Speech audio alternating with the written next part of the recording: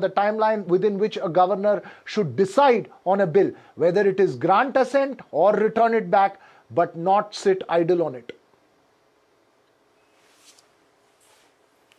No, I think this was the main bone of contention which was before the Honorable Supreme Court. And the Honorable Supreme Court adjudicated this issue and has not laid down any timeline. So I think that speaks volumes. If a constitution gives a mandate, and Article 200 and 201 of the Indian Constitution gives that power and discretion to the governors, nobody can rewrite the constitution and say, this is as per our convenience and this is what we feel.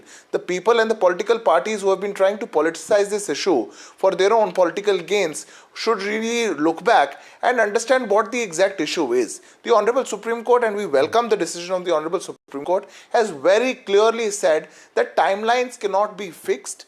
Obviously, if a bill has to be sent, the three provisions that either it has to be sent to the president, returned back, those provisions are nothing new. Those are present in the constitution itself. So those are the mandate of the constitution that the governor has to follow. But can timelines be fixed? Do you believe that this I think the Honorable Supreme Court has made it very clear. No, but do you believe, Siddharth, that this opinion of the Supreme Court opens the door for perhaps further confrontations between the governor and state governments, which has reached acrimonious levels in states like Tamil Nadu and Kerala? Isn't that, some would argue, an undermining of the constitutional machinery? No, I think, and that is why I said that the people in political parties who have been trying to politicize this issue should actually look back and understand what it actually is, because I don't see that there is much of a confrontation except for few political parties who wish to take political gains out of that. And I speak data for that. In past 55 years, 90% of the bills that have been sent to the governors have been cleared within 1 month. Within 1 month. This is the data of our country. Only 20 bills in past 55 years have been held back, not given the assent. If that is the data, what is the confrontation? Why is it that only DMK sees this as an issue? Why is it that they try to make a hill out of a mole? They are trying all of this political drama for no reason. If the constitution gives a discretionary power to the governor, it is our constitutional forefathers who have made this, who have given this power. Does the DMK wants to rewrite the constitution? They want to scrap the constitution away and rewrite their own constitution? This is not how a country would work. The discretionary power is available with the governor. They have time to deliberate upon any issue that comes before them, and upon that deliberation, they have to act upon according to the mandate which is laid down very clearly in the constitution. Now the Supreme Court has even impressed upon it and has sealed this issue. The atmosphere of political confrontation has been created by the state governments and opposition parties for political advantage. Respond to that. Yeah, I think there's one party and organization does not believe in the constitution, that is the RSS and the BJP, is the point number one. Point number two, the entire confrontation has been that the governor can sit on a bill. If he's withholding on a bill, that bill is annulled. He can reject the bill. The entire argument comes from the 1930s Act when during the British Raj, that governors can reject a bill. Now the court has clearly said governor cannot reject a bill. There are only three options. That is the major victory. Now BJP can come and say, oh, it's a victory for us. No, it's preposterous. And the court has also said you can't sit inordinately on a bill. If you are going to sit individual cases, we will review it. By saying in the last 55 years or 70 years that bill has been passed within 1 month, only says one thing. What does it say? It says that until 2014 everything was working very well. And even now, the problem does not happen only in Tamil Nadu. Punjab faced the problem that the bills have been pending for more than 4-5 months or 1 year. In Kerala, there has been problems. In West Bengal, there has been problem. But in BJP rule states, the bills are immediately passed by the governor. So let me take that to Siddharth Yadav. The point that is being made by Salem Dharnitharan, that problem is there in every opposition rule state. One more interesting point which is not mentioned is that the court has also said individually the governor delay a bill. If the individual, one second, sir. Go ahead, Siddharth. Individual matters wherein a bill is being inordinately delayed by the governor, it is appreciated. Should I answer or let Siddharth respond, Salem Dharnitharan. Go ahead, Siddharth. If I have to answer, then I'll begin. No, the issue is very clear. What a governor can do with a bill, it is written in the constitution of our country. There's no confusion. The Honorable Supreme Court has reiterated that. Nobody can rewrite the constitution. The DMK probably feels that they can make a DMK new never said constitution. anything. DMK They only- can, bypass the constitution. No, it's They wrong. can bypass what the constitutional forefathers had set down. But the constitutional forefathers have not laid down a timeline, and that is the subject issue, because they gave that discretionary power to the governors I of will our come to country, that. because it is not a rubber stamp. One has to understand. They have a role to play. They have a place in our constitution. They have a place in our democracy. Governor has to do application of mind and has to exercise his discretionary power in whether to forward the bill or to return it back or to hold it for whatever manner. The Honorable Supreme Court has very clearly said that we shall not put timelines on the same, what the constitution also says. But at I the think same DMK time, it is on a said that the different governors footing. cannot They sit want on to a bill scrap the for Indian endlessly constitution. period of time, and then judicial review will step in. But we'll leave this conversation right now. Thanks to both of you And for if that joining me bill here. was Ten open, the seconds, Honorable only one Supreme Go ahead, Court 10 would seconds, have 10 acted upon seconds. that. See, Ambedkar himself in Constitutional Assembly debate has said If that window is open, the Honorable Supreme Court would have judicated. And why timeline was not set is because it was assumed that governors will be of high moral value, authority, and then they will abide by the constitution and pass the bill as soon as possible and not delay it. It was not foreseen. All right, we leave. No, we observation, leave the but- conversation at the moment here. We will come back to this debate because this could possibly set the stage for further confrontations. But thanks very much, Salem Dharanitharan and Siddharth Yadav, for joining us. Now to a quick check of that latest in Karnataka politics. Is DK Shivkumar and his followers flexing muscles as the Siddaramaiah government hits the halfway mark, while Siddaramaiah is pushing for a cabinet reshuffle to cement his place as Chief Minister? A group of MLAs loyal to DK Shivkumar and from the OBC Vokkaliga community are making a trip to the party high command to assert their support for the Deputy Chief Minister and reiterate the optics of their push for him to take charge in the state. This is seen as political posturing at this stage, when the High Command is clearly keen to maintain a status quo. Siddaramaiah has declared that he will present the next budget, but will he be able to implement a cabinet reshuffle that he has been pushing for? What next in the Karnataka power play? These are crucial questions. Let's listen into the reactions first. Well-wishers and supporters of yours from the Bangalore Development Minister want to see you become the Chief Minister of Karnataka. Are we looking at something like that happen, sir? I am not looking at that. Whatever we have promised to the people of Karnataka, we will deliver, and my party is there to look after all that issues. Thank you so much for speaking to NDTV, sir. ಈಗ ನನ್ನ ಪ್ರಕಾರ ಇವತ್ತು ಸಿದ್ದರಾಮಯ್ಯ ಮುಖ್ಯಮಂತ್ರಿ ಆಗಿದ್ದಾರೆ. ಬೇರೆಯವರು ಆಗಬೇಕು ಅಂದ್ರೆ ಅದು ಸೀಟ್ ಖಾಲಿ ಆದ್ರೆ ಬೇರೆಯವರು ಆಗಬೇಕು. ಈಗ ಖಾಲಿ ಇಲ್ವಲ್ಲ, ಖಾಲಿ ಇಲ್ದಿರೋದಕ್ಕೆ ಯಾಕೆ ಆಗಲಿ, ಅದಕ್ಕೆ ಯಾರು ಬೇಡ ಅಂತಾರೆ? ನೋಡ್ರಿ, ಇವತ್ತು ಇಡೀ ರಾಜ್ಯದಲ್ಲಿ ನಾನು ಮೊದಲಿಂದನೂ ಹೇಳ್ಕೊಂಬಂದಿದ್ದೀನಿ, ದೇವೇಗೌಡ ಇಲ್ಲ ಅಂದ್ರೆ ನೋ JDS, ಯಡಿಯೂರಪ್ಪ ಇಲ್ಲ ಅಂದ್ರೆ ನೋ BJP, ಅದೇ ಥರ ಸಿದ್ದರಾಮಯ್ಯ ಇಲ್ಲ ಅಂದ್ರೆ ನೋ ಕಾಂಗ್ರೆಸ್. ಇದು ಇರ್ತಕ್ಕಂಥ ವಾಸ್ತವ. ನಡೀರಿ. Well, so the politicians have spoken out. The different camps in Karnataka are extremely active as always. Never a dull moment in the Karnataka political quest. What next in this Karnataka power play? Joining us this evening, veteran Karnataka observer Sandeep Shastri, NDTV's Prashant, who covers the Congress very closely in New Delhi, and Deepak Bopanna, who's been tracking every twist and turn in this saga ever since it started playing out. My first question to you, Prashant, very briefly, what's the buzz you're picking up from the Congress High Command? Because there was a sense that the High Command wanted to let status quo play out because that's possibly the best way to keep everything under check.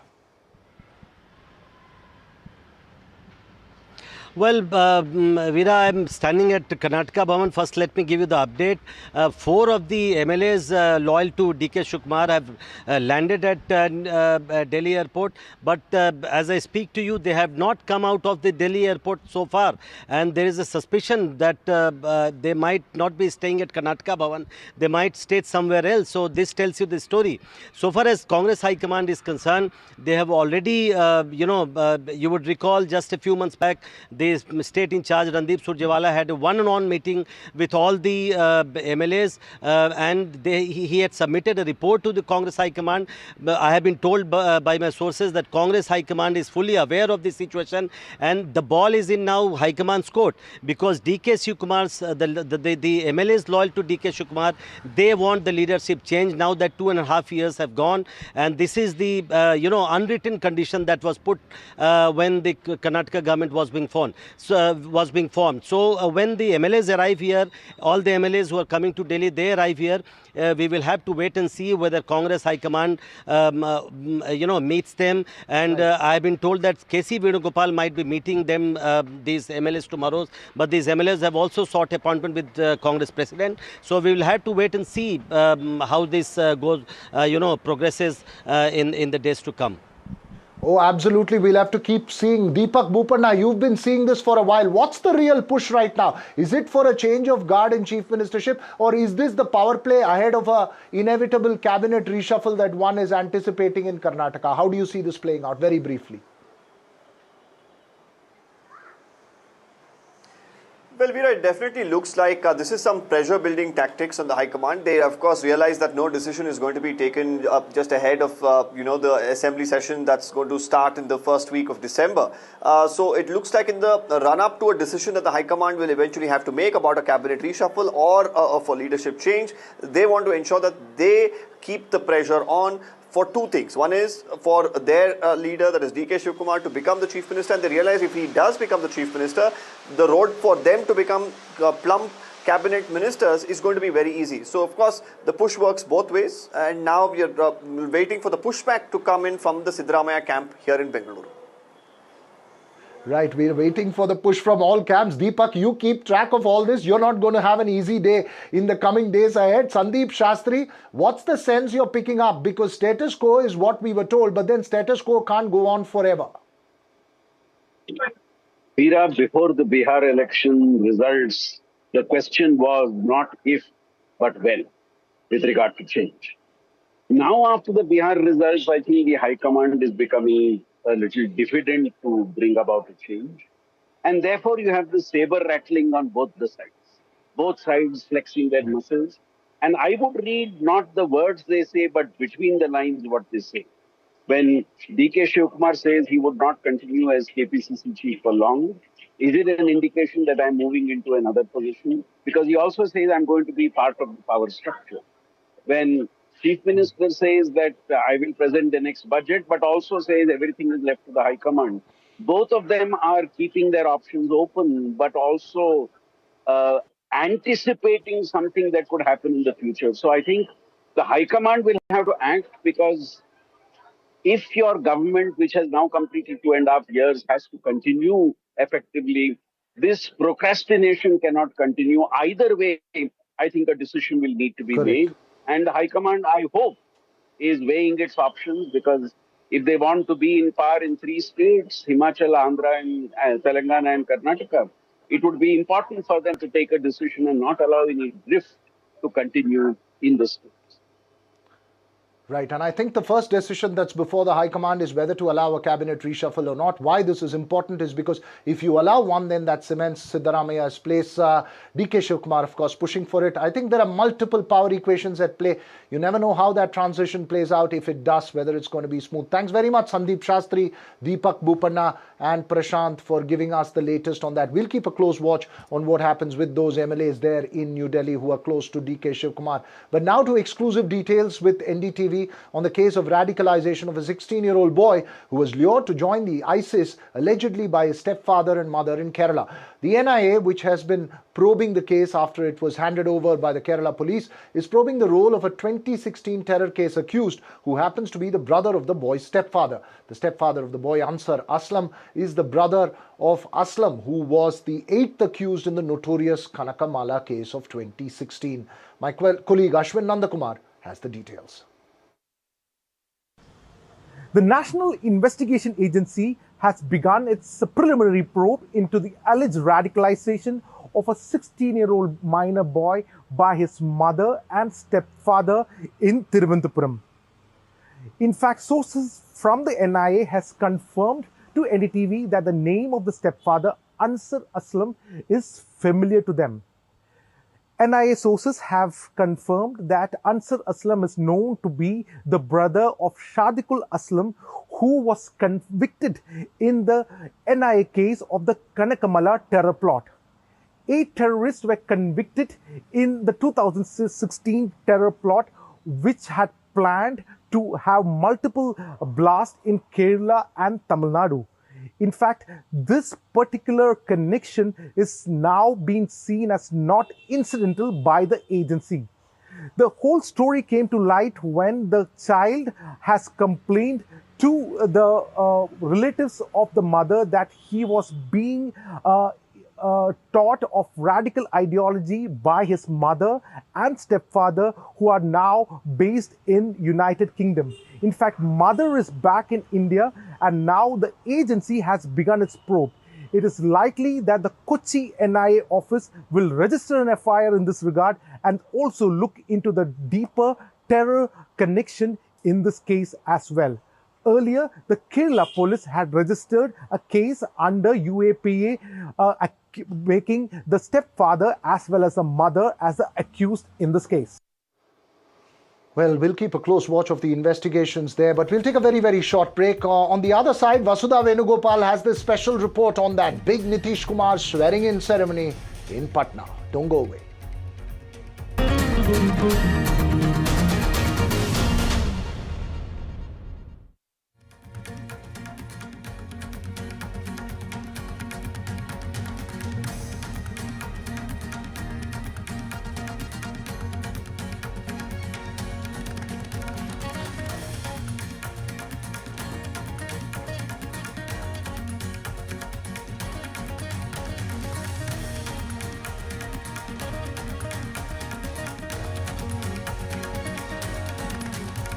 Authorities in Nepal's Bara district impose an 8-hour curfew following violent clashes between Gen Z youth activists and cadres of the CPN-UML party, or the Communist Party of Nepal United Marxist-Leninists, the former ruling party led by ousted Prime Minister Sharma Oli.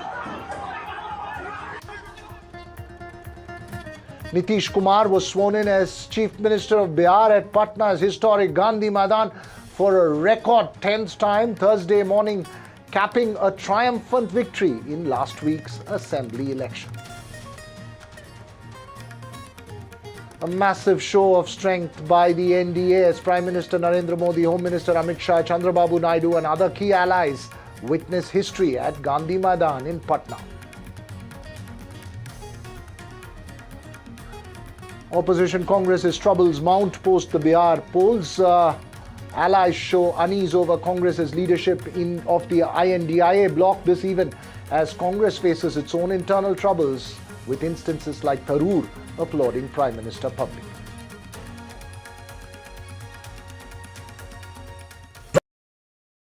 The best app to use is the NDTV app.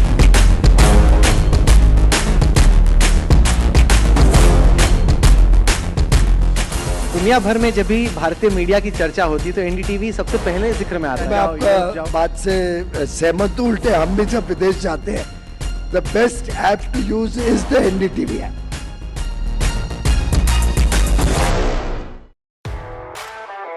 The most coveted invitation in the Indian corporate golf calendar, where top corporates go head-to-head with the finest professional golfers.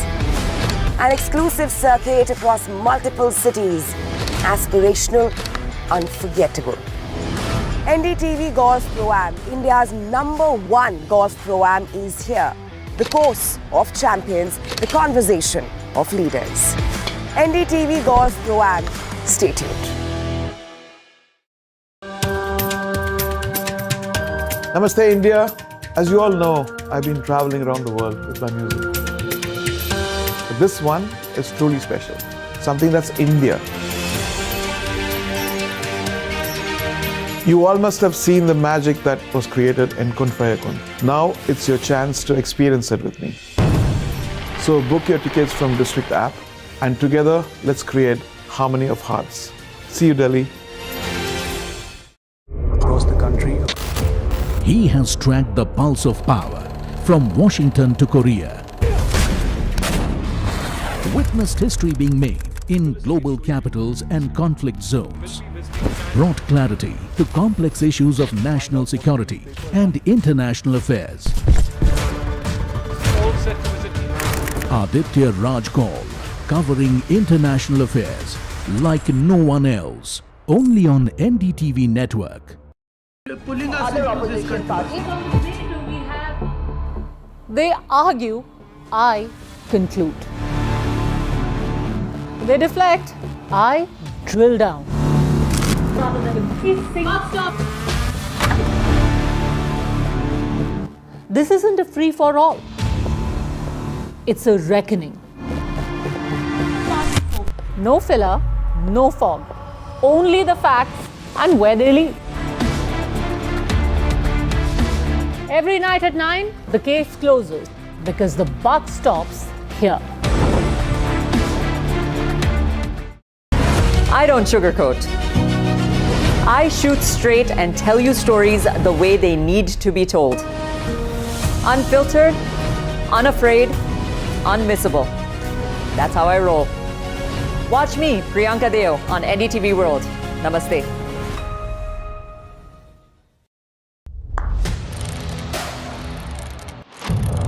What seems settled for me is unfinished business. So I rewind. I pause. I reflect. I dig until what's buried stands up to be counted. Breaking ground, not just headlines, the meaning behind them. This is Breaking Ground with me, Vedika Sood. The front lines of Kargil. The fury of Operation Sindhu. So many attacks. The chaos and cries of disaster zones. To fighter jet cockpits. And the world's most defining interviews. It's incredible. He has seen history break. Live, unfiltered. 20,000 hours of live broadcasting. Welcome to Left, Right and Center. Hard facts. War-struck country. Hard questions. In the Ukraine. 30 years of trust. In the Kargil area. North Ukraine. In France, in Italy. At Srinagar. And Vishnu Shom for NDTV. Vishnu Shom. Only on NDTV. क्या हाल बा? क्या है breakfast का इंतजाम आज सुबह? You're watching NDTV coverage of the Bihar elections. Cricket style RoboCam walking around. This is a wave of a kind which was only seen last in 2010. उम्मीद से बढ़कर जहां आप जाते हैं आप पार्टी को जीत दिला रहे हैं. Owaisi and the BJP right next to each other. क्या हो रहा है ये? आपने तो बिहार के चुनावी मैदान पे एक के बाद एक छक्के मारे आज. Prashant Kishore in his debut election in Bihar is not headed for the ceiling. Results on NDTV is the top trend right now. Oh, wow. जो मखाना बनाते हैं वहाँ पे मैं आपको तालाब में देखा था. Digital live viewership, NDTV is right on top. NDTV has been the OG of election coverage. Everyone who's watching, thank you for your trust, thank you for your time.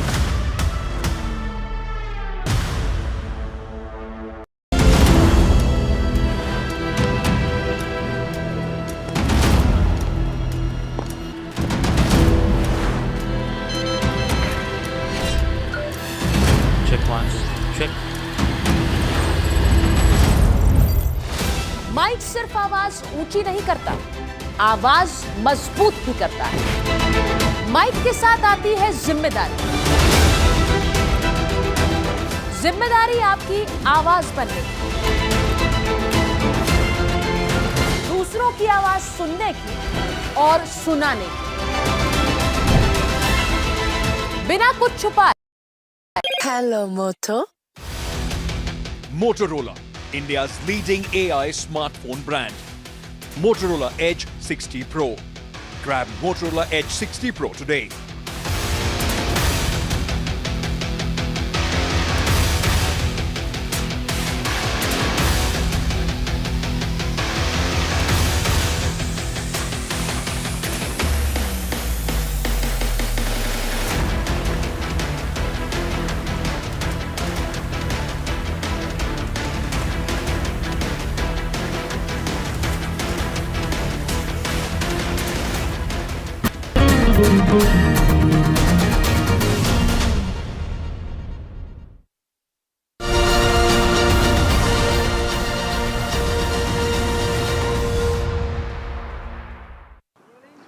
Well, tiger अभी जिंदा है लेकिन story अभी बाकी है. I'm Vasudha Venugopal, you're watching NDTV and I come to you from Anne Mark in Patna.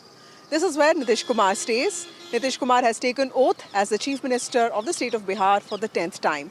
The grand oath-taking ceremony took place at the iconic Gandhi Maidan in the presence of Prime Minister Narendra Modi, and what was evident was also the camaraderie between Nitish Kumar and the Prime Minister. The Prime Minister not just thanked the people of Bihar, he warmly, profusely met Nitish Kumar. He also waved the gamcha at the people of Bihar. But is this the government with 14 MPs, 14 ministers of the BJP, 9 ministers of the JDU and several from allies? Is this the government that's going to consolidate Nitish Kumar's legacy as the best chief minister of Bihar? Or in the maze of social arithmetic and appeasing all allies, is this the government that's going to take the state in a different direction altogether? Before I get to the details, let me get you some voices from the ground and from leaders on what they think the priorities of the new government, Nitish 10.0, should be. मैं नीतीश कुमार भारत के संविधान के प्रति सच्ची श्रद्धा और निष्ठा रखूंगा। नरेंद्र मोदी जी को और नीतीश कुमार जी को देखने के लिए आए हैं। नीतीश कुमार नरेंद्र मोदी की जोड़ी पसंद है? जी सर।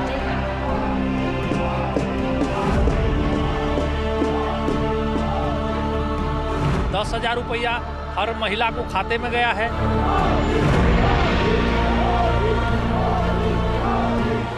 आशीर्वाद देने के लिए आए हैं, बुजुर्ग आदमी हैं। सूरज से यूं आंख मिलाना मुश्किल क्या नामुमकिन है। पीएम मोदी को पीएम की कुर्सी से और सीएम नीतीश को सीएम की कुर्सी से हिलाना मुश्किल क्या नामुमकिन है।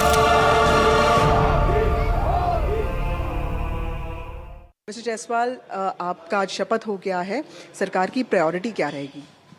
First, I thankful to all the senior leaders of Bharatiya Janata Party, especially our respected Prime Minister Shri Narendra Modi ji, and finally Shri Nitish Kumar ji. हमारी प्रायोरिटी जो शपथ ग्रहण समारोह हुआ, इस शपथ ग्रहण समारोह के ऐतिहासिक पल पर दुनिया के सर्वाधिक लोकप्रिय नेता और इस देश के यशस्वी प्रधानमंत्री श्री नरेंद्र मोदी जी की उपस्थिति बहुत ही ऐतिहासिक थी और इस ऐतिहासिक पल के लाखों लोग साक्षी भी बने। हमने शपथ लिया है चुनौती के रूप में और इस चुनौती को अवसर में बदलने का काम हम सभी मंत्रियों का है, सरकार का है और हमने जो वादा किया है युवाओं से रोजगार, नौकरी, महिलाओं का सशक्तिकरण, स्वावलंबन और स्वरोजगार, किसानों की खुशहाली और ये कानून का राज, ये हमारी प्राथमिकता है। Two very important Dhurandhar Patrikars, Prabhakar Kumar and Raman Rai, both of them who have been tracking Bihar politics for many years now. Prabhakar, explain to us the 27-member cabinet that's been put in place. What are the caste equations like and what did you expect and who are the unexpected faces? See, as far as the caste equation is concerned, or for that matter any equation is concerned, there are two basic factors which these leaders try to balance. One is the caste equation out here, and the other is the regional representation, the representation of the areas, the regions. So both the factors are kept in mind when the cabinet list is decided and when the cabinet list is decided. Now, talking about the caste representation, there are 8 upper caste ministers, 4 from Rajput community. So Rajputs have got the largest share of ministry here. 2 Bhumiyas, 1 Brahmin, 1 Kayas. Then you have Kushwaha, 3 Kushwahas, including our Deputy Chief Minister Samrat Chaudhary. He happens to be a Kushwaha. 2 Kurmes includes Nitish Kumar himself. Now you have 2 Vaishyas, 2 Yadav, 1 Muslim, 2 Mallas, 5 Dalit and EBC. So what surprises me with the entire list is EBC. You just have 1 EBC. See, EBC have been a very crucial voters, I would say, and they have been traditionally seen as supporters of NDA. They have been throwing their weight behind NDA. Now, in this cabinet, if they are given merely 1 berth, I'm sure there will be more EBCs when the cabinet expansion happens, because otherwise, I mean, this would be a gross error, I would say, as on part of the NDA leaders, and they would certainly, if I can actually spot this out, they would certainly be knowing about it, and they would not make this kind of error. There are 3 women. 3. See, and I would have expected more women actually to have made to this cabinet, because this entire. Who were you expecting? Were you expecting Choti Kumari? Because I thought maybe giant killer and all that. I mean, I don't know, I'm not throwing the names out here. What I'm saying is this entire campaign in Bihar was centered around women. You had Jivika Didis and everybody trying to woo women. And it's believed that they actually threw their weight behind Nitish Kumar, because of Nitish Kumar being behind NDA. And that's how they have reached this magic number. So, I mean, they could have gotten a better share, a larger share in this entire cabinet. The 3 is not a bad number, I will say, but still, I mean, does not make me happy. Right, Prabhakar is right, because there are at least 14 districts in which the women participation in voting was at least 10% more than male voters. So how is the outreach going to women going to be justified with just 3 women in the cabinet? Raman Rai, another interesting face, Sanjay Singh from Mahua has been given a post, and he's the one who has defeated Lalu Prasad Yadav's elder son, Tej Pratap Yadav. Did you also see any other... And what about the BJP, JDU numbers? There are 14 ministers of the BJP and about 8 from the JDU. So how was the dynamic looking like? Well, I am speaking on the Mahua seat. It is considered as a hot seat because Tej Pratap Yadav also contested from that particular seat. And if you'll see the vote share percent at that seat, and Sanjay Singh had taken a large number of lead on that particular seat. That's why Chirag Paswan made him the minister. At last moment, Raju Tiwari was dropped, because he is also a Brahman face, and Sanjay Singh is considered as a Rajput face, a dominant face. That's why Sanjay Singh considered and made minister in the Nitish cabinet. And as far as the numbers of JDU ministers, they are already, if you'll see the last records of the ministers, almost they are same, but unexpected changes in BJP as the Shresi Singh entry came in the minister cabinet, and the Raman Isad, the newcomer, she is contested the first time and she has become minister in the Nitish cabinet. So these are the 2 names which is surprising for me also, and we are quite imagining that when the cabinet is expansion more, the more faces, yeah. Prabhakar, I was, when I went to Supal, everybody spoke about this Brijendra Yadav, right? He's been around for so long. Leshi Singh has been around for so long when I went to Damdaha. So clearly the JDU has put in place, they have banked on experienced faces. But when it came to shadow boxing with the BJP, when it came to speaker's post and all, how have the discussions been? Was the JDU able to push forth its muscle, or it's the BJP showing its dominance? See, in this alliance, I mean, in Bihar, that has always been the case. So if I'm an alliance partner, if you get the chief minister's post, the other would get the speaker's post. That has always been an unsaid rule, actually. And that is how it has been. So in most of the cases, you will see Nitish Kumar has been the chief minister, and the alliance partner gets a... Prem Kumar is one of the senior most leaders in the BJP system. He is probably the 9th term MLA, 9th term MLA from Gaya. So he actually deserved to get the that particular seat, and he has been in the cabinet for long. Now, as Raman was mentioning, I mean, BJP has completely rehashed this entire list. So the big names have been dropped. You talk of Nitish Kumar, Nitish Mishra. He happens to be Neeraj Bablu. Neeraj Bablu has been a 4-term minister, his wife a 4-term MLA, his wife has been a MLA and a 3-term minister, and he has been dropped. Nitish Mishra, who happens to be son of Jagannath Mishra, he has been dropped. So there are many important names whom we thought might get elevation have actually not made it to the list. So that has been a very... Dilip Jaiswal was telling me that 60% list hamara fresh faces ka hai. But when you talk about these 2 people, Vijay Sinha and Samrat Chaudhary, what makes them so important and why have they been retained? Because BJP in Bihar has not had this tradition of repeating its deputy chief ministers. What is so special about these 2 people? This is the first time when BJP is not making any experiment to their chief minister post or to their deputy chief minister post. The reason behind it, because the Samrat Chaudhary is a Kushwaha figure, and Kushwaha is very dominant in Bihar, and other side Vijay Sinha is a Bhumiyar figure. So BJP does not want to change anything and any particular thing, because the upcoming 5 years is very important for BJP, because they have got a very dominant number. 89 is a very big number if you compare it from the Lok Sabha election. So the result is totally changed, and it is done because of the Kushwaha vote bank, because of the love for Nitish and the Kush factor of Kushwaha. And Kush factor, and probably also BJP's way of rewarding them, because if you have got the number, so they must have had some role to play, no? So, I mean, if somebody has actually done well and you are kind of, you ought to reward the person rather than punish him. So, I mean, probably that might be one of the considerations. And that is why Dilip Jaiswal also made minister because this time. Maybe, because in his leadership, BJP did well in the assembly election. So that's a reward for Dilip Jaiswal as well. Yeah. The Lok Sabha election. So BJP also is finding its firm footing in the state after a long time. Prabhakar, let's talk about the macro picture now. BJP has said that it's going to invest in flood management, 1 crore jobs in the next 5 years. They're going to bring in metro, they're going to increase public transport, and they're also going to bring in industry and investment. Does this cabinet inspire confidence in you as a Bihari that all those tasks are going to be achieved? No, so there are no such names actually which would make me very confident that there will be wonders in days to come. But I would rest my faith on two persons, Nitish Kumar and Modi. So if these two, whatever, double engine pilots actually, if they decide to do so, they can actually do wonders out here.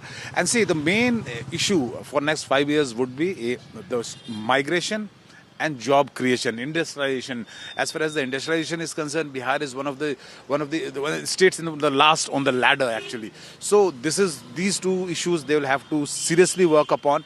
Bihar has always been seen as a labor exporting state, and laborers from here run the factories all across the country. So they want their own factories, they want the job creation out here. So the focus this time, and then as BJP has, even Prime Minister for that matter, even Nitish Kumar, from all the public speech diocese throughout the election campaign, they have been talking about this, very strongly talking about this. So I'm sure they would this time actually work seriously on this issue. I was discussing with my camera person Pooja as to how Bihar has improved in the last many years. We have Blinkit and we have live counters of dosa in hotels. So clearly a lot of diversity has come in, a lot of empowerment and development has come in. But according to you, who are a young person, what do you think is the most important challenge for Nitish Kumar's government, and is the BJP NDA also preparing for a post-Nitish scenario? The biggest challenge for me as a youth for Nitish Kumar government is to stay their youth inside their state, because around lakhs of youths are going out from our state, and the biggest challenge is for them to retain their youths on their own states for the job, for the education, for the health facilities. And if you talked about the latest, the dosas, chaat corners, etc. it is, but the 1.5 crore women who got 10,000 rupees, on that there are amount already more than 2 lakhs women will get 2 lakh rupees. So this will gonna create a huge business buzz in Bihar. So this is going to be very interesting how this will gonna work for Nitish Kumar and Prime Minister Narendra Modi. Right, thank you so much. So fiscal discipline, fiscal prudence, and improving the physical infrastructure in Bihar, bringing in industry and investment, and more importantly, living up to the hope and optimism of the people of Bihar. Tasks have been laid out for Nitish 10.0. We'll have to wait and see how the cabinet lives up to those expectations.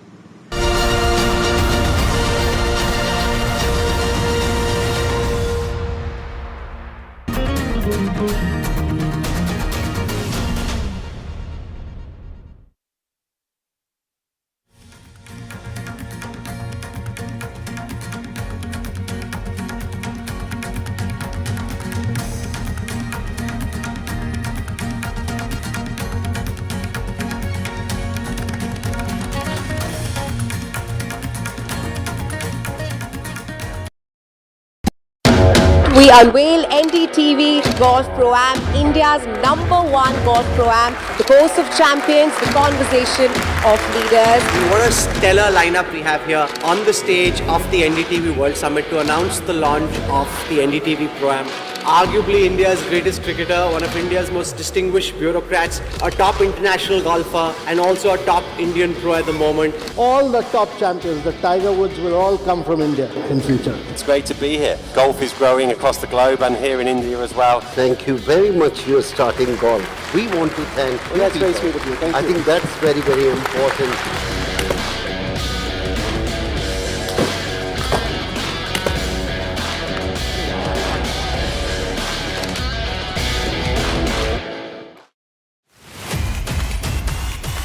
जब आ रहे थे नतीजे और BJP JDU 200 के पार जा रहे थे, आपका दिल एकदम डूब रहा था? जब से रिजल्ट आए हैं मैं प्रॉपर्ली सो नहीं पाया हूँ। जब वाजपेयी जी और अडवाणी जी बीजेपी चला रहे थे, 2 सीटें आई तो सिनेमा देखने गए, इतनी बड़ी हार हुई, आपने क्या किया?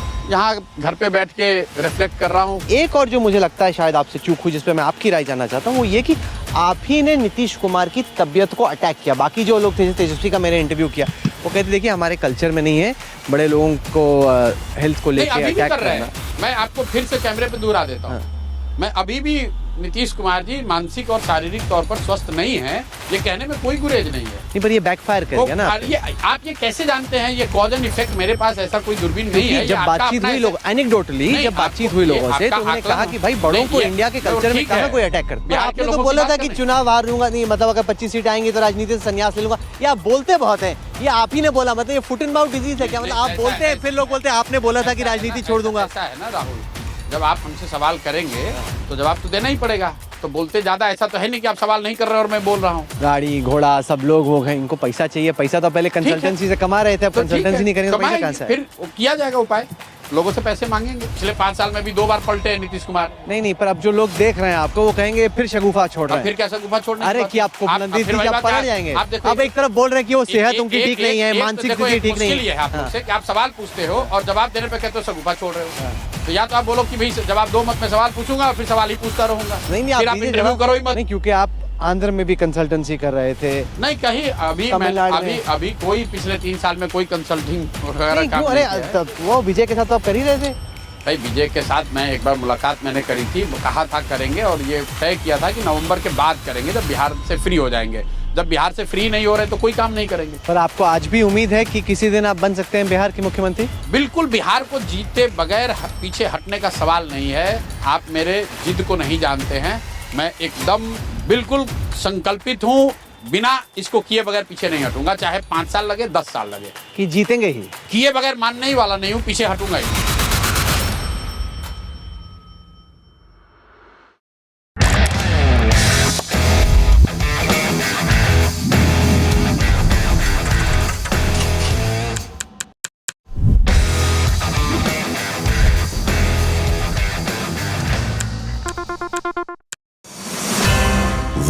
They have inspired us. They have redefined what's possible. They have shown how ideas spark inspiration and create impact.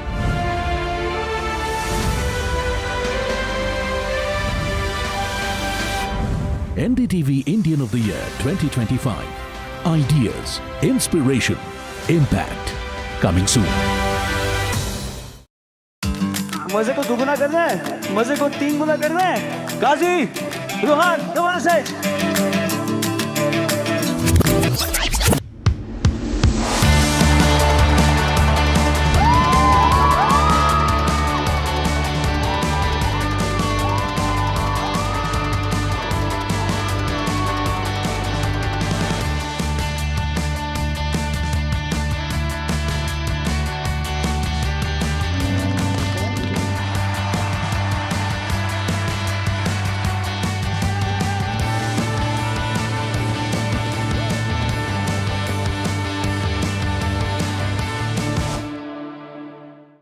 The best app to use is the NDTV app.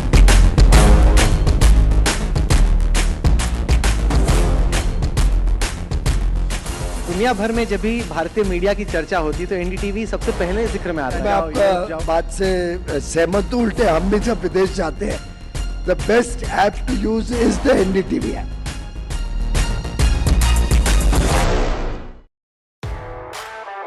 The most coveted invitation in the Indian corporate golf calendar, where top corporates go head-to-head with the finest professional golfers. An exclusive circuit across multiple cities, aspirational, unforgettable. NDTV Golf Pro-Am, India's #1 golf.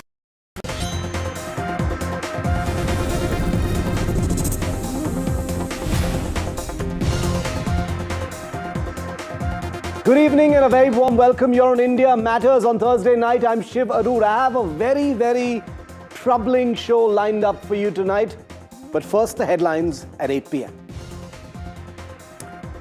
Karnataka Game of Thrones shifts to Delhi. A large band of pro-DK Shivakumar MLAs has landed here in the national capital. Is it a muscle flex? Is it a signal to the high command that a change in leadership in Karnataka must be effected now?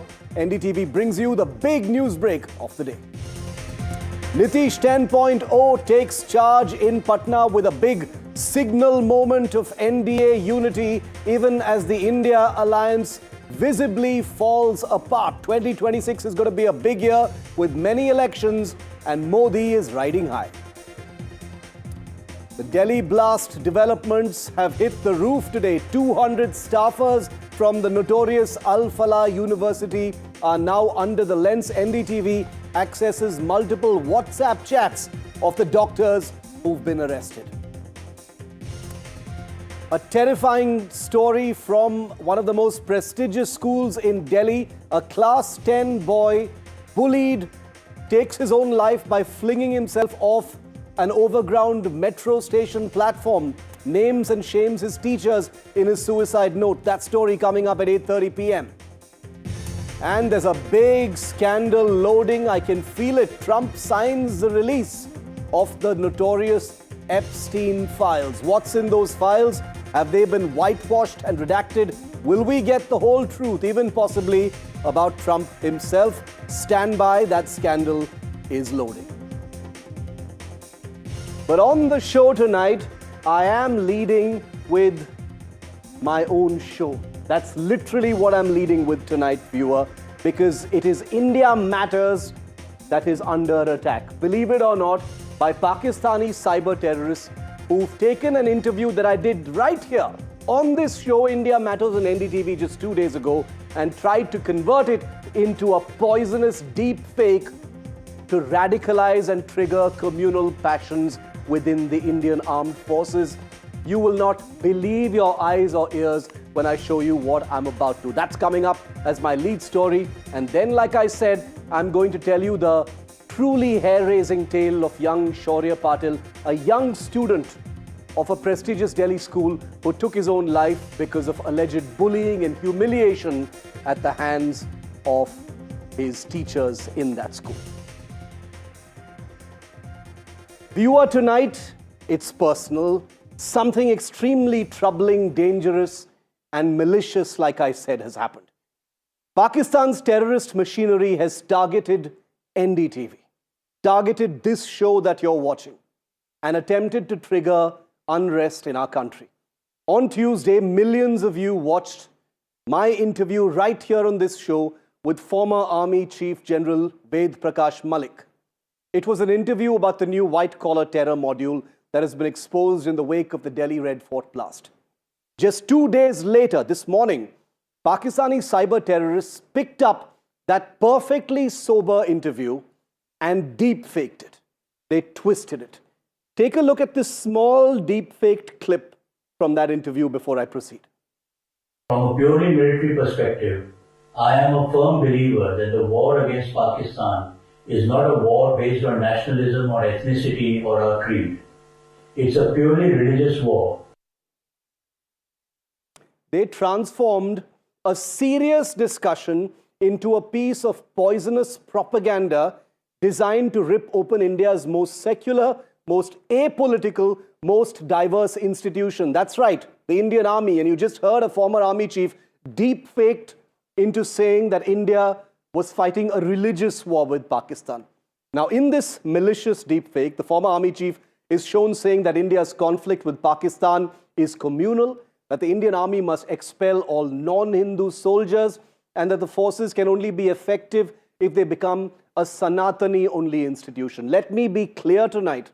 Every word of this, you know this well, is a complete lie, a deliberate, manufactured surgical lie. But like you just heard in the clip, and I will show you the whole thing in just a moment, it's a deep-fake, AI-generated, doctored clip crafted with frightening precision. The cadence, the voice, the grain, the lip sync of the general, all engineered to bypass your skepticism and trigger your emotions, and more dangerously, to sow the seeds of religious discord in a force where every religion, every caste, every region stands shoulder to shoulder without any question. Today, it is personal because this was my interview that Pakistan has targeted. That's my face you see in that deep fake, nodding in agreement to a maliciously doctored video that's so well made, it even fooled me for a second when I received it this morning. I am busting this malicious Pakistani deepfake tonight, but let us not underestimate how far this clip has already perhaps traveled, how many WhatsApp groups, how many dark web channels, how many anti-India networks it has already been shared with and infected. Watch now as I play the full deepfake clip side by side with the real original clip. So you can see for yourself how this machinery works, what was faked, what was twisted, and just how sophisticated this new battlefield has become. The fact is that there is a part of Islam which not only teaches it but also encourages it. And people who believe in that part of Islam, there are many outside also, and now you find that they are inside our country also. So to say that every Muslim is a culprit, which is not correct at all, and I don't agree with that. But the fact is that there are some people who follow Islam and who follow the teaching that somebody who's your adversary, you can kill them, you can carry out martyrdom, as this chap, Dr. Umar says that it is not suicide, but it is martyrdom. From a purely military perspective, I am a firm believer that the war against Pakistan is not a war based on nationalism or ethnicity or a creed. It's a purely religious war, and from a religious viewpoint, being an ex-army chief, I can say this with profound awareness that the people belonging to the non-caste Hindu community, like these Muslims, Christians or Dalits, they are not loyal to the ideation of India or to the idea of Akhand Bharat. So basically it's only the Sanatan Indian army that can counter the threat that is caused by Pakistan and these jihadi groups. So I am certainly in favor of this plan of removing 50% of the non-caste Hindu by the year 2028. Otherwise, Indian army can never win this war. So what you've just seen is a perfectly sober conversation of mine with a former chief of the army staff, where I was getting his expert view on the white-collar terror in the wake of the Delhi blast. And that has been twisted, manipulated, using AI and deep-faked into a poisonous communal message about the Indian army and how India is purportedly fighting a Hindu war against Pakistan. Incredibly dangerous, incredibly provocative, and something that is designed to try and sow disharmony, suspicion, and unrest. Joining me live now to talk about this, Lieutenant General KJS Dhillon. He's a former Director General of the Defense Intelligence Agency and also General Officer Commanding of the 15 Corps in Kashmir. Jiten Jain is one of India's most well-known cybersecurity experts. We'll have Charu Pragya of the BJP in a moment. Asad Abbas, the political analyst. Thanks very much to all of you for joining me on a story that is so deeply disturbing. General Dhillon, when I received this video this morning, I was stunned because for a moment, I was completely convinced. I was taken in by it. It was so real. It sounded so real. The voice of General Malik, the lip sync, every aspect of it looked completely real. You know, my usual filters and skepticism did not kick in immediately. It took me many seconds to suddenly realize, my God, this is a deep fake. This is not the real thing. And this was something that has already gone viral everywhere in just a couple of days. Your opening thoughts, General Dhillon? Good evening, Shiv, and good evening to the fellow panelists and viewers. Yes, in the morning when I saw this video clip, I immediately shared it with Jal Malik. I called Jal Malik and I had a word with him, and he was also perturbed, and he had already by that time shared it with the ADGPI for that necessary action to be taken from the army headquarters. I believe it has been taken off now in India, but that's not enough.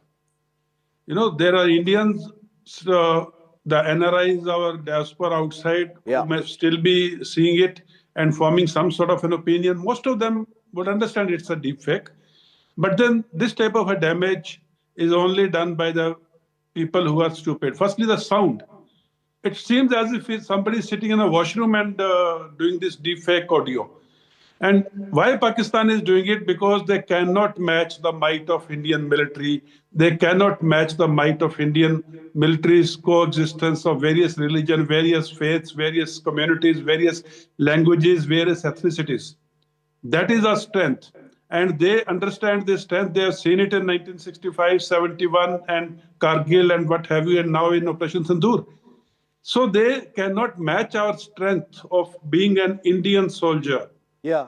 And because they... And General Dhillon, they're specifically trying to target communal, secular identity of the Indian Army. That's exactly what they're trying to target in this video. Yeah, that is a Sikh mindset, what Asim Munir had said few days before Pahalgam. Yeah. About Hindus and Muslims being two separate identities and nations and all nonsense. Since they have this nonsense in their army, in their country, they feel this, why Indian army is so cohesive? Why are they fighting like a big fist? And why are they hitting us so badly every time? So it's a Sikh, sort of an attempt, a Sikh mindset of a Sikh nation, of Sikh people, trying to do this type of a nonsense against such a decorated soldier who brought us victory in Kargil. You know, they can't even digest that fact. They lost 71, they lost 65, they lost Kargil. And they lost Kargil because of General Malik's leadership. In addition to every soldier of every faith, every religion, every regiment, every ethnicity fighting for the India. And they left their dead on Indian soil, even when offered. We gave them the decent burial as per their religious rights. Indian Army does not differentiate on the basis of faith. Indian Army gives respect to every faith, including the faith of the dead soldier and me.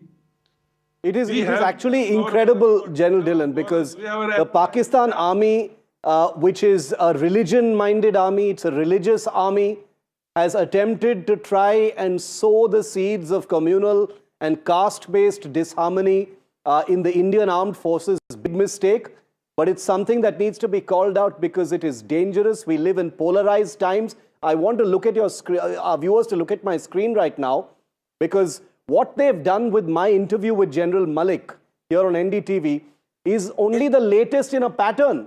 Look at the other examples. Other serving generals, including India's Chief of the Army Staff, General Upendra Dwivedi, their speeches in the recent days have been deepfaked in order to create the impression of communal intent within the army. The Pakistan ISI is trying to paint the Indian army as a communal-minded army that is serving only the interests of the BJP or the government. It is a Hindu army and that it is fighting a religious war. Jitin, the technical aspects of what we're looking at here, there is clearly a pattern. The tools exist to make these things very, very difficult to detect, but there is a clear pattern here of what Pakistan is trying to do. I think, Shiv, you would agree that, deepfakes are the new front lines of information warfare. We all know that.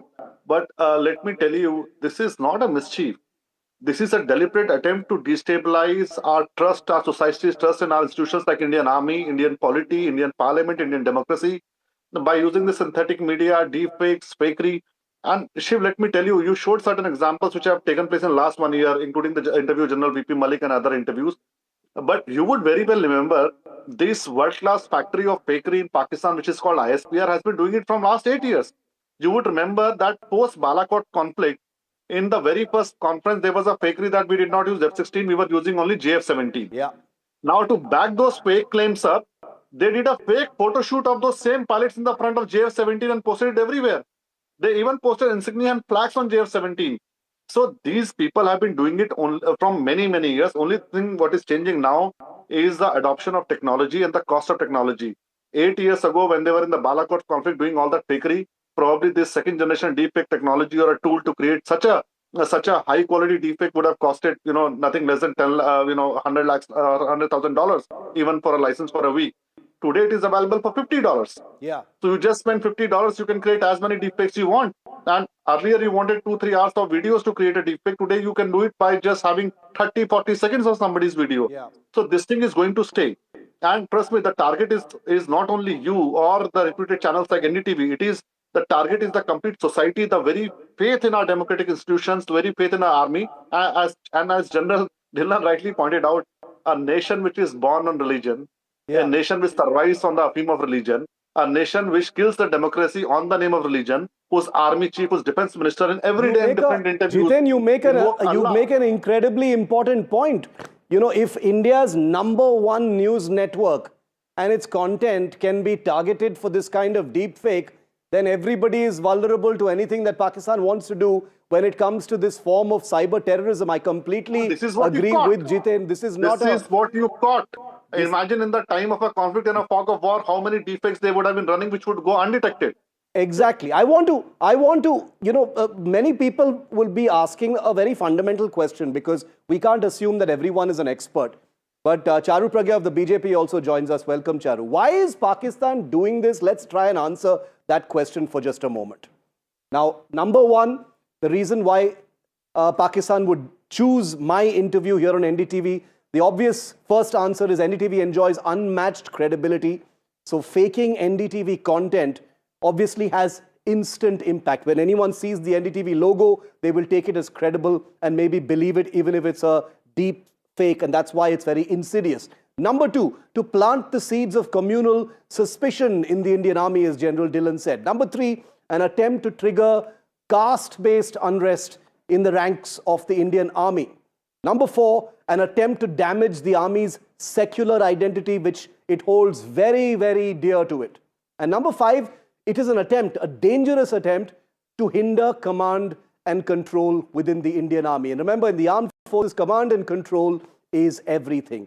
I just told you that there is a pattern of those trying to sow seeds of unrest within the Indian Army. There is malicious comments, malicious deepfakes of this kind, but all of it has also entered the Indian political arena. Now, I am not connecting one to the other, but Rahul Gandhi, leader of the opposition, recently made a comment literally talking about the composition of the Indian Army, where he said 10% of upper castes control the entire Indian Army, as if to question the composition, the credibility and the structure of the Indian Army. Just take a look at what Rahul Gandhi said. Remember, I am not connecting the two, but there are people who will. Listen to this. सारे के सारे 10% आबादी में से आते हैं। सारा bank का धन उनको जाता है, सारी नौकरियां उनको जाती है, ब्यूरोक्रेसी में उनको जगह मिलती है। आप जुडिशरी देखिए,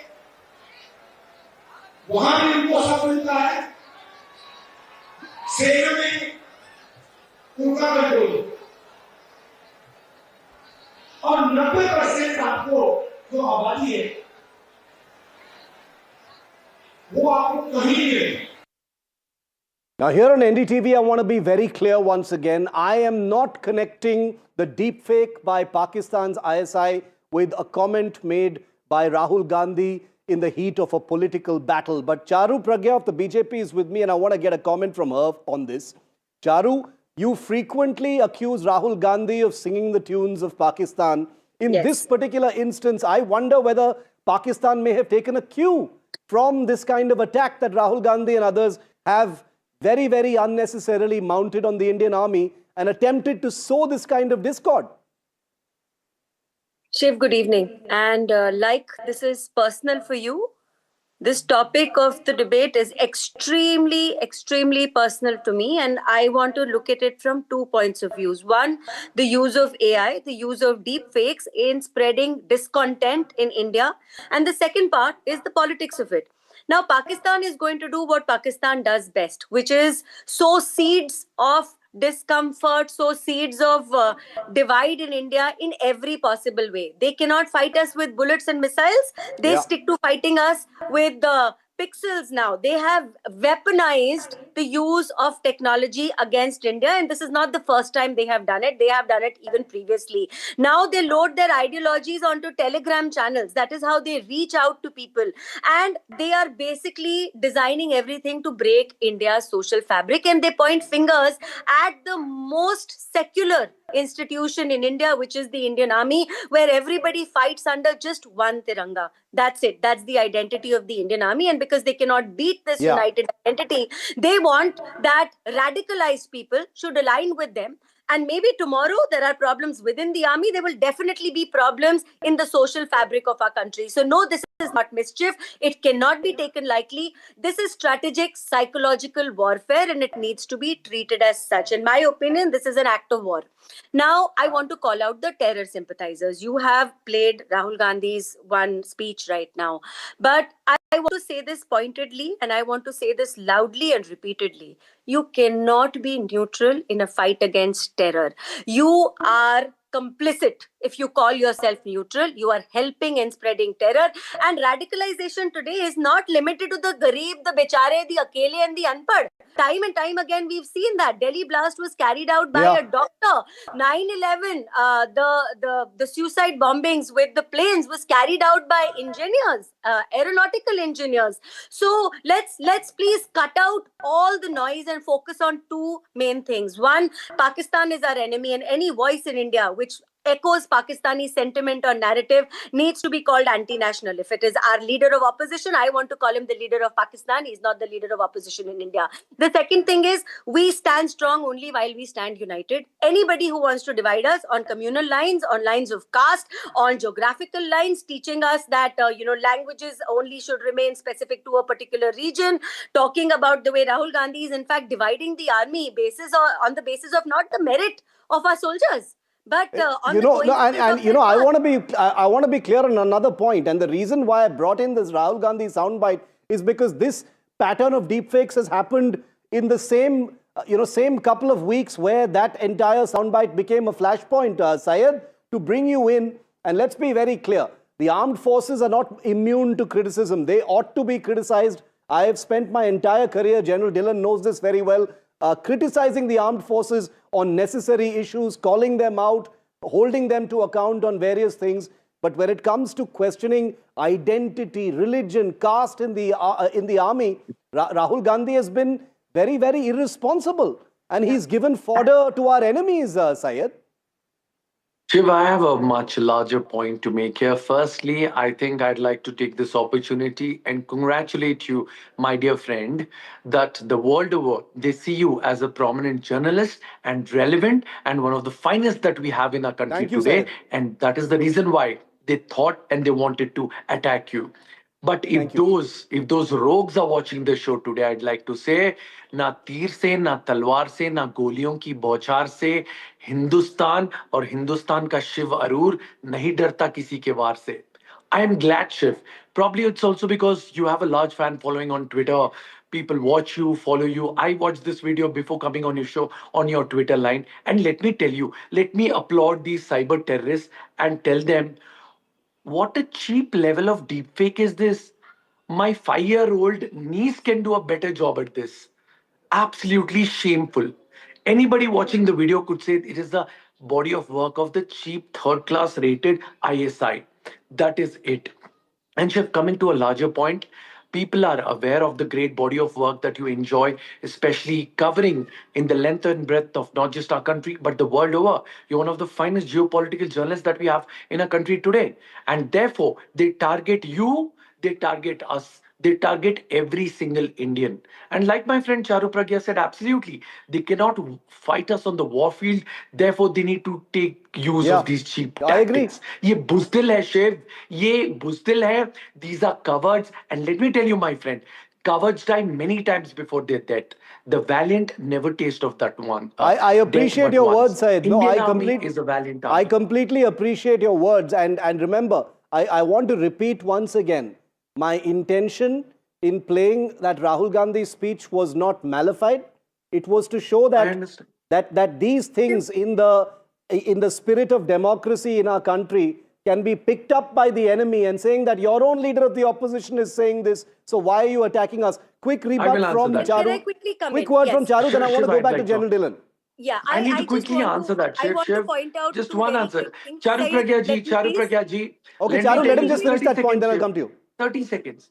Just 30 seconds, Charuji, I'll hear you. Charuji, let me tell you, Rahul Gandhi is making his opinion, ma'am. But why don't you take a leaf out of the great leader of BJP and India, statesman, Atal Bihari Vajpayee ji, who said, matbhed hona chahiye, manbhed nahi.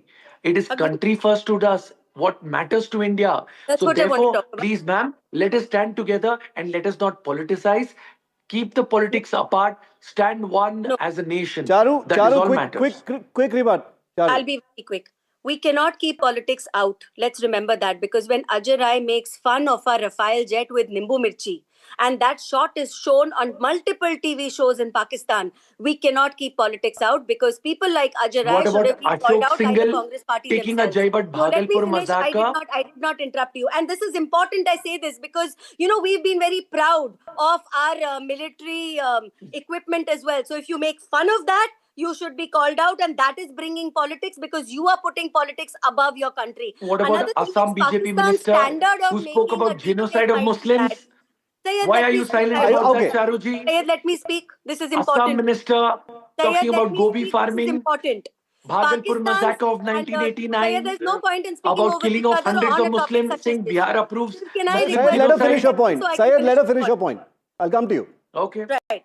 So here the conversation is not about the quality of their deepfake. The conversation is about the intent of their deepfake, and that is very important, because these are the same Pakistanis which were talking about a port in Bangalore. So they don't know anything any which ways, but there are takers for that kind of a narrative in India, which is amplified by political leaders, and I am going to bring politics into it. Politics should put nation first, and if you cannot, you do not lead the country. I'm very clear on that. Let me bring quick sharp retort. Let me Sharp bring retort. General Dillon Sharp in on this. retort. One second, Shiv. Shiv, just 10 seconds. Shiv, the fact is, even on this, you want to do politics, man. Hats off, and my round of applause to you. But one second. Please. There's a larger point. General Dillon, do comments of this kind by prominent political leaders provide cues to our enemy on the other side? Do they see that, ये तो आपस में झगड़ा हो रहा है over the composition of the army, so let's make deep fakes and try and trigger even more unrest? Is the army vulnerable to this kind of thing, sir? Shiv, on principle, I do not comment on politics and other people. So, keeping that aside, whatever is being said about the army and the Bausch composition and other things, I have had the chance of interacting and meeting and staying and spending some time together with the Pakistani officers, including as senior ranks as brigadiers, in of course in Hawaii and other places. They are very jealous of the composition and strength of our army, which does not believe in religion, does not believe in ethnicity, does not believe in language, does not believe in one-upmanship.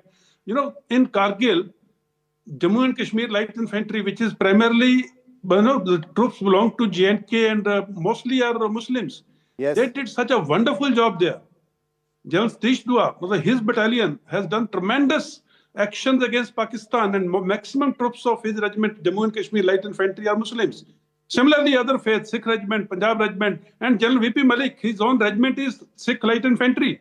So they are very jealous of us. They are very jealous of the bravery of all the troops of Indian Army belonging to all the religions, and they can't digest this fact. And second thing which they cannot digest is, in spite of their cheap thrills and cheap stunts, Indian Army stands as tall, as mighty as always. Yeah. So these things will not hamper us. We are very clear. Our DNA is very strong. Our honor codes are very strong. Our ethos are very strong. Our Indianness is very strong.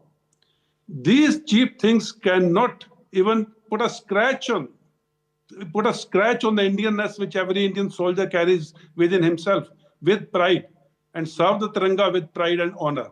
Yeah. So these things will not happen, will not harm Indian Army or Indian Defence Forces in any which way.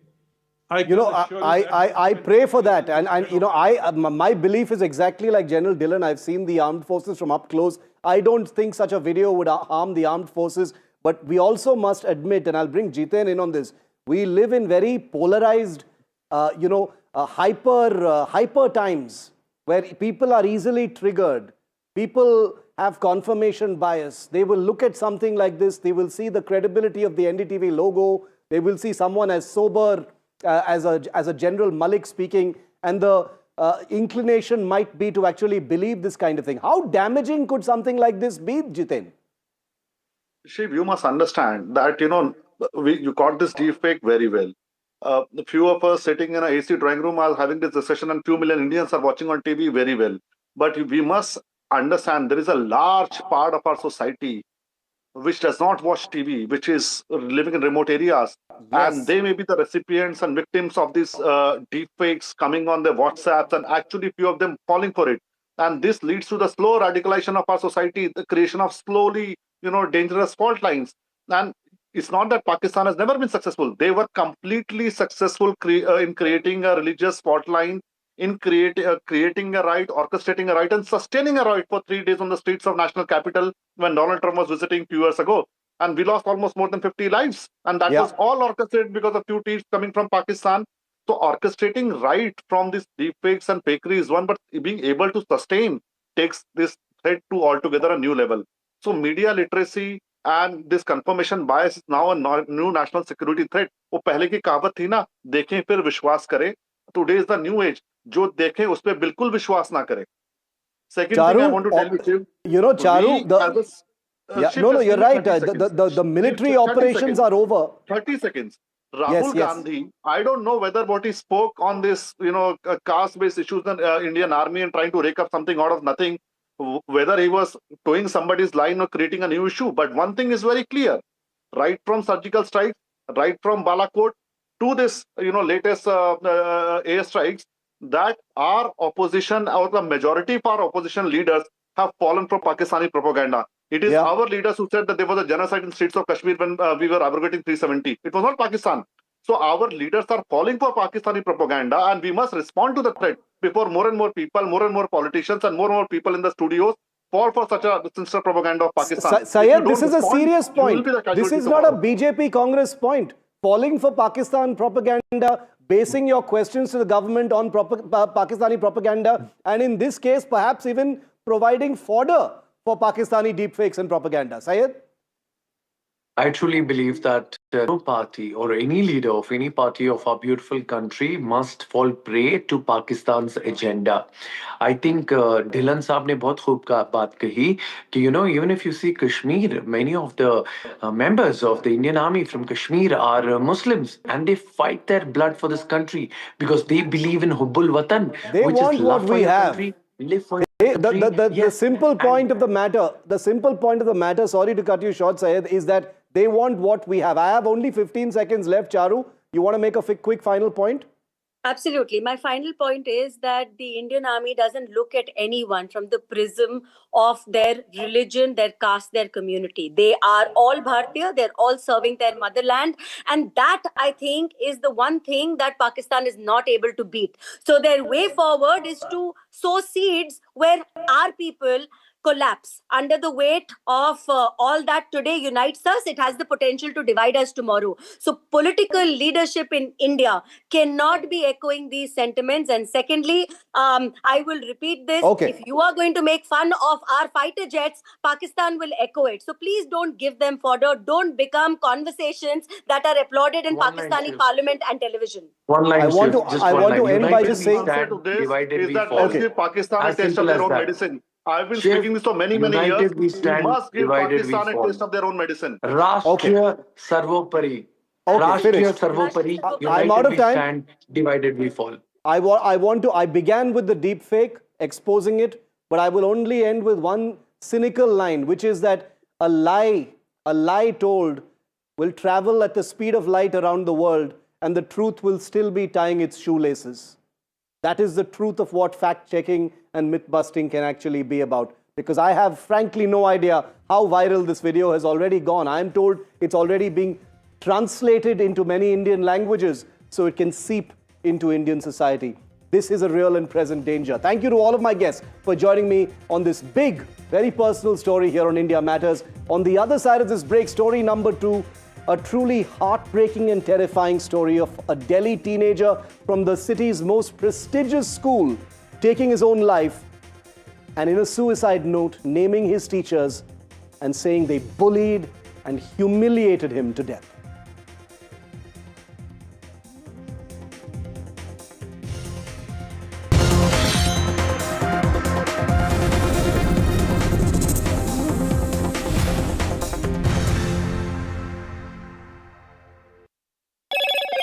Hello, Moto.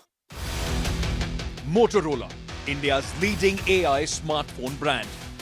Motorola Edge 60 Pro. Grab Motorola Edge 60 Pro today.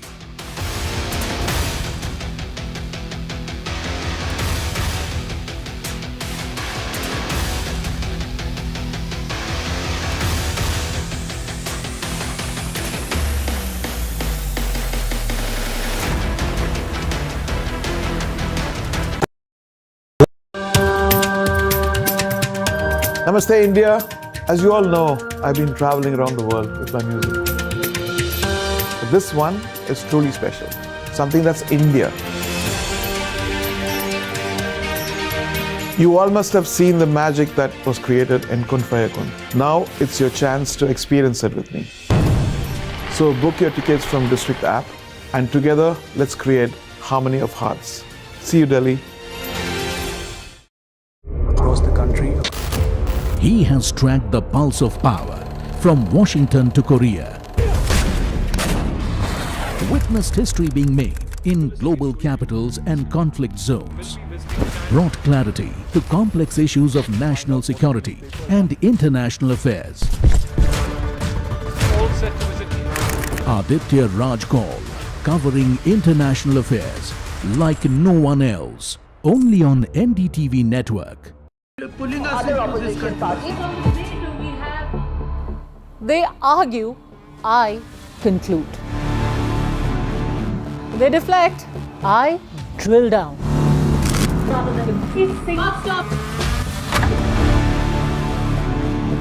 This isn't a free-for-all. It's a reckoning. No filler, no fog. Only the facts and where they lead.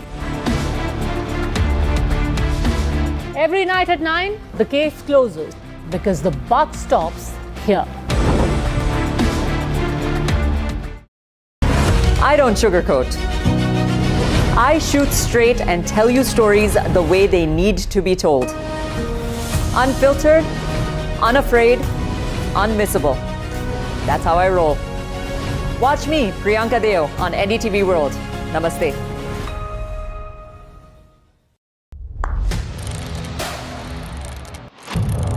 What seems settled for me is unfinished business. So I rewind. I pause. I reflect. I dig until what's buried stands up to be counted. Breaking ground, not just headlines, the meaning behind them. This is Breaking Ground with me, Vedika Sood. The front lines of Kargil. The fury of Operation Sindhu. So many attacks. The chaos and cries of disaster zones. To fighter jet cockpits. And the world's most defining interviews. It's incredible. He has seen history break. Live. Unfiltered. 20,000 hours of live broadcasting. Welcome to Left, Right and Center. Hard facts. War-struck country. Hard questions. In the Ukraine. 30 years of trust. In the Kargil area. North Ukraine. In France. In Italy. At Srinagar. Vishnu Shom for NDTV. Vishnu Shom. Only on NDTV. क्या हाल बा? क्या है breakfast का इंतजाम आज सुबह? You're watching NDTV coverage of the Bihar elections. Cricket style RoboCam walking.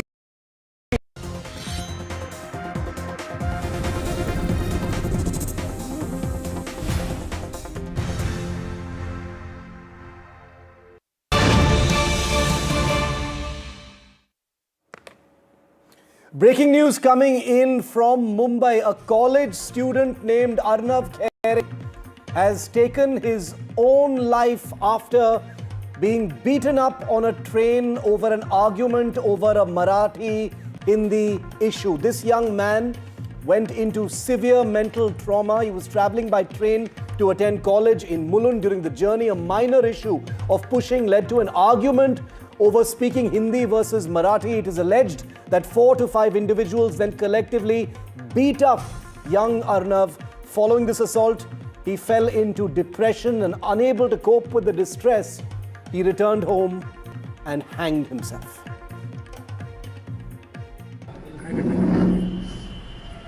घटना घडली माझा मुलगा नेहमीप्रमाणे कॉलेजला निघाला. सकाळी ट्रेनमध्ये बसून जात असताना त्याला ट्रेनमध्ये धक्काबुक्की लागत होती. तर समोर त्याच्या एक हिंदी भाषिक होता. आता तो कुठला होता ते मी असं सांगू शकत नाही की तो UPचाच होता की कुठला होता. तो समजून गेला असेल त्याच्या कदाचित राहणीमानावरून, म्हणून तो बोलला की तो हिंदी भाषिक मुलगा होता. आणि त्याला मी सांगितलं माझ्यावर धक्का येतोय, म्हणून तो त्याला हिंदीतून त्यांनी सांगितलं की भाई थोडा आगे धक्का दो, मेरे ऊपर धक्का आ रहा है. तर त्याच्या बाकीचे प्रवासी होते त्यांनी डायरेक्ट त्याच्या कानाखाली मारला आणि पहिल्यांदा मारला आणि त्याला सांगितलं की तुला मराठी बोलता येत नाही का, मराठी बोलायची लाज वाटते काय. आणि त्याला अजून माझा मुलगा घाबरत मला हे सांगत होता की तुला मराठी बोलायला लाज वाटते का. आणि मी त्याला परत विचारलं की तुला काय भरपूर मारलं का. हा पप्पा ते बरेच लोक होते आणि मला घाबरवलं, मी खूप घाबरलो होतो, म्हणून मला मुलुंडला उतरायचं होतं. तर मी ठाण्याला उतरून नंतर पुढे कॉलेज. कोळशावाडी पोलीस स्टेशन कल्याणच्या हद्दीमध्ये सहजीवन सोसायटी आहे तिसगावला. तेथे एक 19 वर्षाचा मुलगा अर्णव खरे यांनी राहत्या घरी गळफास घेऊन आत्महत्या केलेली आहे अशी माहिती मिळाल्यानंतर आम्ही तो गुन्हा दाखल केलेला आहे, ADR दाखल केलेला आहे. त्याची हकीकत अशी आहे की त्यांच्या वडिलांनी पोलीस स्टेशनला येऊन सांगितलेलं आहे की कालच्या दिवशी ट्रेनमध्ये मुलगा जात असताना त्याचा गाडीत चढण्यावरनं गर्दीमध्ये काही मुलांशी वाद झाला आणि त्या मुलांनी मारलं. त्याच्यात मानसिक तणावाखाली होता, त्या कारणास्तव त्यांनी घरी येऊन आत्महत्या केली असावी असा त्यांनी संशय व्यक्त केलेला आहे. त्या अनुषंगाने आम्ही ADR दाखल केलेला आहे. आमच्या महिला पोलीस अधिकारी तोडकर तपास करीत आहे. वरिष्ठ पोलीस निरीक्षक श्री गुरव साहेब आहे, त्यांच्या मार्गदर्शनाखाली या गुन्ह्याचा तपास आमचा चालू आहे ADR. NDTV's Abhishek Awasthi joins me live. Abhishek, what action has the police taken so far? Any arrests, any action taken? Definitely, as per the allegation made by the father, definitely the altercation which took place in the local, where he points out that, what we understand that he, during the altercation, also reverted and spoke to them and told them that even I am Marathi, I know Marathi, what's the point in beating me? At the same time, this is what all being narrated to the police. Police has registered an accidental death report, and what we understand, currently investigation is going on, and as the matter has taken place in the Mumbai local, so that's the reason that might get transferred to government railway police, and they will further take on the investigation, what we understand so far. But this is definitely a serious matter of concern because, as per the allegation being made by the father and what his own son narrated on the call to him, what he has expressed to the police, it's a serious matter because the escalation of this Marathi language row has, by these allegations can be understood has finally taken a precious life in the state of Maharashtra. And this is something that needs to be investigated. At the same time, the atmosphere in the local trains currently, how the atmosphere is, can be very much understand. At the same time, these are the all areas that needs to be investigated, and most importantly, this entire Marathi language row, which has been now escalated at to this level that it is now costing life. Somewhere or the other, there needs to be curb on this, and the investigation should take place in a fair manner, and those whether they were Marathi or not, whatever it is, they should be caught at immediate level, and justice should be done is what the father is demanding at this given point of time. And NDTV will track justice for Arnav Khere, and we all know that there are politicians in Mumbai and Maharashtra who live and feed off the entire Marathi Hindi issue, and with corporate elections coming up in the state even more so. We'll keep a track of that, that's a promise. Thanks Abhishek for getting us that update. And finally tonight, the story that has shaken Delhi and left every parent and student feeling hollow. 16-year-old Shaurya Patil from one of the city's most prestigious schools walked out of a bad day at school, took the back exit, went straight to a Delhi metro station, climbed up to an overground platform and jumped to his death. 16 years old. Hours later, in the school bag he left behind, his suicide note was found. It is a note that should feel painfully familiar to millions of students in a country that sees over 13,000 student suicides every year. In his suicide note, young Shaurya names teachers. He accuses them of bullying and ill treatment. He writes about being publicly humiliated. Many of the things he mentions are things most of us or many of us have experienced at school at one time or the other. Who among us has not felt worthless because of a teacher's words? Who has not been shamed in front of classmates? But for young Shaurya, it was just too much. The pressure and the humiliation were clearly unbearable, and he ended his life. What breaks you is that Shaurya apologizes to his parents. He seeks their forgiveness. A 16-year-old boy with his life ahead of him, blaming himself for the final act he would ever take. His letter shows you the mind of a troubled teenager who felt all the walls closing in and saw no way out. On NDTV, we will not jump to conclusions. We will not accuse anyone without facts. The school hasn't broken its silence. An investigation must happen into the circumstances that led to Shaurya's death. Accountability needs to be examined with care and with truth, but with a firm hand. Tonight, let us remember this. Whatever it was that haunted 16-year-old Shaurya, whatever it was that pushed him into that final decision, it was real to him and it is relatable to us. It consumed him and it ended him, and that is all that is left.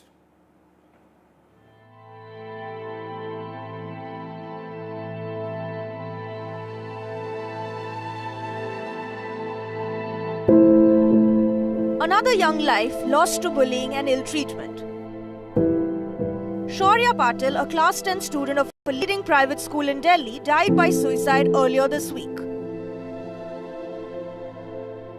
He was allegedly mocked and ill-treated by his teachers for a year and was threatened with expulsion. In a searing suicide note, Shaurya stated, "Sorry mummy, I broke your heart so many times. I'm breaking it one last time. The school teachers are like this, what can I say? My last wish is that action be initiated against them. I don't want any other child to take such a step." He also said, "Sorry Papa, I was not able to be a good man like you. I'm sorry, but the teachers have done this to me." Shaurya's father said his son was also rebuked and publicly insulted on the day he took his life, after he fell during a dance practice on stage. वो पैर फिसल करके गिरा था school में, तो वहाँ पे जो मैडम थी उन्होंने उसको डांटा कि तू जानबूझ के गिरा है। इसने बोला नहीं मैम, मैं गिरा नहीं, मेरा पैर फिसला है। ये रोने लगा तो बोलते ये रोने वोने का नाटक ड्रामा मत कर, ये और ड्रामा मत कर, और इससे मुझे कुछ फर्क नहीं पड़ने वाला। और ये सब स्कूल के सामने हुआ, क्लास टीचर के सामने, वो ये इंसल्ट बर्दाश्त नहीं कर पाया। According to the FIR, Shaurya allegedly jumped from platform 2 of the Rajendra Place metro station in central Delhi on Tuesday. A heartbroken father now asks if it's a crime for a teenager to be a little naughty. पिछले 8-10 महीने से उसकी शिकायत थी कि मेरे teacher छोटी छोटी चीज़ों के लिए डांटती है। मुझे भी कंप्लेंट करी थी, ये बेटा शरारती है, पीछे चुटकुले सुनाता है, जोक्स करता है। तो मैंने टीचर को बोला था, मैडम छोटा बच्चा है, अगर ये शरारत नहीं करेगा तो कौन करेगा। तो टीचर ने उसके बाद भी उसको टॉर्चर करना जारी रखा था। उसके बाद हमने बेटे को बोला था कि अभी 10th के 10 दिन बचे हैं, हम स्कूल चेंज कर लेंगे, कोई दिक्कत नहीं आएगी। उसने मान भी लिया था, लेकिन 3 दिन पहले उसके साथ जो युक्ति महाजन मैडम ने बोला था, वो पेरेंट्स को बोला कि हम टीसी देंगे तेरा और स्कूल से निकाल देंगे। Student suicides have been happening at an alarming rate in India. According to the NCRB data, 13,000 students die by suicide every year, which is a staggering 35 student deaths by suicide every day.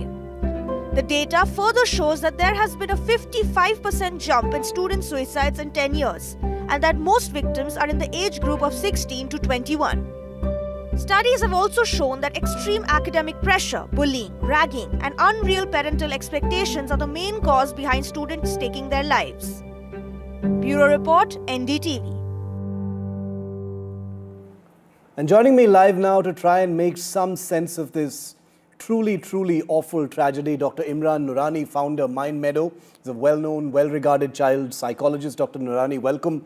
I just want to play out and show our viewers, read out in fact, the suicide note of young Shaurya. "Sorry mama, I will break your heart one last time," he says. It's so heartbreaking, the things he says.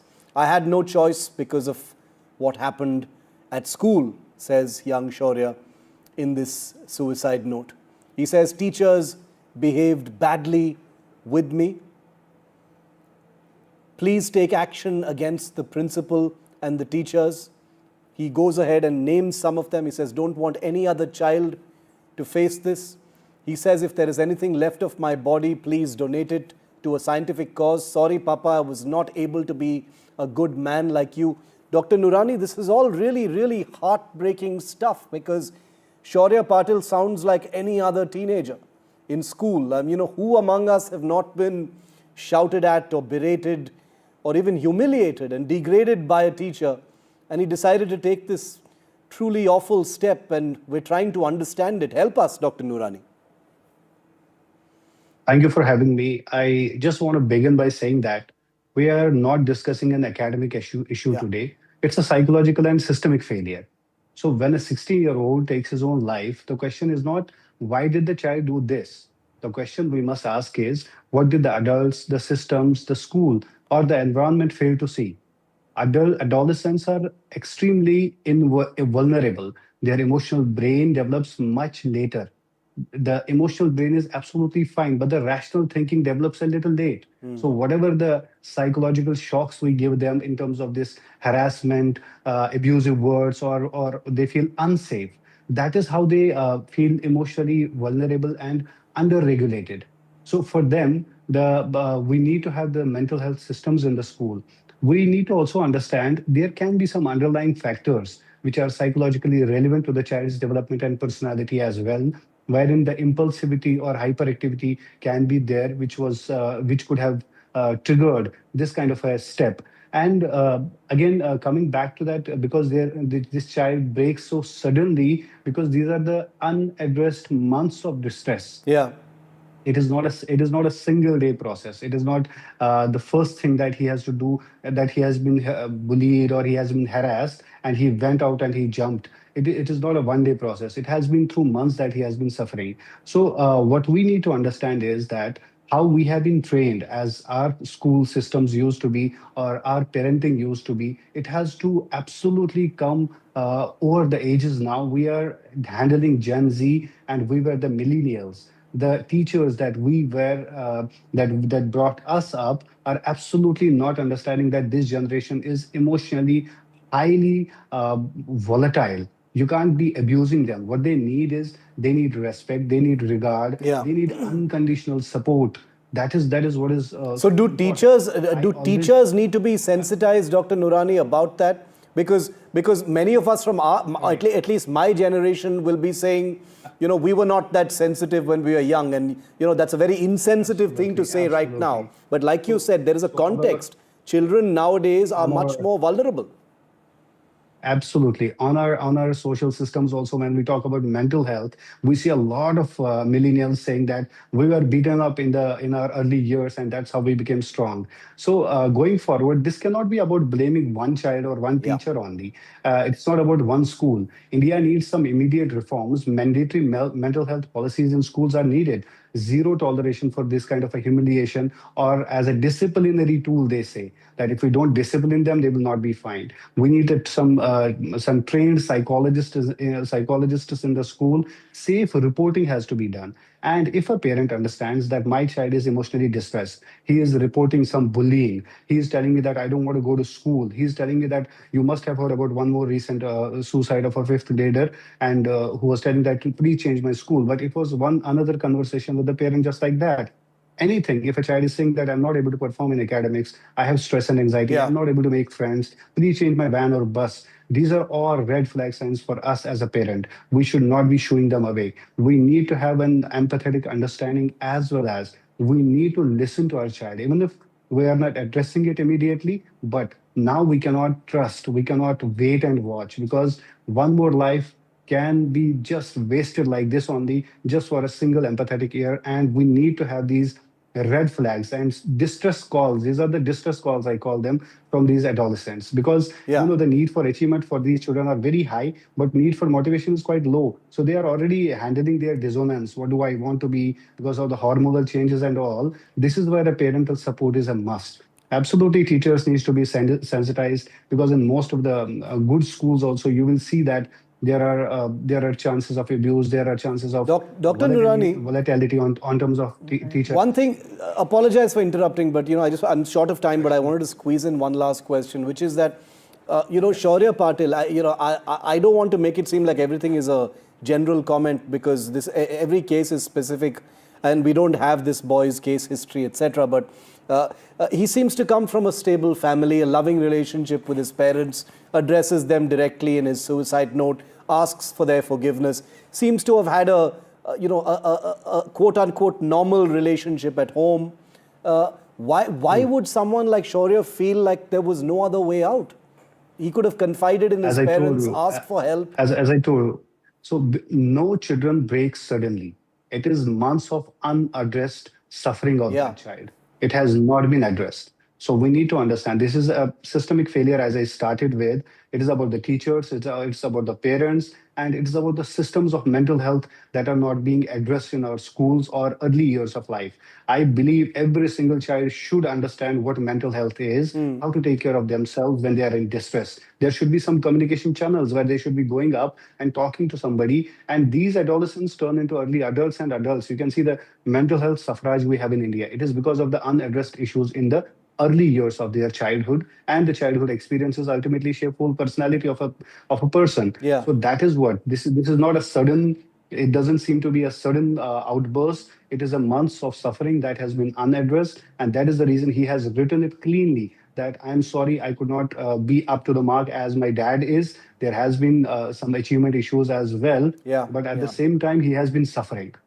It is so tragic. I will leave it there, and thank you, Dr. Nurani, for helping us process this unimaginable tragedy. So I'd like to only end by offering all of our condolences to the Patil family, the loss of a child, a young man with his entire life ahead of him. It is so heartbreaking. It is so depressing to hear about it. And what is truly troubling about this story, like I said at the beginning of it, is that it is so relatable. It's a boy going to school. It's a boy being yelled at by his teachers. It's a boy being berated and pulled up. But bullying of this kind over a period of time can have devastating effects. This is a new generation that we are dealing with. I want all of my viewers to think about that for a moment. Each generation is different. We grew up in different circumstances. Those of us who grew up 30, 40 years ago are very different from the teenagers growing up now. They are more vulnerable. They are being bombarded with many more images in this hyper-aware world that we actually live in. So all of those things have to be remembered as we pay condolences to the family and remember young Shaurya Patil.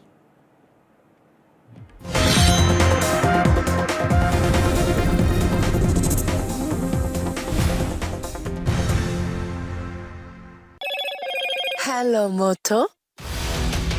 Motorola, India's leading AI smartphone brand. Motorola Edge 60 Pro. Grab Motorola Edge 60 Pro today.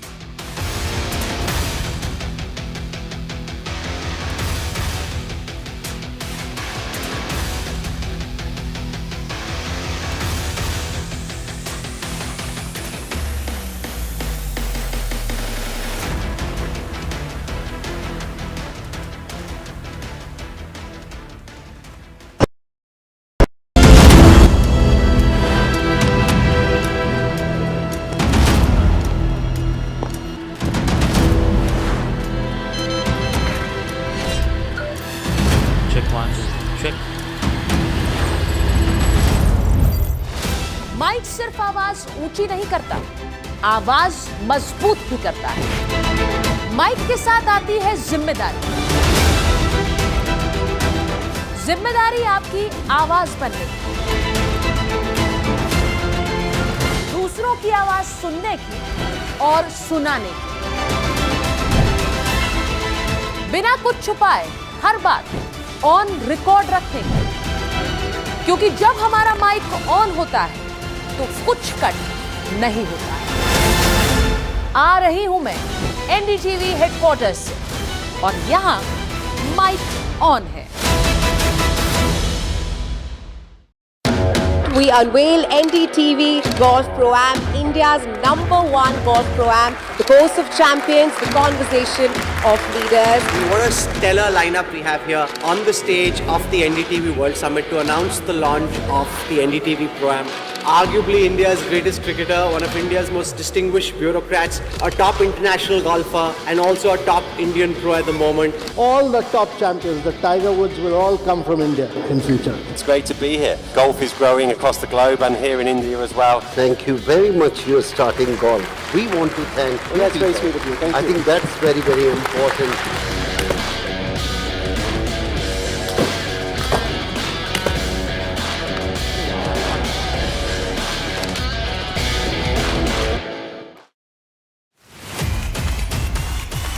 जब आ रहे थे नतीजे और BJP JDU 200 के पार जा रहे थे, आपका दिल एकदम डूब रहा था? जब से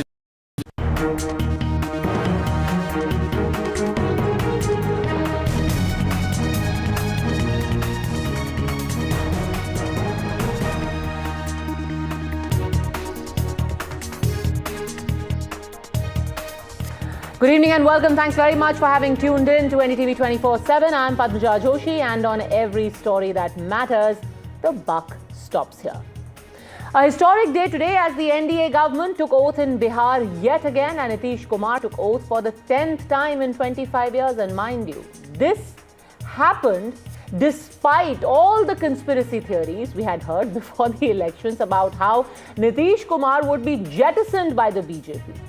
Theories about how the BJP wanted its own chief minister and that JDU eventually would be swallowed up. Well, here is the JDU sitting pretty, where they have 85 seats and the chief minister's post. On the other hand, though, it is the Congress which right now seems to be having trouble brewing yet again. How is that?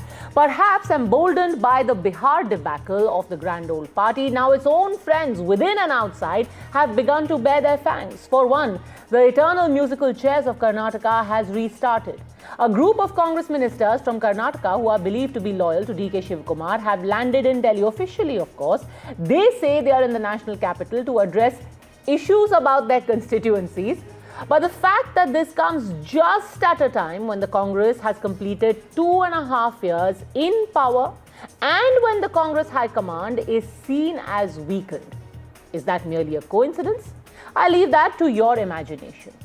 And that's as far as congressmen are concerned. The bigger worry now comes from parties which at one time were rallying around the Congress. Today, they aren't really that sure if they want to be close to the Congress, leave alone ally with it.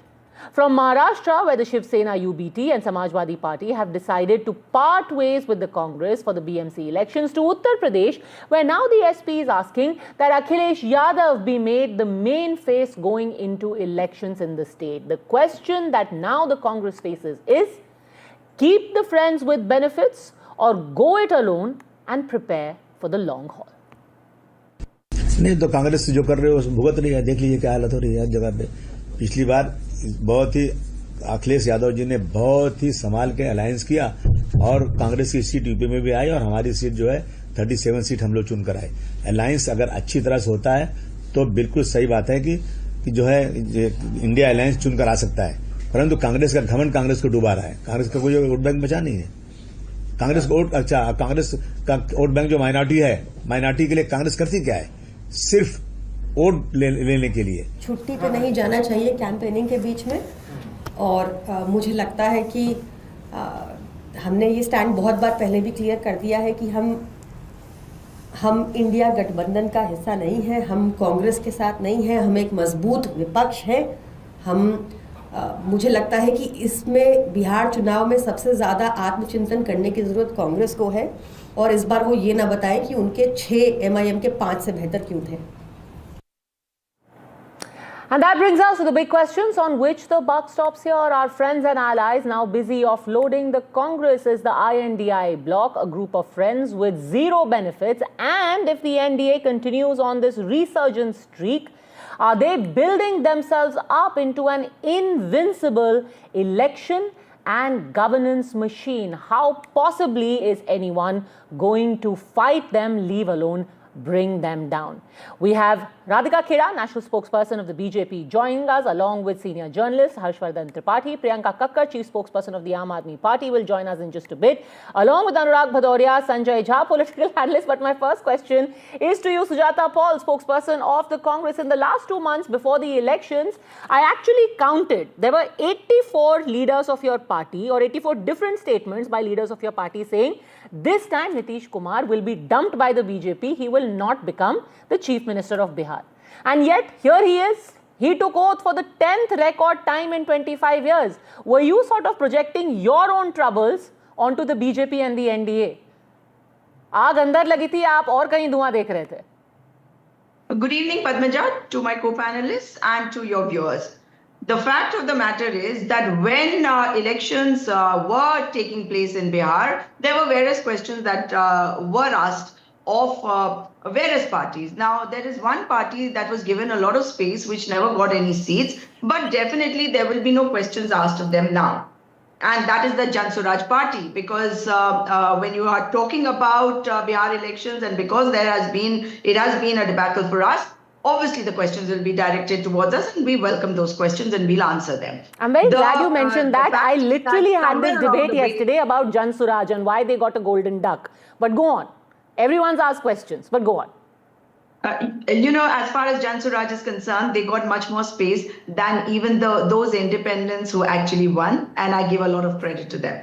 But coming to Bihar and about Mr. Nitish Kumar, Mr. Nitish Kumar should always remember that when you talk about the BJP, Mr. JP Nadda had gone there and said clearly that the regional parties are going to be finished off. If you remember, and at that time, the NDA alliance partners were gagged. And they were told not to speak about it, but there was a lot of angst, and the BJP went into damage control mode, and we all saw that there were questions raised on that. However, having said that, when we are going to be raising questions on the EC, for example, on the vote chori, on the buses, the trucks, Sujata Paul, let's talk about the future now. Look, we have done enough dissection of what JP Nadda said or didn't do. The fact of the matter is, Nitish Kumar took oath today as the Chief Minister of Bihar. My question is, your allies are not too kind on you.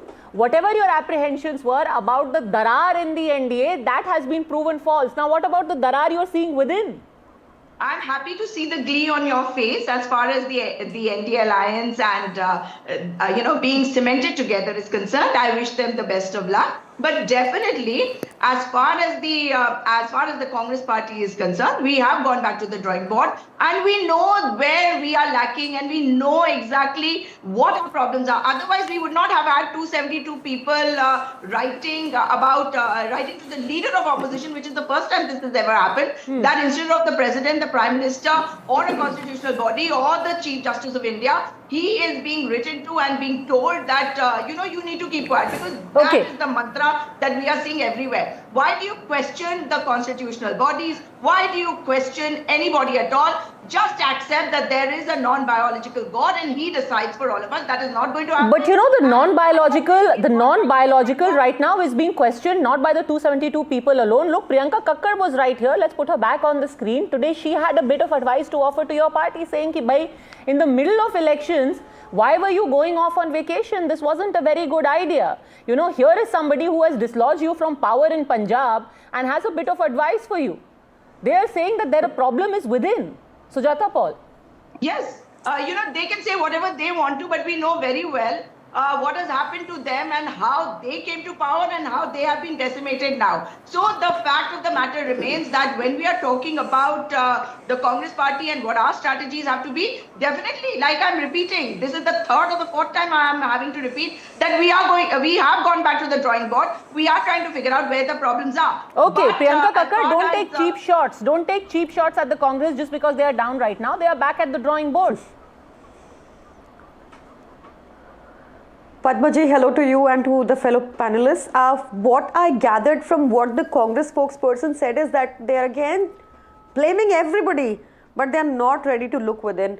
It is for all to see yesterday what Sandeep Dixit ji said for, say, Shashi Tharoor ji. We all saw that. We all know the fractions. We know that, for example, they had MLAs in Goa.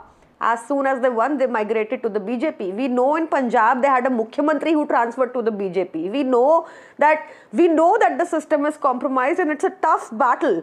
In such a battle, you really cannot afford a 20-day vacation during a high-stakes election. Imagine MIM, they got 5 and this party, the grand old party got 6. Speaks a lot about their cadre on the ground. They have a cadre on Twitter. Nonetheless, it's very, very active. It makes you believe that they will win. But the reality is for all to see, and I have said this repeatedly, that Congress is an ungrateful and arrogant party, and it's high time that they look within. We have been very clear about the fact that the alliance with the Congress was only for the Lok Sabha elections, and let me tell you our experience with them, how it was. While we were in the alliance, you would see the Delhi mayor election were about to happen, and the few number of councillors that they had in Delhi at that time, they all walked out. Who was that to benefit? Even during this election in Delhi, their purpose was only to defeat the Aam Aadmi Party, nothing else. We all know what Congress's ground reality in Delhi is. And look at the audacity. They did a press conference after those results to define in Bade Neta ne, to tell you how this time ka zero is better than the last time ka zero. This is what they're doing. They always have an excuse for something or the other. You have to look within. Harsh words, arrogance, audacity, blaming everyone but yourself. And this is not the BJP saying it. These are people who actually came to you before the elections of the Lok Sabha and said, seat sharing kar lete hain. There are leaders who came out of that meeting and said कि कांग्रेस हमेशा ये याद दिलाती है कि भाई हम राजा लोग, तुम रंक लोग.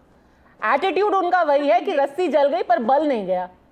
अगर हमने ये याद दिलाया होता किसी को भी और ये बोला भी होता या महसूस भी करवाया होता कभी, तो लोकतंत्र स्थापित नहीं होता, इतनी पार्टीज नहीं होती देश में. When the country gained independence, we would have made sure that there would be only 1 or 2 parties just to ensure that there is democracy, but the democracy is under our control. We never did that. But having said that, I just heard the Aam Aadmi Party spokesperson talk about our arrogance and audacity. Why did they come to the alliance in the first place, even for the Lok Sabha? Why is it that the Aam Aadmi Party has forgotten that they actually when they came to power and they were being hit in Delhi, it was Rahul Gandhi ji and the Congress Party which stood with them, helped them to gain power, hold on to power. Have they forgotten that? Of course, we got wiped out in the process, but still we stood with them. Why is it that when Arvind Kejriwal ji was in jail? Hang on, I did not speak in between. No, when you were speaking. No, but they didn't come into an alliance because remember that immortal story from Haryana where first you told them contest on 10 seats, then you said 5 seats, then you said 4 seats, then you said 2 seats, and those 2 seats also are ones which they would have never won.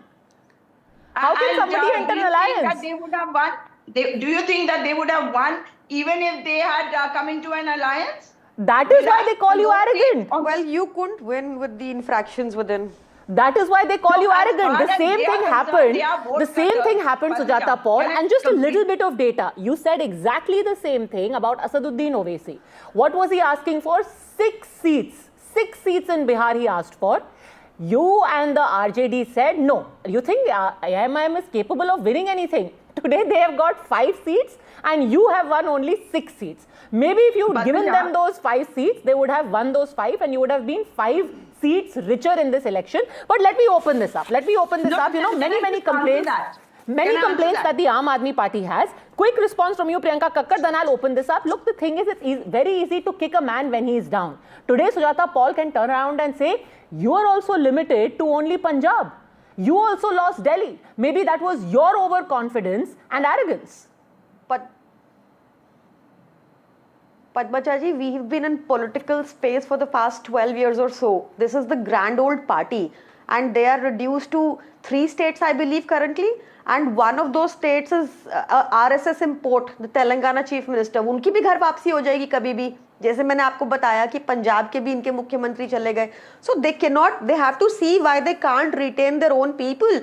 They have to question their cadre building exercise. They have to question their organizational structure. They have to see why the Haryana infighting was visible to the world.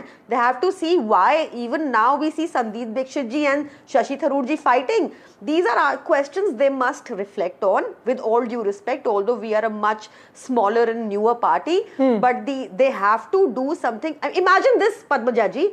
Every party knows what the reality is on the ground with respect to their party. They got 6 seats. They were very aware what is the reality on the ground. Vote chori is one mudda, yes, but they got just 6 seats. Now, please, and having the audacity to not declare a CM face in Bihar till the last minute, and Tejasvi Yadav declared it himself, having the audacity to not sit for seat sharing talks and going for a 20-day vacation, you are fighting a machinery, 24/7 election machinery, which has every resource at their disposal, including the institutions. Ouch, I think I have heard the word audacity and arrogance being spoken on this show about at least 10 times in just the last 9 minutes. Clearly, there's a lot of historical hurt that is bubbling under the surface. And look at Radhika Khera looking like the cat that ate the canary. But look, there is no darar over here. There is plenty of pyar in this alliance as well.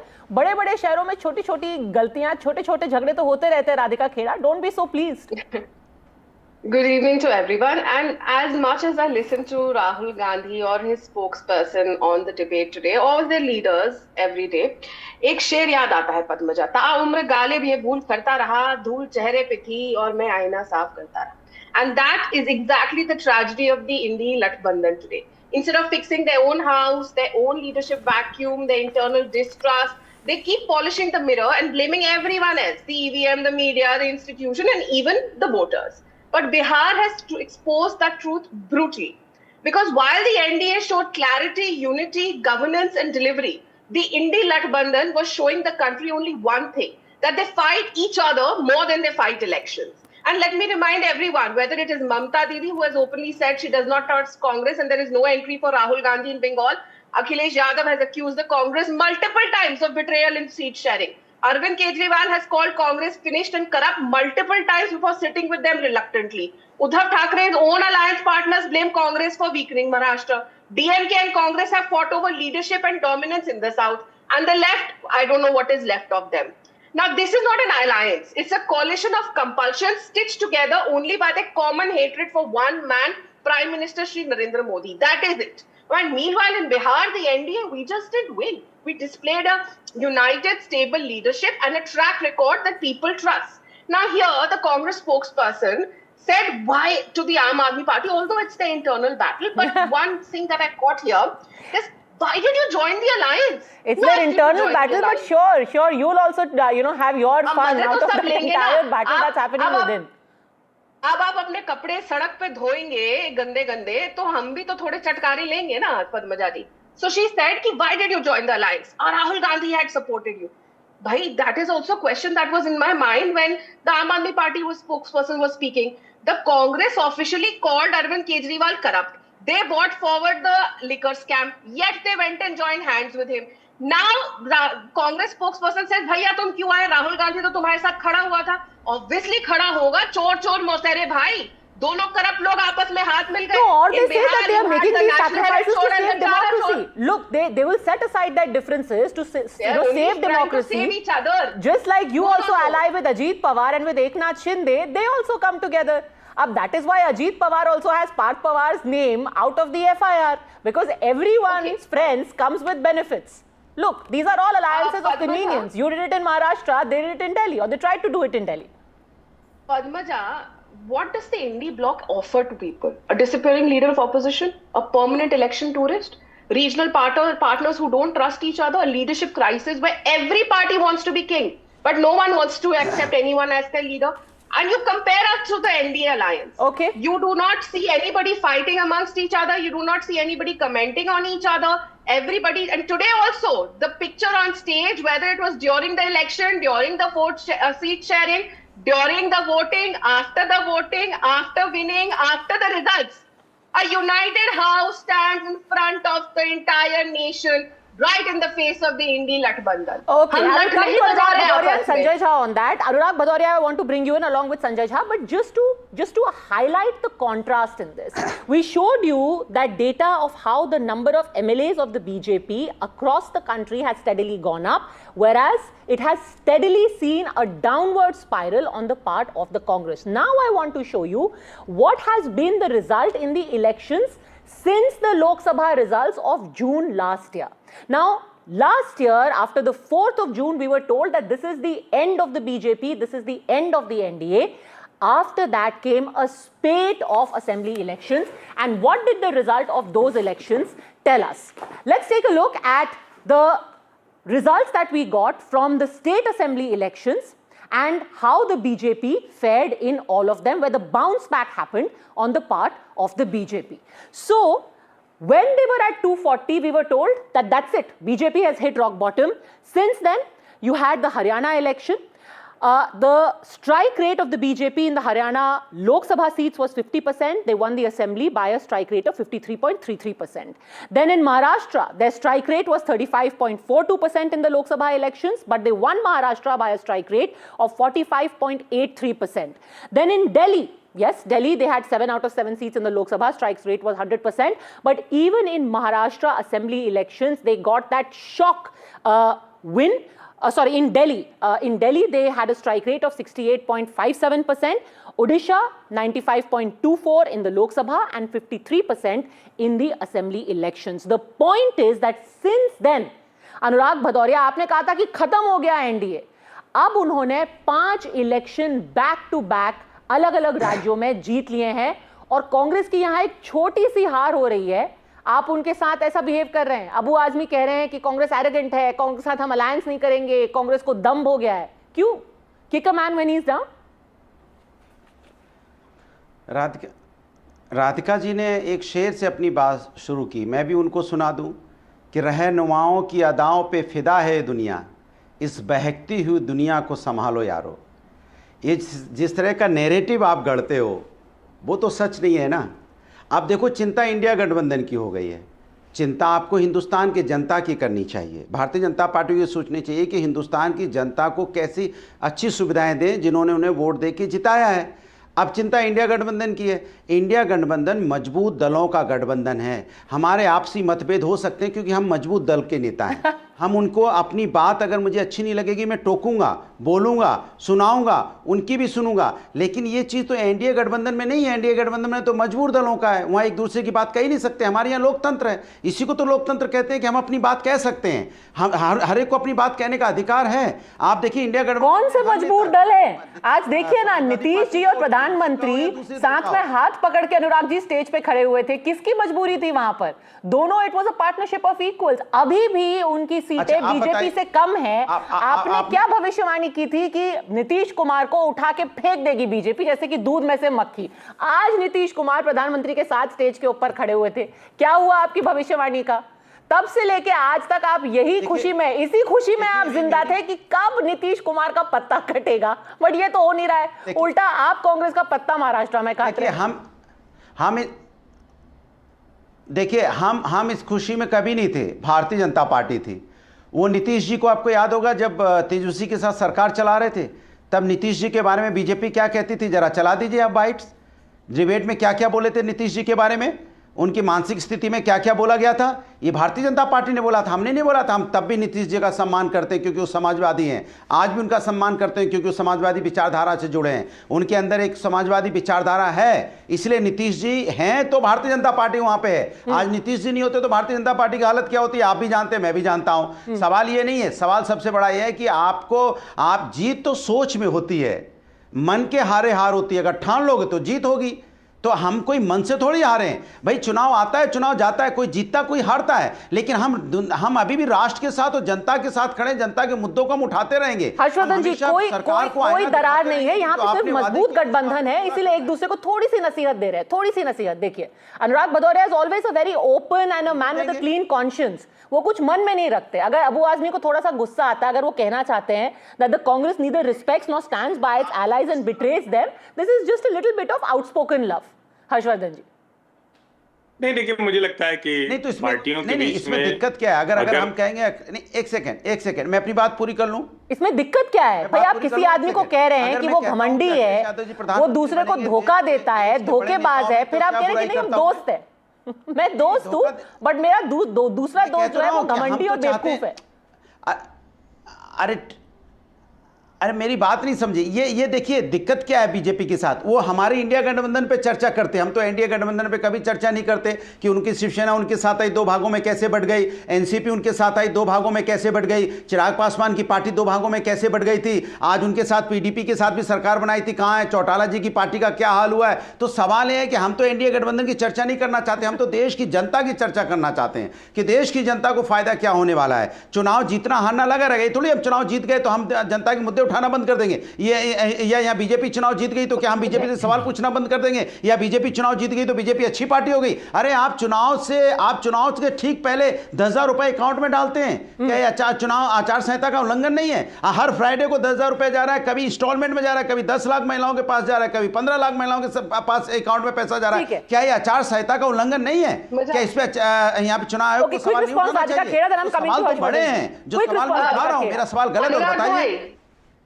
अनुराग भाई, अब आप लोग इतनी सुरीली आवाज में अगर अखिलेश यादव ये गाना आवाज आ रही है, धोखेबाज रे कांग्रेस धोखेबाज रे, तो जाहिर सी बात है हम सुनेंगे और चर्चा भी करेंगे। इतनी सुरीली आवाज में आप लोग कभी एक दूसरे को धोखेबाज कहते हैं, कभी कहते हैं एक दूसरे से ज्यादा कोई घटिया पार्टी नहीं है, ये इसने धोखा दे दिया, हमें सीट शेयरिंग नहीं दी, फिर कोई कहता है कौन सा बाबा। तो इतने मधुर स्वर दोनों तरफ से आएंगे तो जाहिर सी बात है जो व्यूअर है वो देख के सुनेंगे, उस पर चर्चा करेंगे और ये भी तो बोलेंगे कि कौन ज्यादा अच्छा गाता है। क्या हो गया इसमें? आप लोग अपने घर के मुद्दे घर में क्यों नहीं सुलझाते? बाहर आके क्यों इतने सॉइल्ड कपड़े धोते हैं भैया? खुद गलती करो और फिर बोलो कि क्यों चर्चा करो। रही बात की देश की जनता की, तो देश की जनता की हम फिक्र पूरी करते हैं, इसीलिए हम चुनाव जीत रहे हैं। जवाहरलाल नेहरू के जन्मदिन पे उनके परपोते ने उनको क्या तोहफा दिया? 90 अरे सुनिए 10 सेकंड सुनिए ना राधिका जी, सुनिए। अरे सुनिए आपने प्रभु थोड़ी हमारी, अरे सुनिए आपने बोला तो मैं आपसे पूछना चाहता हूं। अरे सुनिए अब आपसे पूछना चाहता हूं, एनसीपी को तो आप एनसीपी के नेता के बारे में क्या कह रहे थे? कितने हजार करोड़ों का गफला किया है, उसके बाद आपने उनको मंत्री क्यों चक्की पीसिंग करते करते मंत्री बनाएंगे तक कैसे चले गए? मैं आपसे पूछना चाहता हूं, इसका जवाब है आपके पास? आप नीतीश जी के बारे में उल्टा सीधा बोलते थे, उसके बाद फिर दोबारा गठबंधन बना के सरकार बना ली, इसका जवाब है आपके पास? आपने पीडीपी के साथ सरकार बनाई थी कि नहीं बनाई थी जम्मू कश्मीर में? फिर 3 साल बाद फिर आपको बुरे लगने लगे। तो आप अपनी सुविधा अनुसार अच्छा बनाते हैं, साथ ही सुविधा अनुसार उसको बुरा भी बना देते हैं। आज चौटाला पार्टी को तो पूछ भी नहीं रहे हैं, आप उनसे बात करने को नहीं तैयार हैं। तो आप सुनिए मेरी बात सुनिए, आपको उस समय एनसीपी बुरी लगती थी, आपके साथ आगे अच्छी हो गई, शिवसेना पहले बुरी थी आपके साथ अच्छी हो गई, पहले पासवान की पार्टी बुरी थी आपके साथ आके अच्छी हो गई। तो मुझे समझ में नहीं आता, परिवारवादी की बात करते हैं जो माझी जी है ना, माझी जी आपके हम पार्टी के नेता, उनका दामाद, उनकी समधन, उनका बहू, वो खुद, तो ये परिवारवादी नहीं है अब? क्या अब परिवारवादी खत्म हो गया? अनुराग भदौरिया's charge sheet against the BJP is just slightly longer than Abu Azmi's charge sheet against the Congress in Maharashtra. But respond Radhika Kheda. I really must bring in Ashwadhan Tripathi and Sanjay Jha. Go on, Radhika Kheda. 10 second. Anurag ji मेरे बहुत अच्छे मित्र हैं, इसीलिए मैं चाहूंगी कि आप उनको एक क्लिप सुना दे माननीय मुलायम सिंह यादव जी का, कि उनके क्या विचार थे सोनिया जी के बारे में और कांग्रेस पार्टी के बारे में, और क्या वो मानते थे कि उनके बेटे के लिए क्या किया, और ये भी बताए कि उनके स्वयं के विचार अपने बेटे के लिए क्या थे। उसके बाद आप सुना दीजिए एनसीपी के नेता के बारे में। अरे मैं क्यों सुनाऊं? आपको जब इतने सारे बयान याद है तो नेताजी का भी याद होगा। आप सुनाइए क्या विचार थे? चक्की पीसिंग, मंत्री बने हो गया, ये विचार थे आपके ना? क्या विचार थे? फिर सरकार बना ली। पीडीपी के बारे में आपके क्या विचार थे? अलगाववादी पार्टी बोलते थे ना आप, बाद में आपने पीडीपी के साथ सरकार बना ली। चौटाला जी के बारे में परिवारवादी पार्टी बोलते थे, परिवारवादी के साथ सरकार बना ली, परिवारवादी के साथ सरकार बना ली, एनसीपी परिवारवादी के साथ सरकार बना ली। तो जहाँ परिवारवादी आपको मिलते हैं सरकार बनानी होती तो बना लेते हैं आप, वैसे परिवारवादी। Very charming, you know, Radhika Kheda only has words, is all ears about what Mulayam Singh Yadav had to say about Sonia Gandhi. But again I want to bring back Harshvardhan Tripathi. Harshvardhan जी यहाँ पे simply वो कह रहे हैं कि differences हो सकते हैं. Whenever there are any differences, whenever there are any problems in an alliance, you shouldn't start writing an obituary. Everyone has problems. Eknath Shinde has problems with Devendra Fadnavis. Everyone knows in Maharashtra what was Eknath Shinde doing yesterday speaking to Amit Shah. So let's not get carried away कि खत्म हो गया है India गठबंधन, सब कुछ टूट फूट गया है. थोड़ा सा यहाँ पे बस डर है, तकरार है, ये कोई हार नहीं है और टूट नहीं है. नहीं पद्मजा जी, देखिए मैं भी ये मानता हूं कि गठजोड़ तो ऐसे ही बनते हैं. गठजोड़ का मतलब ये है ना कि वो आपके अगर एकदम से आपके जैसा होता तो आपकी पार्टी में शामिल हो जाता, मर्ज हो जाते. तो अलग अलग पार्टियां होती हैं, उनके अलग अलग विचार होते हैं. ये सारे लोग एक समय में सारे समाजवादी कांग्रेस के खिलाफ लड़ते थे. और तो और डॉक्टर श्यामा प्रसाद मुखर्जी, वो भी मूलतः तो कांग्रेसी थे 29-30 में. वो तो उसके बाद फिर हिंदू महासभा और जनसंघ उस सब में गए. तो ये कहना थोड़ा सा मतलब जिसको कहें कि भारतीय संदर्भों को न समझना होगा. कांग्रेस इंडिपेंडेंस जो मूवमेंट था उसकी पार्टी थी, नेहरू गांधी परिवार की पार्टी नहीं थी, ये समझना होगा. और जब वो पार्टी बनी तो लोग छोड़ छोड़कर जाते रहे, दूसरी पार्टियां बन गई. लेकिन अभी की जो स्थिति है, क्या कोई भी गठजोड़ जब चुनाव चल रहा हो तो एक दूसरे की वीकनेस को पब्लिक के सामने रखता है? क्या गठजोड़ के नेता एक दूसरे को स्वीकार करने में उस तरह की हेजिटेशन दिखाते हैं जैसी इस गठजोड़ के सामने रही? लोकसभा चुनाव के समय भी हमने सेक्रेटेरिएट से लेकर पता नहीं क्या क्या सुना था. 3 मीटिंग में पटना, मुंबई और बेंगलुरु. उसके बाद क्या हुआ था? कुछ नहीं था. साझा एजेंडा की बात हुई थी, कुछ नहीं हुआ. केजरीवाल जी की पार्टी एकदम से आउट हो गई, बाहर हो गई. कहां चले गए कुछ पता नहीं चला.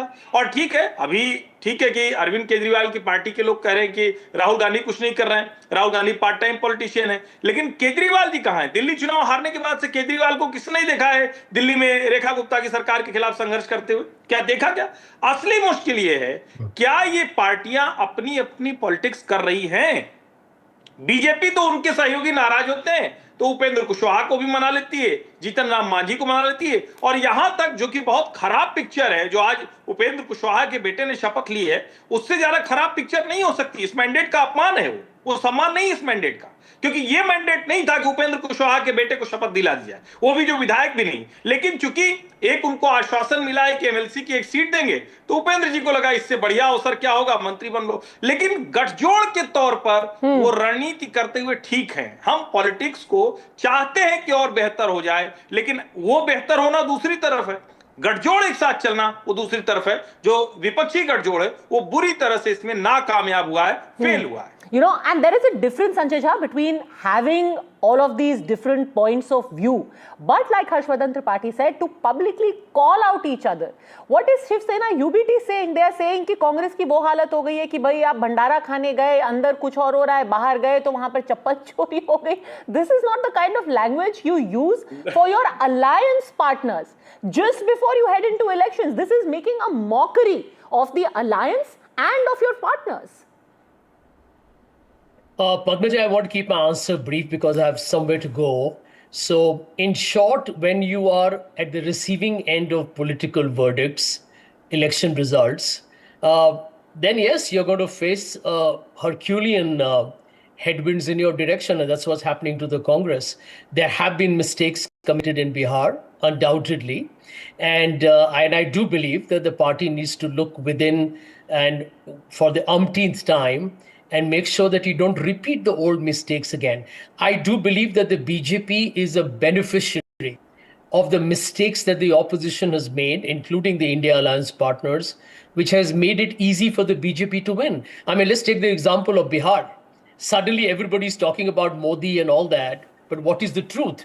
After 20 years in government, Nitish and the BJP, Bihar is the worst in youth unemployment, is the worst in per capita income, is the worst in hunger, is the worst in poverty, and the second highest in crime. But they won an election. So suddenly we will say, you know, these things didn't matter. After all, the public voted for them for whatever reason. So I do believe that we need to take a step back. You know, I'm hearing the BJP spokesperson on your program. Sanjay Jha, on a lighter note, I have Congress. spoken to you at least 3,000 times since 2014. And every election you keep telling the Congress to take a step back. At this rate, they would have stepped back a whole lot. I don't think they are stepping back at all. I mean, and we can start with the AK Antony report down to when they lost the Uttar Pradesh Assembly elections, down to when they lost the Haryana elections and Kumari Shailja spoke up. When was the last Atmachintan? When was the last fact-finding committee? When was the last reparations made? In any state or at the center? Right, sure. I agree with you. I think this is the problem, right? That you have to realize that in politics, there is no runner-up trophy. And the BJP, which I believe is the most corrupt, criminal-minded, cunning, and communal party the country has ever seen, continues to triumph because we give it to them on a silver platter. I'm hopeful for one reason. I was hearing the BJP spokesperson on your program, formerly apparently a Congress diehard, and it is the political arrogance of this party that is one day going to bring it down. I'm very confident that the political hubris of this party is going to bring the BJP down sooner rather than later. I can't wait for next year's elections. I do hope India Alliance steps up, and hopefully we will have a more optimistic story to talk about. Okay, quickly respond, Radhika Khera, but Sujata Paul, you have a real problem on your hands. If even a Sanjay Jha is beginning to give up on the last, shreds of hope that he was holding on to for the Congress party. Now he's actually conceding that this BJP, which he thinks is corrupt, communal, evil, every adjective he could think of, is winning because of you. You respond to that, but 30 seconds before that, Radhika Khera. Sanjay Jha, get over me. Every time try to make a pot shot at me. Please look into yourself. You should do some inner introspection as to why the Congress threw you out. Having said that, you misquoted some facts over here. You said that the Bihar has the lowest per capita income. Well, sir, the Bihar's lowest per capita income is not the fact. The fact is that 66,828 is the current per capita income, which is much higher than most states and compared to what Mr. Lalu Prasad Yadav left it at. And let's compare it with your states. At least our states don't have to promise. No, Nana, kuch nahi hoga. I will prove it with facts and value. If you're obsession, let's go for commenting on Radhika Khera, you will speak the truth. This woman is spreading fake news. No, this woman is spreading fake news. It's on NDTV. NDTV की website ने report किया हुआ है, and I'm stating right out of an NDTV report. Ladies and gentlemen, this is the man who is ex-party himself does not listen to, but yet he wants to make pot shots at women who have a voice and the ability to stand up to the women towards that ban and the Congress party who always want to bring down women. How the Modi government treated women wrestlers. आप राधिका खेड़ा के ऊपर यही करते रहे हो, हर बार आके pot shot लेते रहो. राधिका खेड़ा आपको हर बार ध्वस्त करेगी, आपको एक्सपोज करेगी. आप तब भी कांग्रेस से बाहर रहोगे. आपको तो कांग्रेस भी नहीं मानती कि आप कांग्रेसी हो. कम से कम मेरे ऊपर आप लोगों का ऑब्सेशन तो है, आपके ऊपर तो कोई ऑब्सेस भी नहीं हुआ. Sujata Paul, right, Sanjay Jha, you have a better place to go to. You must go there. Sujata Paul, you had well-wishers like Sanjay Jha. Even they were forced to leave the fold. Priyanka Kakkad, you're not listening to. Anurag Bhadoria, not listening to. He was thrown out. Okay. There's a difference. He was thrown out of the party. Okay, he spoke up, your well-wisher, he was thrown out. Priyanka Kakkad, you are ignoring. Anurag Bhadoria, you are ignoring. Abu Azmi, you are ignoring. First of all, let me tell you, those people who have left the Congress party and gone to the BJP, like the BJP spokesperson here, all she does is take out, look for videos and pictures of Congress party obsession with me and post them. Obsession, and then baby. you have become a victim. It always comes down to Radhika Khera because unemployment, employment, the BJP because of Radhika. She can't keep quiet. She will interrupt everybody. That is her problem. That is the problem, and she has to work much harder than the original BJP spokespersons. The fact of the matter here is that you have clearly, through your glee on the show, have shown the world that it is not the NDA which has won, but the India Alliance, by losing, have made the BJP win, has made the India Alliance win. Clearly. The fact of the matter is that not just... That's a terrible thing to say, Sujata Paul. That is even worse. If the NDA would have won, it would have been some consolation for you. You are literally admitting that you handed the win to them on a platter. You are the one who What was the result? What was the reason? The win is the stolen one is what I am saying. You are saying that the Congress party has lost. It has not been able to win any seats. The alliance has not been... Everything cannot be stolen. See, that, Sujata Paul, is the problem. You have got genuine well-wishers. Even an Anurag Bhadoria today will not say that it was only because of vote chori that the BJP won. Even Samajwadi Party, leave Samajwadi Party, Karti Chidambaram said. You from listening to me. Sujata Paul, I will list out for you the number of people within the Congress party. Leave alone Aam Aadmi Party, leave alone Samajwadi Party. You have Tariq Anwar. He's a sitting member of parliament. He said, we were not seen on the ground. Akhilesh Prasad Singh, he said, we started our campaign too late. You're not sitting here. You're just an anchor and a moderator. You're sitting here to make me answer, right? Or are you supposed to be sitting here not to allow me to answer? But I'm also a person with a brain, so I can remind you. The party with a difference is criminal. And how has it won? And who has made their ministers? I have a list of these names. Nitin Naveen, son of ex-MLA Naveen Kishore Sinha. Santosh Suman Manji, son of Jitin Ram Manji. One person was mentioned by... how is that relevant? Sujata Paul, time out. 30 seconds. Sujata Paul, hold on a second. How is it that you don't interject when other people are speaking? I interject for everyone. I interjected for everyone, including Radhika Kheda. When she said that criminal elements are there in the Congress, I spoke of the NCP. What I want to ask you is, you said 30 seconds ago, Sujata Paul, 30 seconds ago you said that the NDA did not so much as win this election as we losing it. I am asking you, how did you lose? You are proving to the world. No. I said you, with your glee, with the glee on your face, are telling the world, proving to the world that it is not an NDA win. It is the India alliance which has lost, and that is why they have won. And clearly, we have lost. We have gone back to the drawing board. That's what I said right at the beginning. Why are you twisting my words? I have absolutely no glee. Let me quote to you verbatim, lest you mistake it for my feelings or glee. Let me quote to you verbatim what Abu Azmi said. He has said Congress neither respects nor stands by its allies and betrays them. During the previous assembly elections, the Congress and MVA betrayed us. No seats were allotted to Samajwadi Party till the last date of filing nominations. Later, only 2 seats were given to us without any discussion.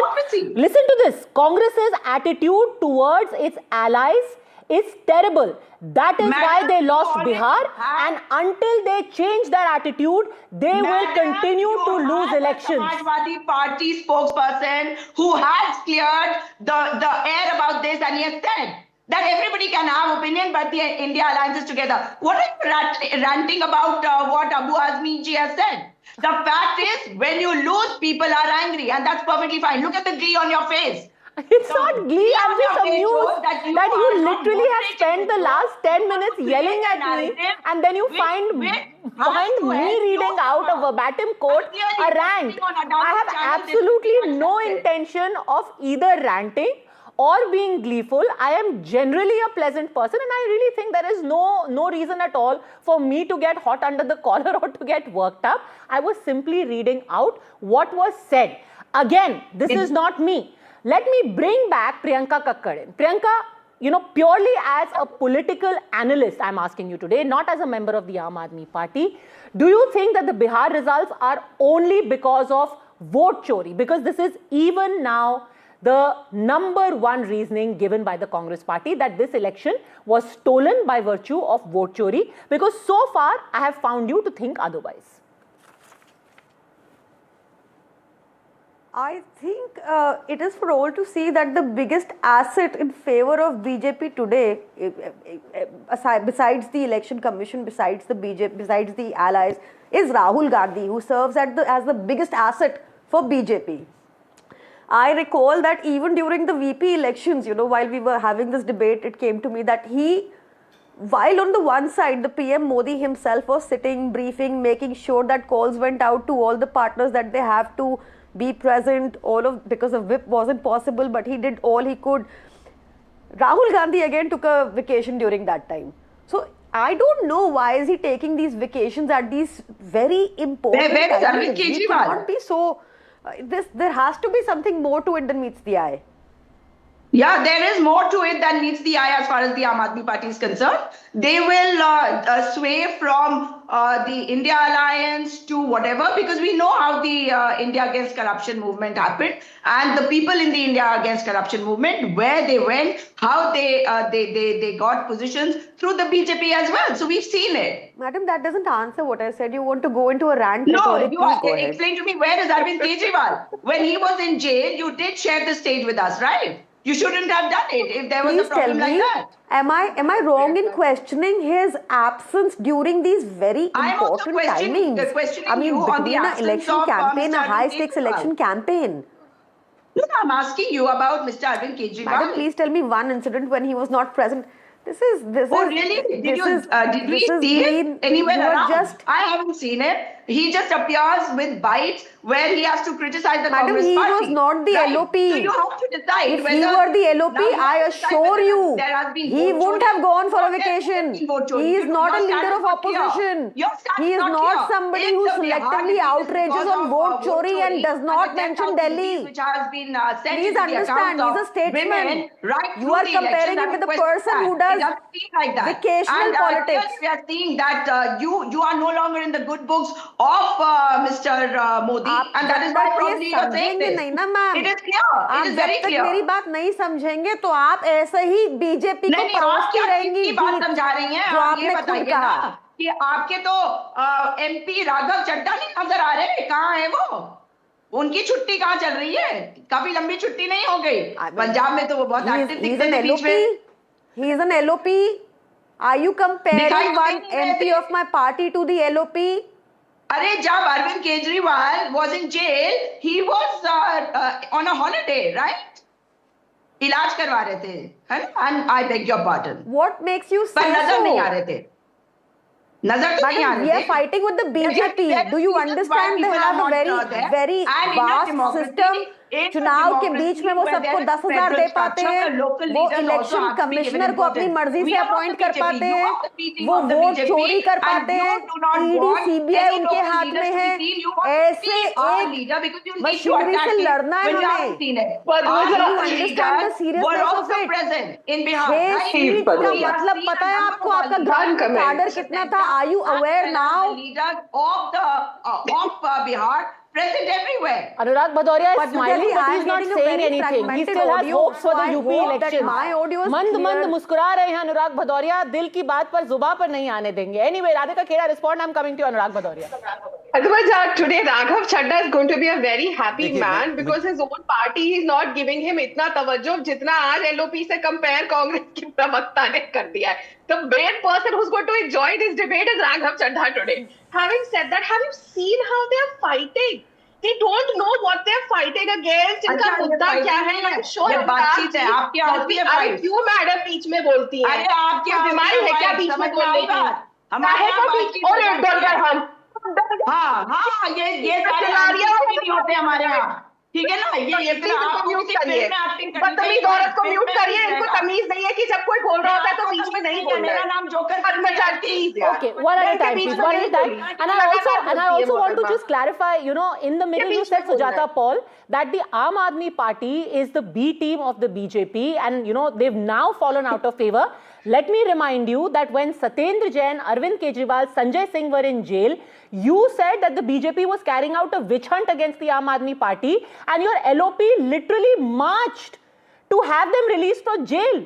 So that time you said the BJP was witch hunting them and today you're calling them the B team. Cried with Arvind Kejriwal's wife and they are saying that you don't seem to be like serious politicians. I just want to make this factually clear. See, anybody who is targeted wrongly, whether they be with the BJP or with any party, we will definitely support them if any wrong. I have one quick question, please. And that is why I need 10 seconds. You cannot say that why were we supporting them if we felt that they were being no. Sure, you support them. You support them when you think that they are victims of BJP. But when they turn around and question your seriousness, then you cannot dismiss them as agents of the BJP. That was my limited point. Only 10 seconds, Radhika Kheda. I really must go across. Padmaja, when she talks about that those who are targeted falsely, अरे madam Kejriwal साहब का पूरा के पूरा और इन सबका पूरा excise scam तो आप लोगों ने उजागर किया था. एफआईआर आपने करी, कंप्लेंट आपने करी, और हमने रॉन्गली उनको डाल दिया। सोनिया जी ने आंसू उनके साथ, केजरीवाल साहब की बीवी के साथ खड़े होकर लेकिन रॉन्गली हमने कर दिया।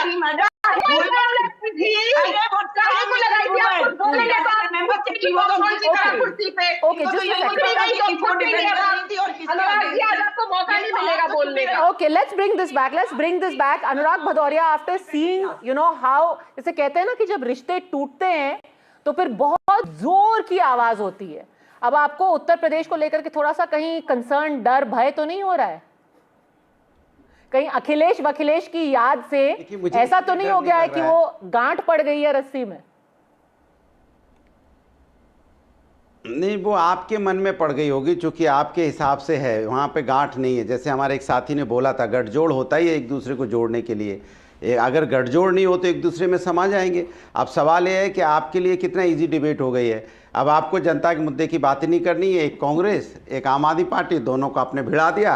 शांति से बैठे रहे आप 10 मिनट तक। आप भी मंद मंद मुस्कुराते रहे, मैं भी मुस्कुराता रहा। जनता भी देख रही होगी कि देखो इन्होंने दो प्रवक्ताओं को भिड़ा दिया है, इनका भी काम पूरा हो गया और प्रवक्ताओं का काम पूरा हो गया। तो इसके मतलब कोई हम ट्रूथफुल डिबेट इसलिए नहीं आजकल हो पाती है क्योंकि भारतीय जनता पार्टी और एंकर लोग भी यही चाहते हैं कि किसी तरह से बीजेपी को। अनुराग Bhadauria, I really am very touched आपकी ये सारी समीक्षा में। मैं बहुत ग्रेटफुल हूँ कि आपने एक अच्छे प्रवक्ता के साथ साथ आप एक बहुत अच्छे समीक्षक भी है। You're very good TV critic, but the fact is आपस में अबू आजमी को मैंने तो नहीं बोला था आकर के कांग्रेस को खरी खोटी सुनाने के लिए कर रही है। नहीं, मैंने शिवसेना को बोला था कि आकर के कांग्रेस को खरी खोटी सुनाए। और एक सेकंड, ना ही मैंने कमलनाथ को बोला था कि वो आकर के हमें बोले कौन अखिलेश वखिलेश। ये हमने तो उनके मुंह में उंगली डाली नहीं थी। कमाल आप करते हैं कि बोलते आप हैं, ब्लेम हमारे ऊपर आता है। बट जस्ट रनिंग कमेंट्री देने लगे, मैं बोलने लगा, आप रनिंग कमेंट्री पे आ गए। आप तो मेरा विश्लेषण कर रहे थे ना, अपनी बात रखिए। 30 seconds only. Let me give our viewers a piece of breaking news, by the way. This is what happens when there is a perception that an organization is weakened. Now, it's not just parties from the outside who are questioning the Congress. Within the party, 3 of the Congress MLAs, who by the way have come to Delhi from Karnataka, came to meet Mallikarjun Kharge at his residence. But since the Congress president is attending a dinner in honor of the Indira Gandhi Peace Prize recipient, they could not meet him. However, there is an outside chance that this meeting might just take place when he returns. So you've got the rumblings begin within the Congress party in Karnataka, where those who are loyal to DK Shiv Kumar are now thinking, apna time kya aa gaya? Has Bihar, the results there, emboldened them? Has the Game of Thrones begun all over again only because when the center is weak, things fall apart?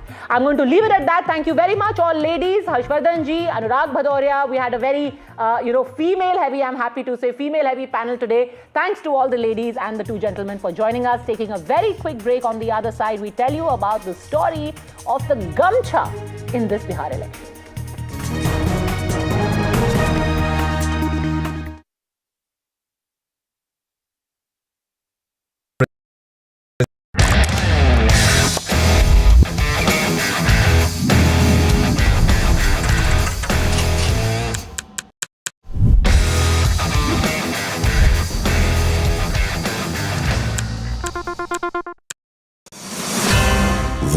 They have inspired us. They have redefined what's possible. They have shown how ideas spark inspiration and create impact.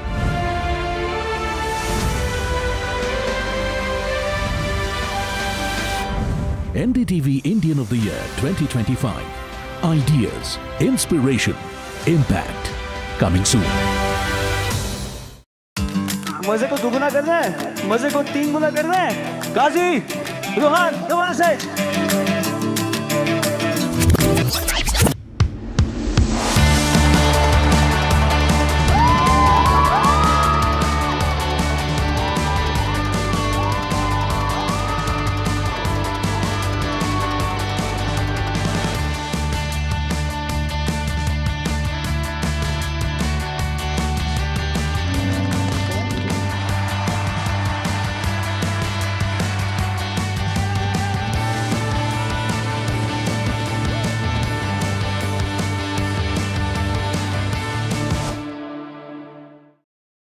best app to use is the NDTV app.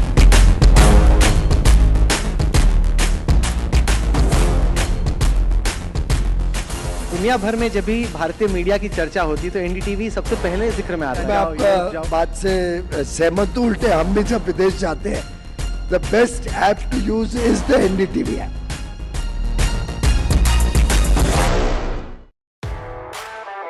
The most coveted invitation in the Indian corporate golf calendar,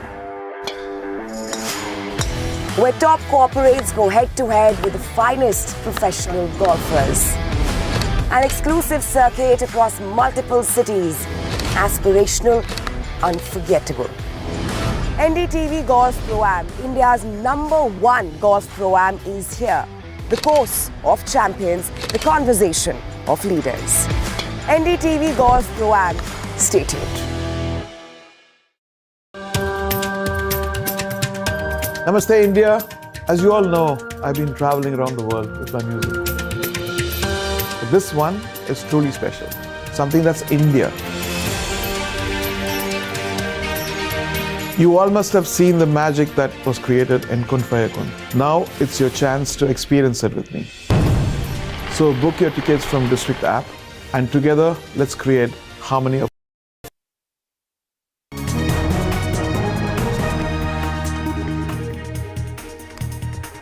Welcome back. The Bihar elections are over. The swearing in happened today. Nitish Kumar is the new chief minister. But in the midst of all this, there was one piece of clothing that really captured people's attention. The ubiquitous gamcha. Earlier, you used to see it, being used as a muretha tied around the heads of young men as they went to rallies, especially those of the RJD. But then there was this moment where it seemed that a cultural appropriation had happened, when the Prime Minister in one of his rallies, just before the final phase of polling, was seen doing this with the gamcha. And he did it again today after Nitish 10.0 had been sworn in. What's the importance and what was the messaging? We tell you. Modi, Modi, Modi, Modi, Modi, Modi, Modi, Modi, Modi. The humble Bihari gamcha, now a style statement, a power punch. Modi, Modi, Modi. When PM Modi waved the gamcha at the BJP Delhi office after the bumper Bihar win, and then at the mega swearing-in ceremony of Nitish Kumar, it was not just a gesture. It was a salute to the Bihari pride, to the millions of toiling masses of Bihar. The gamcha is just not a piece of cloth. It's intrinsic to the lives of common folks in Bihar, as it is in several states such as Uttar Pradesh, Assam, and Rajasthan. While many in cities don it as a fashion accessory or to stay close to their roots, in Bihar, it is primarily used by working class people who tie it on their head as a shield against the heat or cold, or use it to wipe sweat while working hard. But with Prime Minister's wave, it has become a potent political symbol.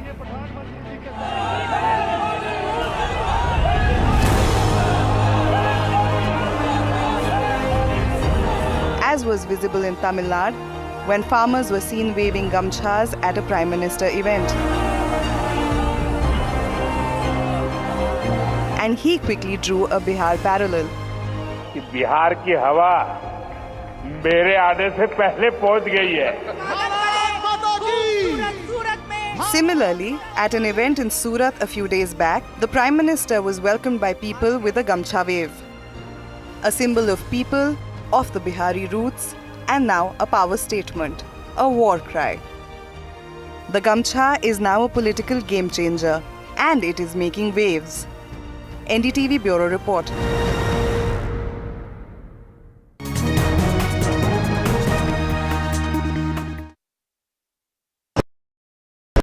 Across the country. He has tracked the pulse of power from Washington to Korea. Witnessed history being made in global capitals and conflict zones.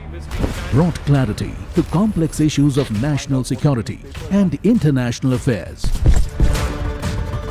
Aditya Rajkol, covering international affairs like no one else. Only on NDTV network. Other opposition parties. They argue, I conclude. They deflect, I drill down.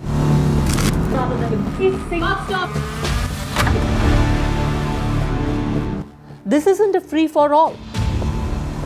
It's a reckoning. No filler, no fog. Only the facts and where they lead.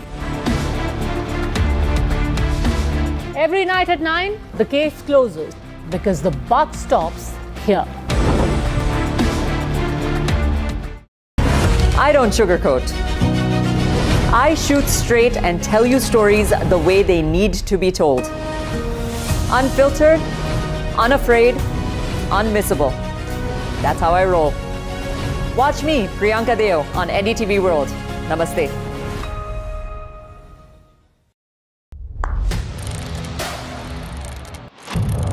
What seems settled for me is unfinished business. So I rewind. I pause. I reflect. I dig until what's buried stands up to be counted. Breaking ground, not just headlines, the meaning behind them. This is Breaking Ground with me, Vedika Sood. The front lines of Kargil. The fury of Operation Sindoor. So many attacks. The chaos and cries of disaster zones. To fighter jet cockpits. And the world's most defining interviews. It's incredible. He has seen history break. Live, unfiltered. 20,000 hours of live broadcasting. Welcome to Left, Right and Centre. Hard facts. War-struck country. Hard questions. In the Ukraine. 30 years of trust. In the Kargil area. North Ukraine. In France. In Italy. At Srinagar. Vishnu Shom for NDTV. Vishnu Shom. Only on NDTV. क्या हाल बा? क्या है breakfast का इंतजाम आज सुबह? You're watching NDTV coverage of the Bihar.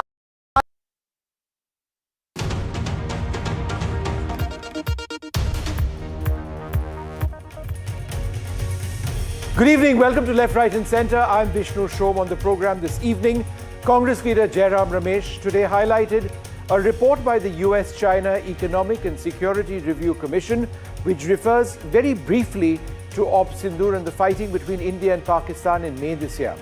Mr. Ramesh chose to highlight very specific points. Now, the goal of this program is to fact-check each of the points with experts, including two ex-Indian Air Force service chiefs who are with me on this program, Air Chief Marshal R.K.S. Bhadoria and Air Chief Marshal B.S. Dhanoa. We're very privileged to have these excellent former Air Chiefs with us. They're here on the program. They join me shortly, but first, here are the points that Mr. Jairam Ramesh chose to pick. Now, a part of the report which speaks of Pakistan's military success over India in the 4-day clash is what he decided to look at. Now, the exact words of the report are that Pakistan's military success over India in its 4-day clash showcased Chinese weaponry. Now, Mr. Ramesh refers to a part of this report which refers to Pahalgam as an insurgent attack. Those were the words which were used in the report. In fact, the exact words used in the report, and I quote, during the clash triggered by India's response to a deadly insurgent attack that killed 26 civilians in its contested Jammu and Kashmir region, both countries attacked targets farther into one another's territories than any time in 50 years. So that's point 2 that he raises. Then Mr. Jairam Ramesh goes on to ask, and I quote, on his tweet, President Trump has claimed 60 times so far that he had halted Operation Sindoor. The Prime Minister has kept completely quiet. So that's what Jairam Ramesh has had to say. Now, let's fact check this point by point. For starters, and I ask this question, why would any Indian political leader highlight a report on Pakistan's military success during Op Sindoor when it seems abundantly clear that the Indian armed forces, in fact, came out very strong? I'll go one step further. They clearly won Op Sindoor. If you don't believe me, then let me spell it out for you once again, based on images and facts from our own independent reports. First, let's take a look at this map of India's strikes on Pakistan.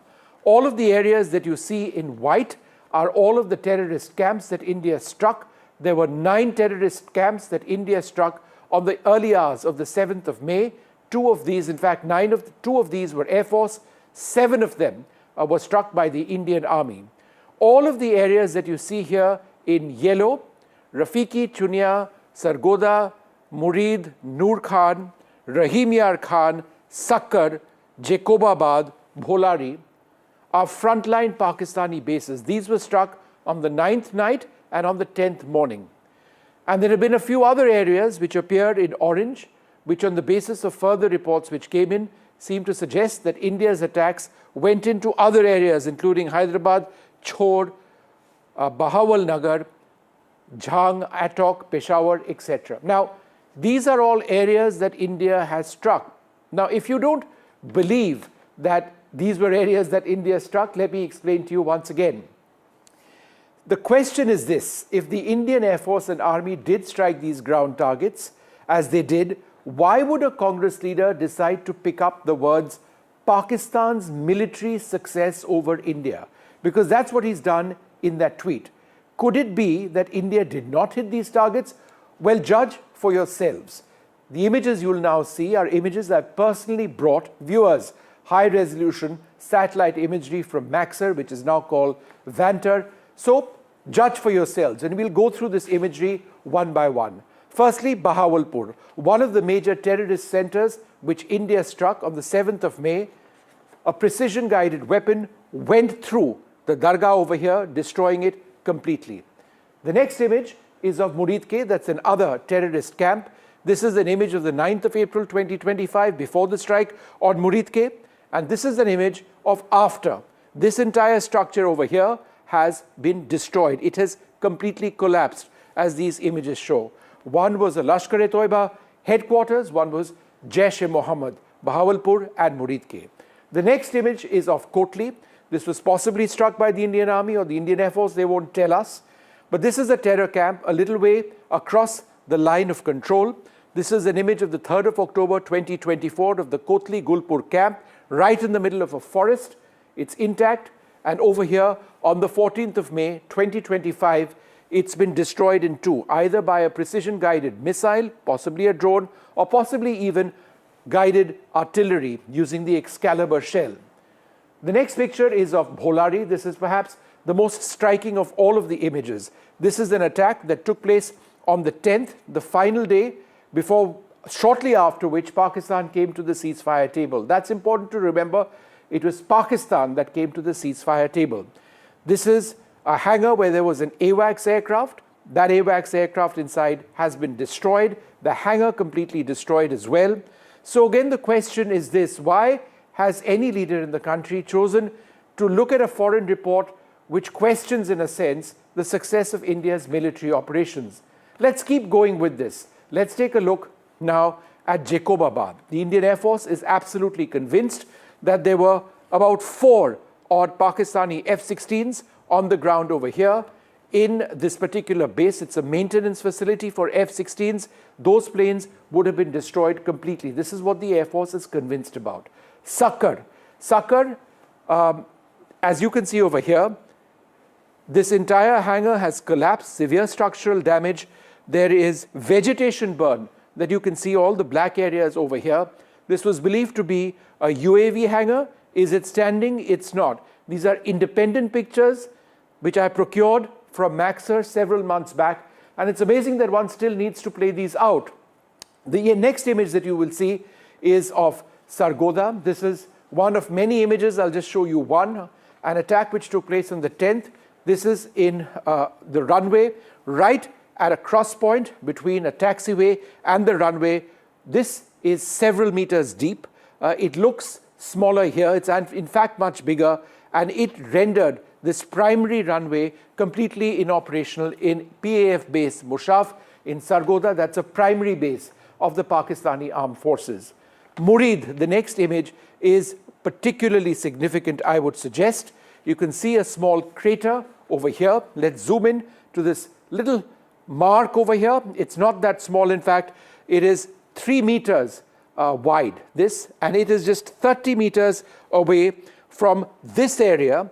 And this is an entrance, as you can see, this is an entrance to an underground facility. This is likely a node for communications of the Pakistan Armed Forces, which lie underneath this. This was a penetrator warhead which went straight in and devastated this entire area, likely destroyed it from the bottom up.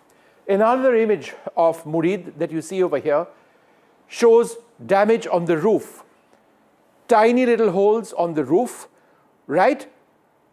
During Balakot in 2019, when journalists like me pointed out the existence of tiny holes in satellite imagery which could be seen, people didn't believe it. This time around, there is no doubt about the fact that this is roof damage, a roof section which is caved in, a weapon has gone in, perhaps a penetrator warhead similar to Balakot itself. Noor Khan, the final airbase that I'll show you over here, this is what it was on the 25th of April 2025, the Noor Khan airbase. Zoom in over here. These are in fact 2 trucks that you can see. There are awnings on either side. This is the cab section, the front section of the truck. This is the front section of the truck. This is believed to be a command and control center. There may be something underground here as well. And this entire site, go to the 10th of May, that's after India's strikes, it's been completely destroyed. This is all that remains of one of those trucks, special purpose vehicles that we were talking about. So why again does any leader in the face of this actually make the point that, has India really struck based on one sentence in a US report? In fact, quite apart from the pictures, the IAF chief has on record stated that 6 odd Pakistani aircraft fighters and an airborne early warning aircraft, possibly an electronic intelligence aircraft, have been shot down. Multiple Indian Air Force officers have confirmed this on the basis of radar tracks that they have cross-checked of Indian Air Force surface-to-air missiles hitting Pakistani airborne targets. So let's therefore move to the next point Mr. Ramesh makes, that the US refers to Pahalgam as an quote-unquote insurgent attack. In other words, to point out perhaps that the world has not really taken notice of the seriousness of the incident. It's just an insurgent attack. Now, is that correct? Let me fact check. In fact, the US has taken notice of this as a terrorist incident. In July 2025, a few months back, the US Department of State designated the Resistance Front, TRF, the Lashkar-e-Toiba proxy that initially claimed responsibility for Pahalgam, as a foreign terrorist organization and specially designated global terrorist entity. The exact quote from the US report is this: the TRF, a Lashkar-e-Toiba front and proxy, claimed responsibility for the April 22nd, 2025 Pahalgam attack. This is in fact the web page where this has been taken from. The terrorist designation of the Resistance Front, it is the United States Department of State. They are referring it to this as a terrorist organization, not as insurgent. The quote goes on to say this was the deadliest attack on civilians in India since the 2008 Mumbai attacks conducted by the Lashkar-e-Toiba. These actions taken by the Department of State demonstrate the Trump administration's commitment to protecting our national security interests, countering terrorism, not insurgency, and enforcing President Trump's call for justice for the Pahalgam attack. Therefore, this wasn't any insurgent attack.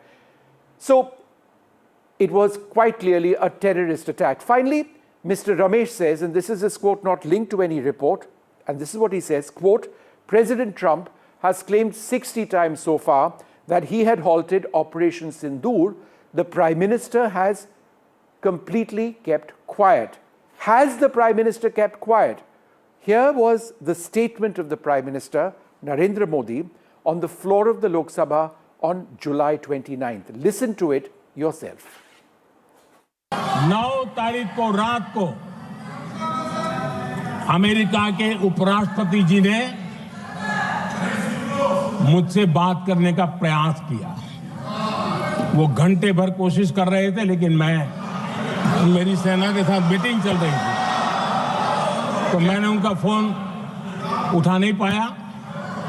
बाद में मैंने उनको call back किया। मैंने कहा कि आपका phone था, 3-4 बार आपका फोन आ गया, क्या है?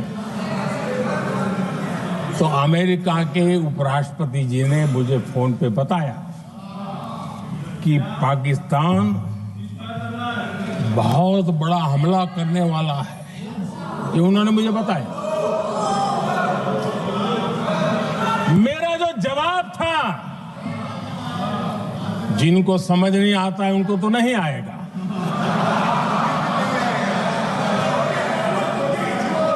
मेरा जवाब था अगर पाकिस्तान का ये इरादा है तो उसे बहुत महंगा पड़ेगा। Clearly, therefore, from what the Prime Minister said, and you heard it there, that not only did he not bend under US pressure, he told the US Vice President that if Islamabad escalates, we will hit even harder.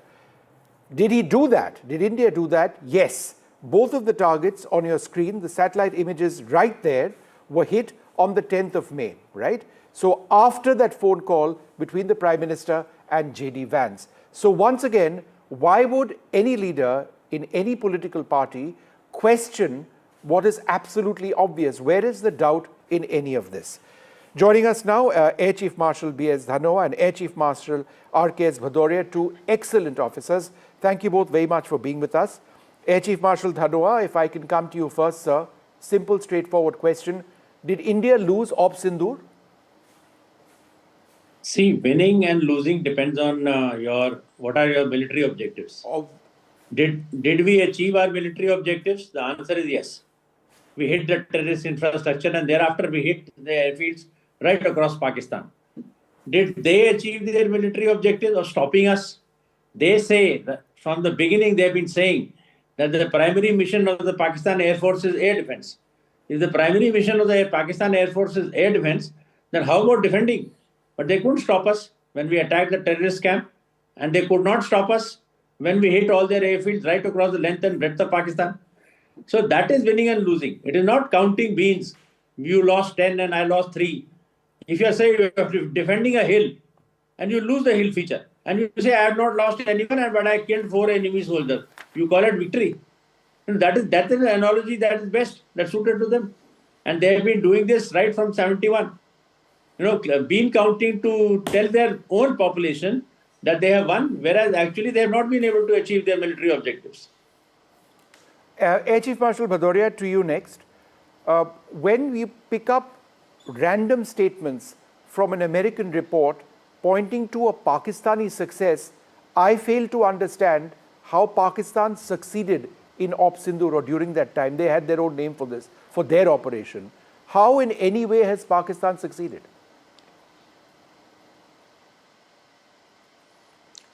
It is so unfortunate that some leaders just look for any excuse, any statement, any pick up any word, especially said in the US, and look at what is being highlighted, that Pakistan's success and indication that it is not, it's an insurgent attack, it is not some kind of terrorist attack. So this is just to pull down the achievement of the government, the tremendous success of Operation Sindoor itself. There is absolutely no doubt. The kind of pictures you have shown, it's all open domain pictures. It's available everywhere. It has been analyzed time and time again, and you have summarized the whole thing so clearly. All the 9 terrorist targets, all the targets hit thereafter, especially on 9th and 10th. So there is absolutely no question of even talking of Pakistan's success. Like Chief Marshal Dhanoa just said, they have failed at every step. They couldn't defend our strike on the terrorist target. They couldn't defend thereafter. And our combination of S-400 and Rafale have virtually kept the Pakistani Air Force on ground throughout 8th, 9th and 10th. They were never there over hours of operation done over 9th and 10th. And we were hitting right across their country. Look at the expanse. and therefore, this statement, some of these leaders just find any word and any excuse, and it's really, what should I say? It is bordering on anti-national, if I have to put it in a nutshell, that you should pick out some words out of a report, out of so much out of context, and you haven't understood what the report itself is meant for.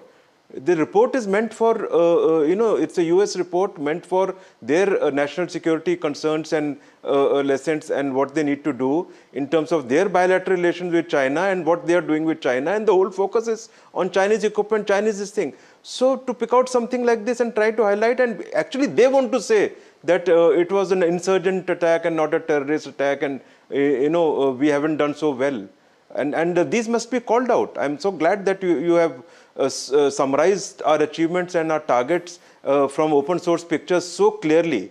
While the same has been done officially by our reports and by the Indian Air Force in their briefings, there is absolutely no doubt in my mind. And it is time that all the leaders and all the people who follow this approach of questioning our success are really questioned by the people. Air Chief Marshal Dhanwa, there is a misperception, and perhaps it extends to our political class, that a military conflict between India and Pakistan is a T20 match. This is an extremely advanced air force that they have. We have an extremely advanced air force. There will be losses in this sort of conflict. Therefore, to assume that this is going to be, a one-way sort of show isn't correct. There are military objectives. You achieve that. You don't count a loss as a wicket down and a hit as a sixer. It doesn't work that way for militaries, does it, sir? You see, a victory is a victory. You can't say, okay, I won by 10 wickets or I won by only 2 wickets, but you won the World Cup. Okay, bottom line is that. So they always do bean counting, and they do bean counting to hide their failures, because you see, they garner most of their the same report that you are quoting from, 735 odd pages, has got only 3 paragraphs on South Asia. And out of those 3 paragraphs, you're making a big issue out of it. It's hardly an issue. If you just go by the foreign press, let me give you one more quote.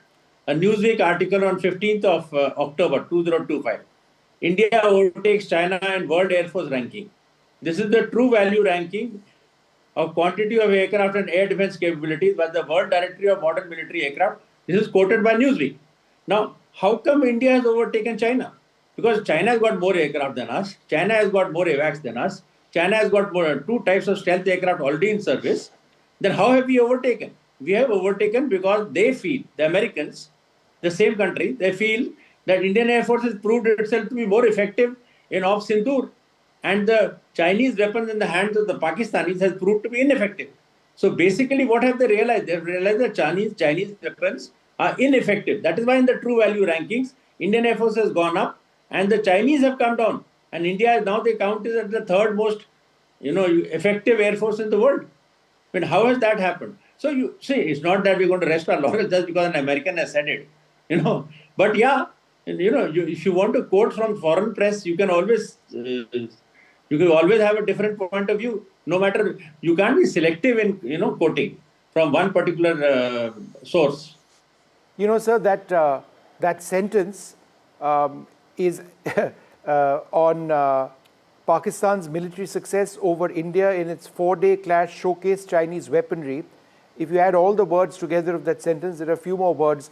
It's only approximately 13-14 words in that entire 750-800 page report. And this is what you choose to highlight. It bewilders when A, there is evidence to the contrary, and B, why would you highlight that when it's patently not correct? But Air Chief Marshal Bhadoria, let me come to the next part of what was highlighted by Mr. Ramesh in his tweet, where he said that the Prime Minister was quiet and has been quiet. Donald Trump has been saying this for 60 times, that he brought this conflict to an end. I played out a clip of what the Prime Minister said on the 29th of July, right, in Parliament in a debate on Op Sindoor, where he quite clearly spelled out that no, J.D. Vance called me. He said Pakistan was aiming for something big. And I told J.D. Vance, if they hit us, we will hit them much harder. And what did India do? The next day, we hit them much harder. Those are half of the pictures I just showed right now. So therefore, where is the question of India listening to America irrespective of what Donald Trump may or may not have said? There is absolutely no question. There is absolutely no question. And there is no doubt in anybody who's right-minded and who's been monitoring it, who understands the subject, who was following each and every step that was being taken during Op Sindoor. There is no doubt in their anybody's mind who's thinking right. So these are just again picking up some words and putting question marks and hoping that somebody will listen to this kind of nonsense. But let me tell you, even before Honorable Prime Minister made that statement in the Parliament, the government had clearly spelled out those MEA briefings are official briefings. They are on part of the government. The briefing by our three services reps that was being done. These are official briefings. So what transpired, what happened, and after Op Sindoor stopped, when all this was going on as to how it stopped, very clearly official statements were made. So officially this has been discounted umpteen number of times. It is not once, twice. If they are saying that President there has said so many times it has been said very clearly that it is not the case. And DGMO from Pakistan called up. At what time he called up, how many times he called up, and how it stopped, everything was clearly spelled out. So there is no question, there is no doubt about it. These matters keep coming, they take up any excuse and gleefully start tweeting it, getting another chance to rake up the same issue in some manner or based on some statement here and there. So I think it is just trying to rake up the same subject over and over again. The important part is, I think, as a nation, members of important political parties must understand that the people who take advantage of such things are all sitting across.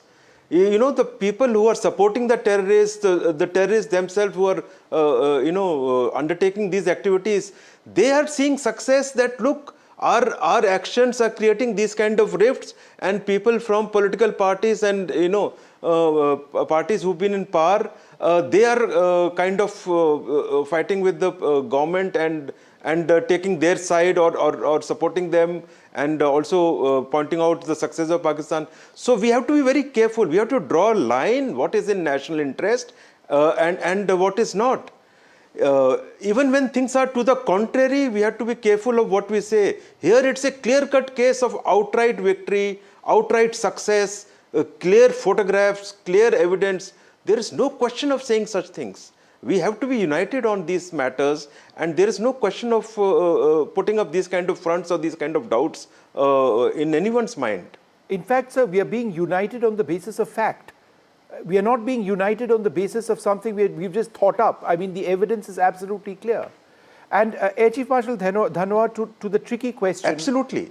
Sure. And Air Chief Marshal Dhanwar, to the tricky question of losses, because on social media in Pakistan, they have claimed any number of Indian planes have gone down. If you believe them, then we have lost every single Rafale in Indian Air Force service.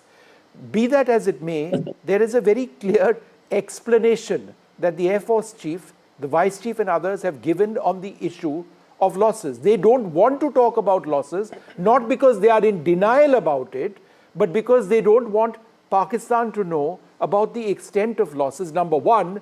And number two, they point out that world over, when there are conflicts, don't let there be no assumption that air forces fighting do not necessarily reveal their losses just then. The key point is that all of those who were potentially impacted walked away. This is what the Air Force explained as well. Therefore, this is something that needs to be understood. You cannot misunderstand that and use that and say that we've gone and lost this. That's not the case, is it? See, in any operations, losses will take place. And nobody, in no operation, if you could say 71, or you're saying you don't start admitting your losses, in the middle of a conflict. So whatever, I'm not saying, because see the losses, how many have taken place, have taken place at all or no, is the prerogative of the current chief. All that I'm trying to say is, you count, we have to look at the Air Force, that did Air Force go and achieve its objective or no? If the answer to that is yes, then the nation should be reassured that we have done what we set out to do. If the answer to that is no, then we need to be worried. And similarly, did the other side achieve its objectives? Could they hit anything on our side? Could they stop us from hitting them? The answer is no. So the losses, this diverting the argument towards losses is bean counting. And bean counting, like very nicely, I think came out in the print or something, that our losses in the East, in the 71 war, we lost some 13 aircraft, they lost 5, but they lost entire Bangladesh. So, you can't count like that. I don't want to count this thing, especially in a force going on the offensive. And if you think that, you'll go get away scot-free, yeah, maybe if it's a total surprise like Balakot, you'll get through. But that is not the issue at all. Why should we argue that? Are you trying to measure victory, or are you trying to gauge the performance of the Indian Air Force based on losses? Okay, so if we had hit, let's take a case, we had hit nothing, and we had no losses. What will you say? Or we have hit everything, and if we have taken some losses, then what do you say? Aim is, getting losses into the argument is incorrect. I agree. What matters is what could you do or what could you not do. Air Chief Marshal Bhadoria, last word to you. As officers, both you and Air Chief Marshal Dhanoa, at every substantial level of your career, as squadron leaders, wing commanders, group captains, air commodores, air marshals, you are trained, and you train the men and women under your command to accept that there will be losses, right? It's not magic that exists. The Pakistan Air Force is not a weak Air Force. We are not in denial about that. So therefore, in your thinking, you account for the fact that people will lose their lives, or potentially, or platforms will go down. That's not strange, right? It's the way war is. Am I correct? Absolutely. In such missions, you put your life and your equipment on the line. The objective has to be achieved, and for targets like this, believe me, the pilot would put his life on the line if required. So there is absolutely no doubt. The important thing is to win, it is to achieve that mission success, to achieve the objective. Everything that is required to be done is done. And like Chief Marshal Dhanoa has explained, we don't count the losses. Objective is to be met. And that is how we train. Okay, so Air Force is not worried about it. Air Force trains like this. Air Force factors, these issues into their training, into their calculations, and how we will go forward from there. So there is no doubt in our mind, and that's why it is important for people whose life is not on the line to stop questioning the defense forces, leave these matters to the defense forces and the specialists who deal with these matters. Absolutely. All right. Gentlemen, I'd like to thank you both very much for joining us. It is disappointing at one level that, leaders, responsible leaders, choose to pick on certain parts of reports without understanding what has happened, perhaps, in just a few months back. These are two gentlemen who have spent their careers, leading the Indian Air Force, fighting for the Indian Air Force. You heard what they had to say. We aren't done with this debate. I'm going to extend this. But I am going to have our political, leaders from the BJP, from the Congress party, also join us to take a look at the remarks made by Jairam Ramesh. Do they make sense at all? Are they factually accurate? That's what we're looking at. That's coming up next.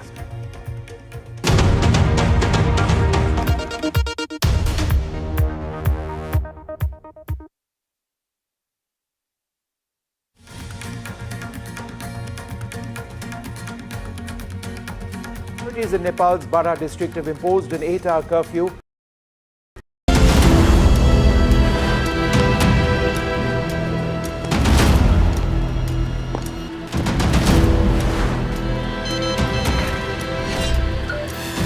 Check one, check. Mic सिर्फ आवाज ऊंची नहीं करता, आवाज मजबूत भी करता है। माइक के साथ आती है जिम्मेदारी। जिम्मेदारी आपकी आवाज बनने की, दूसरों की आवाज सुनने की और सुनाने की।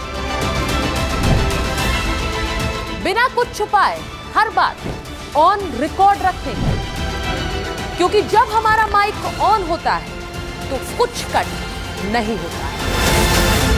आ रही हूं मैं एनडीटीवी हेडक्वार्टर्स से और यहां माइक ऑन है। We unveil NDTV Golf Pro-Am, India's #1 golf Pro-Am, the course of champions, the conversation of leaders. What a stellar lineup we have here on the stage of the NDTV World Summit to announce the launch of the NDTV Pro-Am. Arguably India's greatest cricketer, one of India's most distinguished bureaucrats, a top international golfer and also a top Indian pro at the moment. All the top champions, the Tiger Woods, will all come from India in future. It's great to be here. Golf is growing across the globe and here in India as well. Thank you very much. You're starting golf. We want to thank you. That's very sweet of you. Thank you. I think that's very, very important.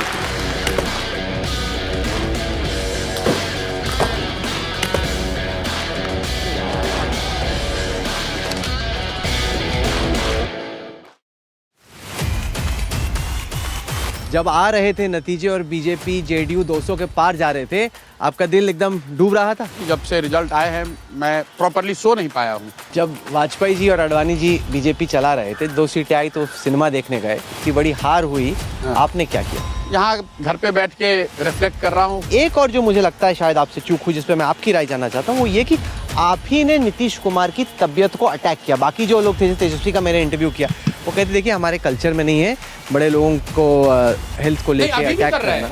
मैं आपको फिर से कैमरे पे दूर आ देता हूँ। मैं अभी भी नीतीश कुमार जी मानसिक और शारीरिक तौर पर स्वस्थ नहीं है, ये कहने में कोई गुरेज नहीं है। नहीं, पर ये बैकफायर कर गया ना। आप ये कैसे जानते हैं? ये कॉज एंड इफेक्ट मेरे पास ऐसा कोई दूरबीन नहीं है। जब बातचीत हुई लोग एनेक्डोटली जब बातचीत हुई लोगों से, तो उन्होंने कहा कि भाई बड़ों को इंडिया के कल्चर में कहाँ कोई अटैक करता है। आपने तो बोला था कि चुनाव हार लूंगा, नहीं मतलब अगर 25 सीट आएंगी तो राजनीति से संन्यास ले लूंगा। ये आप बोलते बहुत हैं, ये आप ही ने बोला, मतलब ये फुट एंड माउथ डिजीज है क्या? मतलब आप बोलते हैं फिर लोग बोलते हैं आपने बोला था कि राजनीति छोड़ दूंगा। ऐसा है ना राहुल, जब आप हमसे सवाल करेंगे तो जवाब तो देना ही पड़ेगा। तो बोलते ज्यादा ऐसा तो है नहीं कि आप सवाल नहीं कर रहे और मैं बोल रहा हूँ। गाड़ी घोड़ा सब लोग वो हैं, इनको पैसा चाहिए। पैसा तो पहले कंसल्टेंसी से कमा रहे थे, अब कंसल्टेंसी नहीं करेंगे तो पैसा कहाँ से? फिर किया जाएगा उपाय, लोगों से पैसे मांगेंगे। पिछले 5 साल में भी 2 बार पलटे हैं नीतीश कुमार। नहीं, पर अब जो लोग देख रहे हैं आपको, वो कहेंगे फिर शगुफा छोड़ रहे हैं। फिर क्या शगुफा छोड़ना? अरे कि आपको बुलंदी थी, आप पलट जाएंगे। अब एक तरफ बोल रहे हैं कि वो सेहत उनकी ठीक नहीं है, मानसिक स्थिति ठीक नहीं है। आप लोगों से आप सवाल पूछते हो और जवाब देने पे कहते हो शगुफा छोड़ रहे हो। तो या तो आप बोलो कि भाई जवाब दो मत, मैं सवाल पूछूंगा और फिर सवाल ही पूछता रहूंगा। नहीं, आप इंटरव्यू करो ही मत। नहीं, क्योंकि आप आंध्र में भी कंसल्टेंसी कर रहे थे। नहीं, कहीं अभी कोई पिछले 3 साल में कोई कंसल्टिंग वगैरह काम नहीं किया। वो विजय के साथ तो आप कर ही रहे थे। भाई विजय के साथ मैं एक बार मुलाकात मैंने करी थी, कहा था करेंगे और ये तय किया था कि नवंबर के बाद करेंगे, जब बिहार से फ्री हो जाएंगे। जब बिहार से फ्री नहीं हो रहे तो कोई काम नहीं करेंगे। पर आपको आज भी उम्मीद है कि किसी दिन आप बन सकते हैं बिहार के मुख्यमंत्री? बिल्कुल, बिहार को जीते बगैर पीछे हटने का सवाल नहीं है। आप मेरे जिद को नहीं जानते हैं, मैं एकदम बिल्कुल संकल्पित हूँ, बिना इसको किए बगैर पीछे नहीं हटूंगा, चाहे 5 साल लगे 10 साल लगे। कि जीतेंगे ही? किए बगैर मानने ही वाला नहीं हूँ, पीछे हटूंगा ही।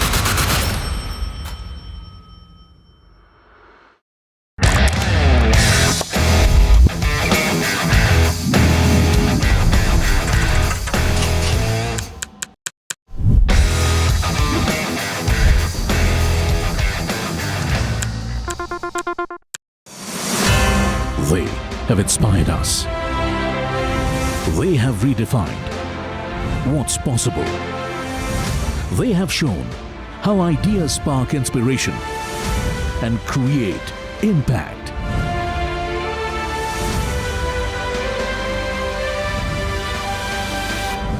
NDTV Indian of the Year 2025. Ideas, inspiration, impact. Coming soon. मजे को दुगुना करना है, मजे को 3 गुना करना है। काजी, रोहन, दोबारा से।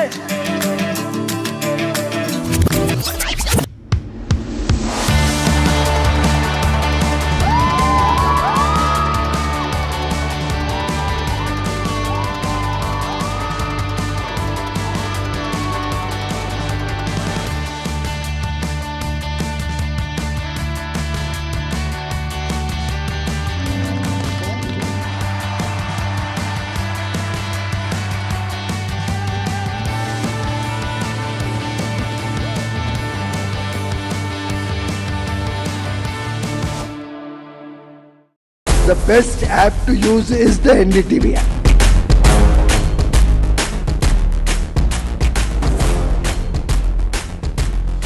दुनिया भर में जब भी भारतीय मीडिया की चर्चा होती है तो एनडीटीवी सबसे पहले जिक्र में आता है। मैं आपका बात से सहमत हूं, उल्टे हम भी जब विदेश जाते हैं, the best app to use is the NDTV app.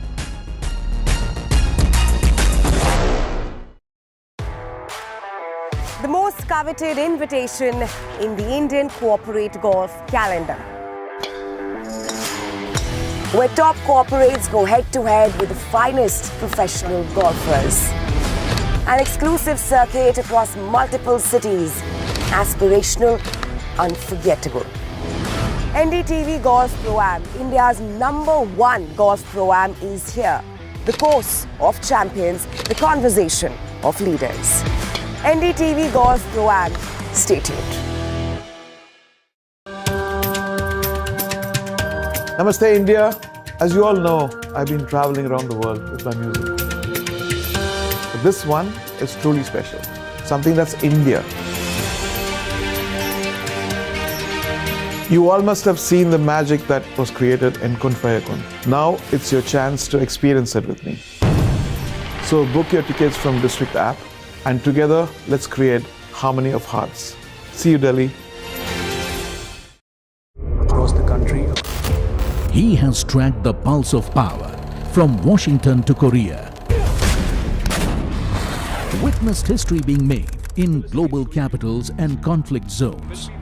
Brought clarity to complex issues of national security and international affairs. Aditya Raj Kaul, covering international affairs like no one else. Only on NDTV network. They argue, I conclude.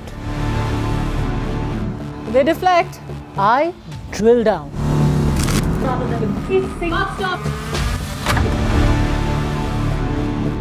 This isn't a free-for-all. It's a reckoning. No filler, no fog. Only the facts and where they lead. Every night at 9, the case closes because the buck stops here. I don't sugarcoat. I shoot straight and tell you stories the way they need to be told. Unfiltered, unafraid, unmissable. That's how I roll. Watch me, Priyanka Deo, on NDTV World. Namaste.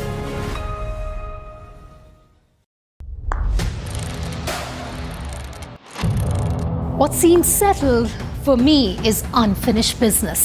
So I rewind. I pause, I reflect, I dig until what's buried stands up to be counted. Breaking ground, not just headlines, the meaning behind them.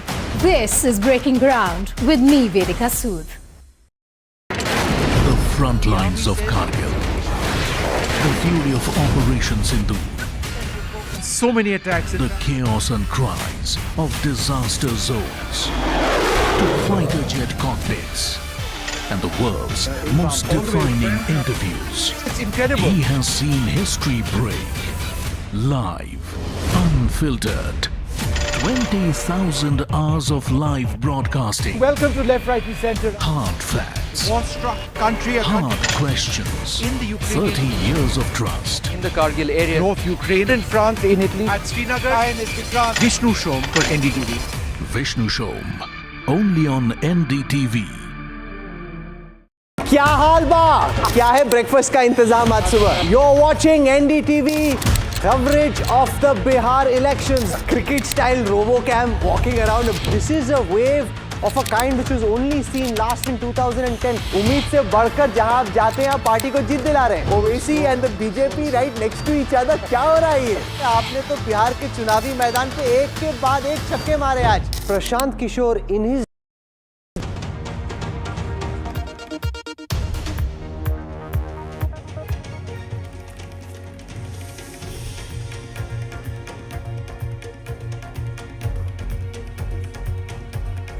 Welcome back. The Congress leader Jairam Ramesh today highlighted a report by the US-China Economic and Security Review Commission, which refers very briefly to Op Sindoor and the fighting between India and Pakistan during May this year.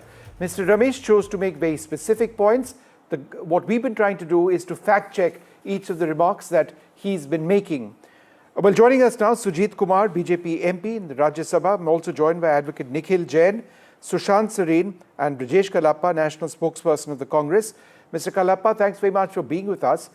My first question to you, was it really necessary for Mr. Ramesh to pick up one statement, one sentence in a report which seemed to suggest that Pakistan had won this military conflict when everything which I've showed on this program seems to suggest otherwise? No, I also agree with you that everything in the program that you have shown has been otherwise. If that is so, then is it not important for the Indian diplomatic service to launch some kind of messaging in the United States and in other countries to let the world know where India has succeeded and where it has not? And that's the question Mr. Ramesh has posed today. The question Mr. Ramesh has posed is, will the Prime Minister, in his characteristic manner, remain silent, despite the fact that Donald Trump has spoken 60 times about the fact that he is the one who stopped the war? Or will the Prime Minister actually speak up, show up mettle, and say but that, sir, look, most respectfully, Mr. Kalappa, reason. I'm just fact-checking that one remark of yours. We played out a part of his speech on the 29th of July in Parliament where he categorically spoke out. He denied that India was under any pressure to stop fighting.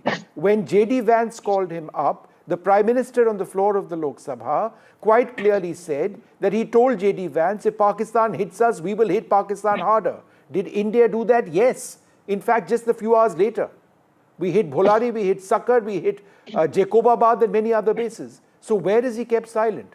Do you expect the Prime Minister, sir, to respond every single time because Donald Trump has done it 60 times or 61 times? Didn't the Honorable Prime Minister meet Mr. Trump in the United States? Did he meet him in Washington? Was it not an occasion for him to point this out? The very fact that the President of the United States... When did it... One minute. You may be very happy with the way this entire thing is being conducted. I have my reservations on the subject, and I think I'm entitled to point them out. Sorry, go ahead. Today we are in a situation where India is facing 50% tariffs, right? While Pakistan, which is a rogue nation, is facing only 13% or 19%. I'm not sure of the figure. Now, are we in a better position? Are we not? What about the lobbying that Pakistan is doing? They seem to be prevailing on every front. So is it not right for us? Is it not appropriate for us as a national political party, as a party which has run this country, to ask questions of the government that why are we failing in the messaging that we are providing to the American people and to the world at large? Okay, 1 second. Sushant, has India failed in its messaging?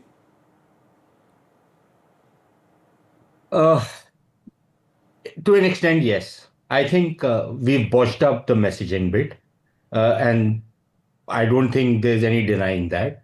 But I think, to fact check Mr. Kadapa, he's just said two things which, one, he said, why didn't India launch some kind of a messaging in the US? Well, we did send some delegations and the Congress party opposed those delegations. There were members of the Congress party who very ably represented India. But the Congress party seemed to be very angry with them going and batting for India. So I don't know what was happening in the Congress party. Second, Mr. Kadapa says that Mr. Modi met Donald Trump in the US. I don't know when he met Donald Trump in the US because not since Op Sindoor. I don't think there's been anything between the two. To the best of my understanding, he hasn't met him since Op Sindoor. And look, this thing that I would suggest that the Congress party should go hammer and tongs at Donald Trump and not wait for the Prime Minister to do it. There is something to be said for opposition parties going after other countries' leaders. I don't know whether it's proper for the Prime Minister to fact check Donald Trump because Donald Trump has been saying different things at different times. Now you want us to fact check him at every time officially by the government of India? Is that the way you want us to do diplomacy? Donald Trump is not doing diplomacy, but I don't know if it's the case that that's the way we need to start doing diplomacy. Nikhil Jain. The important thing, is that I think we have to accept that the way we handle strategic communication sucks. It was terrible. There was no way that you could defend it. You did not channel the information correctly. By the time you came out with information, it was late. The announcements were made late. I can give you chapter and verse where we went wrong in the strategic messaging. But to take a report which is not based on any classified information, it is based on news reports, mostly in West. Most of those reports actually filed by Pakistani correspondents of Western media organizations because their own media doesn't pay them, so they go and join Western media. These are those reports which have then been copy-pasted into producing this particular report for the Congress. So quite clearly, I think, and Jairam Ramesh, being an intellectual of the highest caliber, certainly knows that, but he's trying to score political diplomatic points, which I think he's probably entitled to. Although I would really think that playing politics on this kind of an issue does not really behove the Okay, Sushant, half a sec. Let me go across to Nikhil. Nikhil, where I disagree slightly with Sushant is I personally believe that communication or no communication, the results are there on the ground. So rather than chase narratives and try and convince people, the truth lies in what we have shown. The Air Force, all our media reports, facts on the ground, statements in Pakistan. So why criticize anybody when we've achieved these results?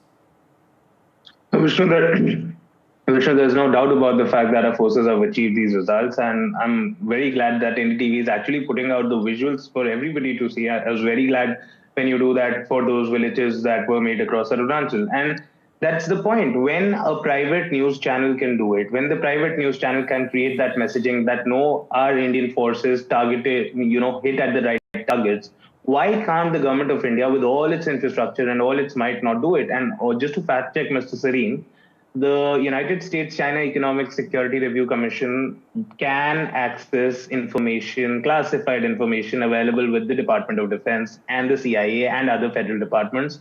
They're not just going around doing Google searches. I'm sorry? Go ahead. Half a second. It's there in the charter. It's there in the charter. It might be there in the charter, but look, have they said that a certain part of the report is from classified information? No, they haven't said that. They have only. Do you expect them to say that? News articles. The only reference. Have you seen the report? Have you seen the report?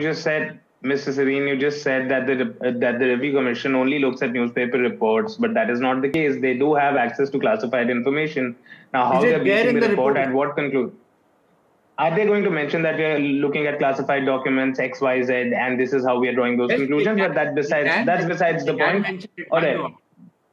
We can run into technicalities, but let me make the broader point that I was trying to make. See, Vishnu, my point is that today, in today's information age, wars are not just fought with militaries. Wars are also fought with perception and narrative. Now, this government of all the governments in the world should really understand that, because at the end of the day, it is your soft power that sometimes matters way more than military power. And if the Indian government, if the Indian diplomatic services were not able to convince the world that we are the ones that came out at top, I see it as a massive failure of the government. And so far as Donald Trump's allegations are concerned that it was his intervention that Prime Minister Modi surrendered or ordered a ceasefire, whatever you may call it. See, when the President of the United States names the Prime Minister of India, I expect my Prime Minister to have the courage and name the President of the United States. But now, Mr. Serene might say he did. He did not name Donald Trump. Correct. He named J.D. Vance. He said, this is what happened. Nobody stopped us. That's the point. He's very categorically missed out or omitted mentioning President Trump. Nikhil, can it be a tutu-meh between Modi and Trump? No, I mean, Trump says a different thing 2 times a day. Elon Musk is again his best friend.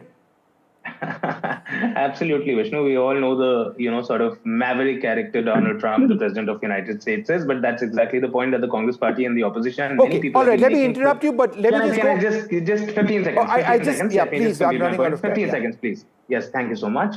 The point that I'm trying to make is that this is the same President Donald Trump for whom our Prime Minister was campaigning in 2020. That was also not diplomatically right to do. This is a prime minister that has never cared about what is diplomatically kosher to do. He's always broken the bounds of diplomacy, the hugplomacy that is now popular in the world. So when he can do all of that and break those traditional confines of diplomacy, all right, why not call out today Donald Trump? I take your point, President? Nikhil. Why not call out Donald Trump? Sujit Kumar, have we got our messaging wrong? Last word to you. Mr. Kumar, go ahead.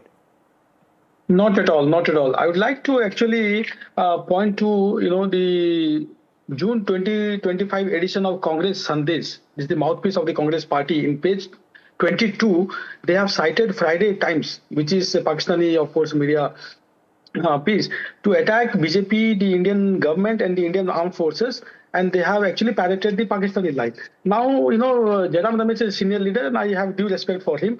I do not understand what exactly wants the PM and the MEA to respond to. Because I don't think he has bothered to read the entire report. He has selectively quoted and misquoted, the report. In page 74 of the report, it clearly says that China is peddling misinformation and running a disinformation campaign by using deepfakes, video games, and fake social media accounts to push sales of its own military capabilities. Now, so with that, kind of approach, I don't need to, defend my party or the success of Operation Sindoor. Now, coming back to, the messaging part, I don't think that we failed on the messaging front either. As much as it was a success in the battlefield, it was also a success across the globe. Yes, different countries have their own perceptions. Now,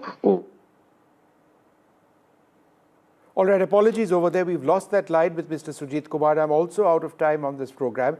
I'd like to thank you all very much for being with us. Is a conflict between India and Pakistan a military one about messaging and narratives, or is it about facts on the ground? I think that's a larger issue. We'll leave it at that. Thank you very much for watching this extended edition of Left, Right and Centre.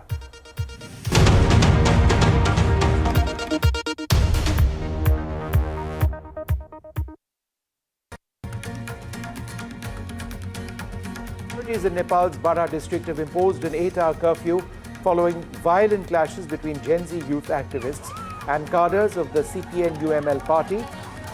That's the former ruling party led by the ousted Prime Minister KP Sharma Oli. Nitish Kumar was sworn in as Chief Minister of Bihar at Patna's historic Gandhi Maidan for a record-extending 10th time Thursday morning, capping a triumphant return in last week's assembly election. A massive show of strength by the NDA, Prime Minister Narendra Modi, Home Minister Amit Shah, Chandrababu Naidu and the other top leaders of the NDA came together to witness history at Gandhi Maidan.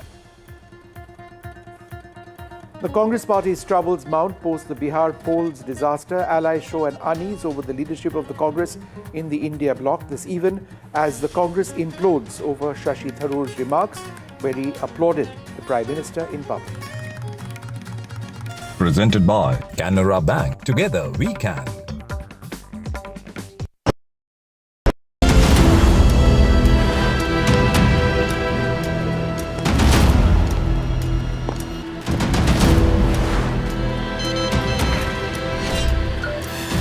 Check one, check. Mic सिर्फ आवाज ऊंची नहीं करता, आवाज मजबूत भी करता है। माइक के साथ आती है जिम्मेदारी। जिम्मेदारी आपकी आवाज बनने की, दूसरों की आवाज सुनने की और सुनाने की, बिना कुछ छुपाए हर बात ऑन रिकॉर्ड रखने की, क्योंकि जब हमारा माइक ऑन होता है तो कुछ कट नहीं होता है।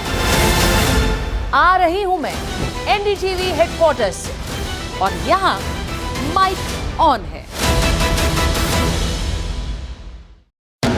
We unveil NDTV Golf Pro-Am, India's #1 golf Pro-Am, the course of champions, the conversation of leaders. What a stellar lineup we have here on the stage of the NDTV World Summit to announce the launch of the NDTV Pro-Am.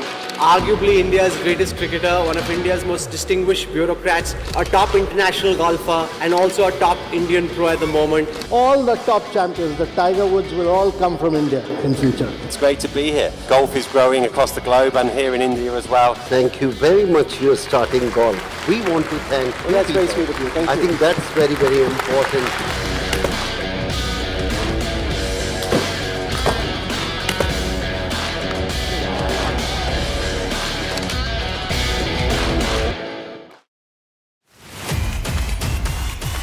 जब आ रहे थे नतीजे और BJP JDU 200 के पार जा रहे थे, आपका दिल एकदम डूब रहा था? जब से रिजल्ट आए हैं मैं प्रॉपर्ली सो नहीं पाया हूँ। जब वाजपेयी जी और अडवाणी जी बीजेपी चला रहे थे, 2 सीटें आई तो सिनेमा देखने गए, इतनी बड़ी हार हुई, आपने क्या किया? यहाँ घर पे बैठ के रिफ्लेक्ट कर रहा हूँ। एक और जो मुझे लगता है शायद आपसे चूक हुई, जिस पे मैं आपकी राय जानना चाहता हूँ, वो ये कि आप ही ने नीतीश कुमार की तबीयत को अटैक किया। बाकी जो लोग थे, तेजस्वी का मैंने इंटरव्यू किया, वो कहते देखिए हमारे कल्चर में नहीं है बड़े लोगों को हेल्थ को लेकर अटैक करना। मैं आपको फिर से कैमरे पे दूर आ देता हूँ। मैं अभी भी नीतीश कुमार जी मानसिक और शारीरिक तौर पर स्वस्थ नहीं है, ये कहने में कोई गुरेज नहीं है। नहीं, पर ये बैकफायर करेगा ना। आप ये कैसे जानते हैं? ये कॉज एंड इफेक्ट मेरे पास ऐसा कोई दूरबीन नहीं है। जब बातचीत हुई लोग एनेक्डोटली जब बातचीत हुई लोगों से, तो उन्होंने कहा कि भाई बड़ों को इंडिया के कल्चर में कहाँ कोई अटैक करता है। आपने तो बोला था कि चुनाव हार लूंगा, नहीं मतलब अगर 25 सीटें आएंगी तो राजनीति से संन्यास ले लूंगा। ये आप बोलते बहुत हैं, ये आप ही ने बोला, मतलब ये फुट एंड माउथ डिजीज है क्या? मतलब आप बोलते हैं फिर लोग बोलते हैं आपने बोला था कि राजनीति छोड़ दूंगा। ऐसा है ना राहुल, जब आप हमसे सवाल करेंगे तो जवाब तो देना ही पड़ेगा। तो बोलते ज्यादा ऐसा तो है नहीं कि आप सवाल नहीं कर रहे और मैं बोल रहा हूँ। गाड़ी घोड़ा सब लोग हो गए, इनको पैसा चाहिए। पैसा तो पहले कंसल्टेंसी से कमा रहे थे, अब कंसल्टेंसी नहीं करेंगे तो पैसा कहाँ से? फिर किया जाएगा उपाय, लोगों से पैसे मांगेंगे। पिछले 5 साल में भी 2 बार पलटे हैं नीतीश कुमार। नहीं, पर अब जो लोग देख रहे हैं आपको, वो कहेंगे फिर शगुफा छोड़ रहे हैं। फिर क्या शगुफा छोड़ने? अरे कि आपको रणदीप जी आप पलट जाएंगे। अब एक तरफ बोल रहे हैं कि वो सेहत उनकी ठीक नहीं है, मानसिक स्थिति ठीक नहीं है। आप मुझसे कि आप सवाल पूछते हो और जवाब देने पे कहते हो शगुफा छोड़ रहे हो। तो या तो आप बोलो कि भाई जवाब दो मत, मैं सवाल पूछूंगा और फिर सवाल ही पूछता रहूंगा। नहीं, आप इंटरव्यू करो ही मत। नहीं, क्योंकि आप आंध्र में भी कंसल्टेंसी कर रहे थे। नहीं, कहीं अभी कोई पिछले 3 साल में कोई कंसल्टिंग वगैरह काम नहीं किया। वो विजय के साथ तो आप कर ही रहे थे। भाई विजय के साथ मैं एक बार मुलाकात मैंने करी थी, कहा था करेंगे और ये तय किया था कि नवंबर के बाद करेंगे, जब बिहार से फ्री हो जाएंगे। जब बिहार से फ्री नहीं हो रहे तो कोई काम नहीं करेंगे। पर आपको आज भी उम्मीद है कि किसी दिन आप बन सकते हैं बिहार के मुख्यमंत्री? बिल्कुल, बिहार को जीते बगैर पीछे हटने का सवाल नहीं है। आप मेरे जिद को नहीं जानते हैं। मैं एकदम बिल्कुल संकल्पित हूँ, बिना इसको किए बगैर पीछे नहीं हटूंगा, चाहे 5 साल लगे 10 साल लगे। कि जीतेंगे ही? किए बगैर मानने ही वाला नहीं हूँ, पीछे हटूंगा ही।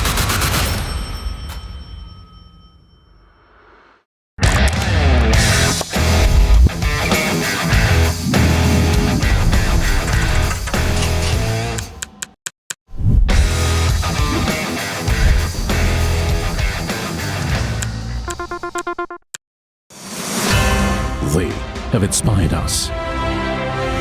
They have redefined what's possible. They have shown how ideas spark inspiration and create impact.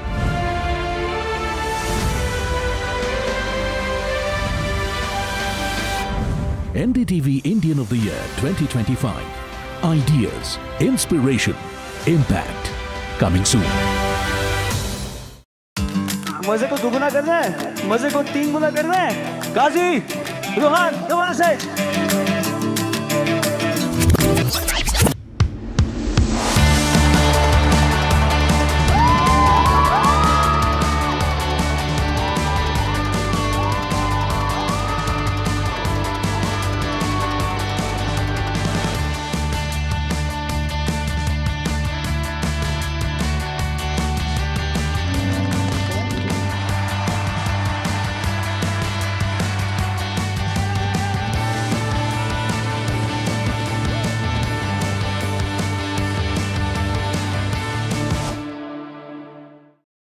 The best app to use is the NDTV app.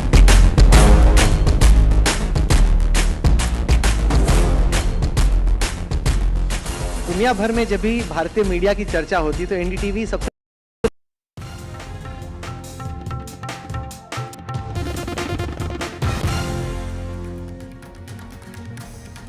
Hello and welcome. You're watching NDTV. I'm Aditi Bhardwaj and let's take a look at the top stories that we are tracking here at this hour. Amid Karnataka Game of Thrones, few loyalists of DK Shivakumar land in Delhi to meet Congress High Command. As per sources, these MLAs want DK Shivakumar to be the Karnataka Chief Minister now.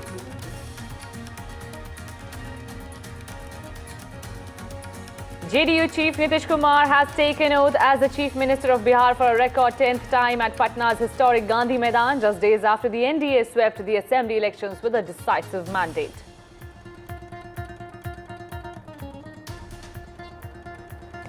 SIR war peaks in West Bengal. Now BJP knocks EC's door. LOP Suvendu Adhikari writes to CEC, counters West Bengal Chief Minister Mamata Banerjee's argument against SIR.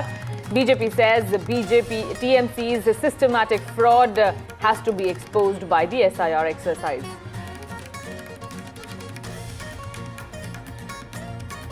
Government calls for all-party meeting before winter session of Parliament. Parliamentary Affairs Minister Kiran Rijiju wrote a letter to the floor leaders of all parties, meeting called on Sunday, 30th November at 11 a.m.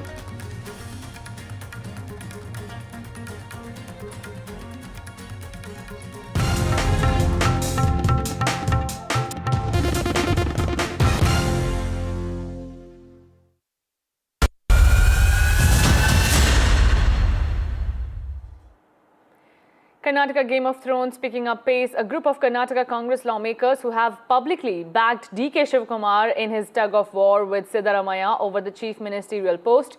They landed in Delhi the day before a rumoured power-sharing agreement between the two leaders expired. On paper, the lawmakers are on a business trip. We understand they have work connected to the Department of Agriculture. But the fact of the travelling, the group includes lawmakers from politically influential Vokaliga community, from which Shivakumar hails, has raised eyebrows. Now, as does the fact today, that is November 20th, is the halfway point of Siddaramaiah's term.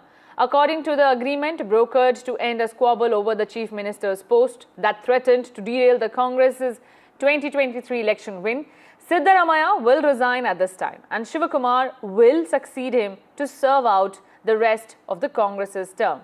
But few of DK's loyalists are in Delhi. Let's also listen into what exactly DK Shivakumar had to say over this hush-hush meeting.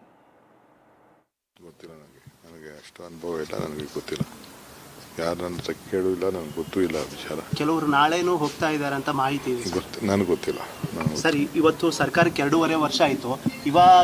ಇವತ್ತೇ ಅಧಿಕಾರ ಹಂಚಿಕೆ ಬಗ್ಗೆ ಸುಮಾರು ಚರ್ಚೆ ಆಯಿತು sir. ನನಗೆ ಗೊತ್ತಿಲ್ಲ, ನನಗೆ ಸ್ವಲ್ಪ ಆರೋಗ್ಯ ಸರಿ ಇಲ್ಲ.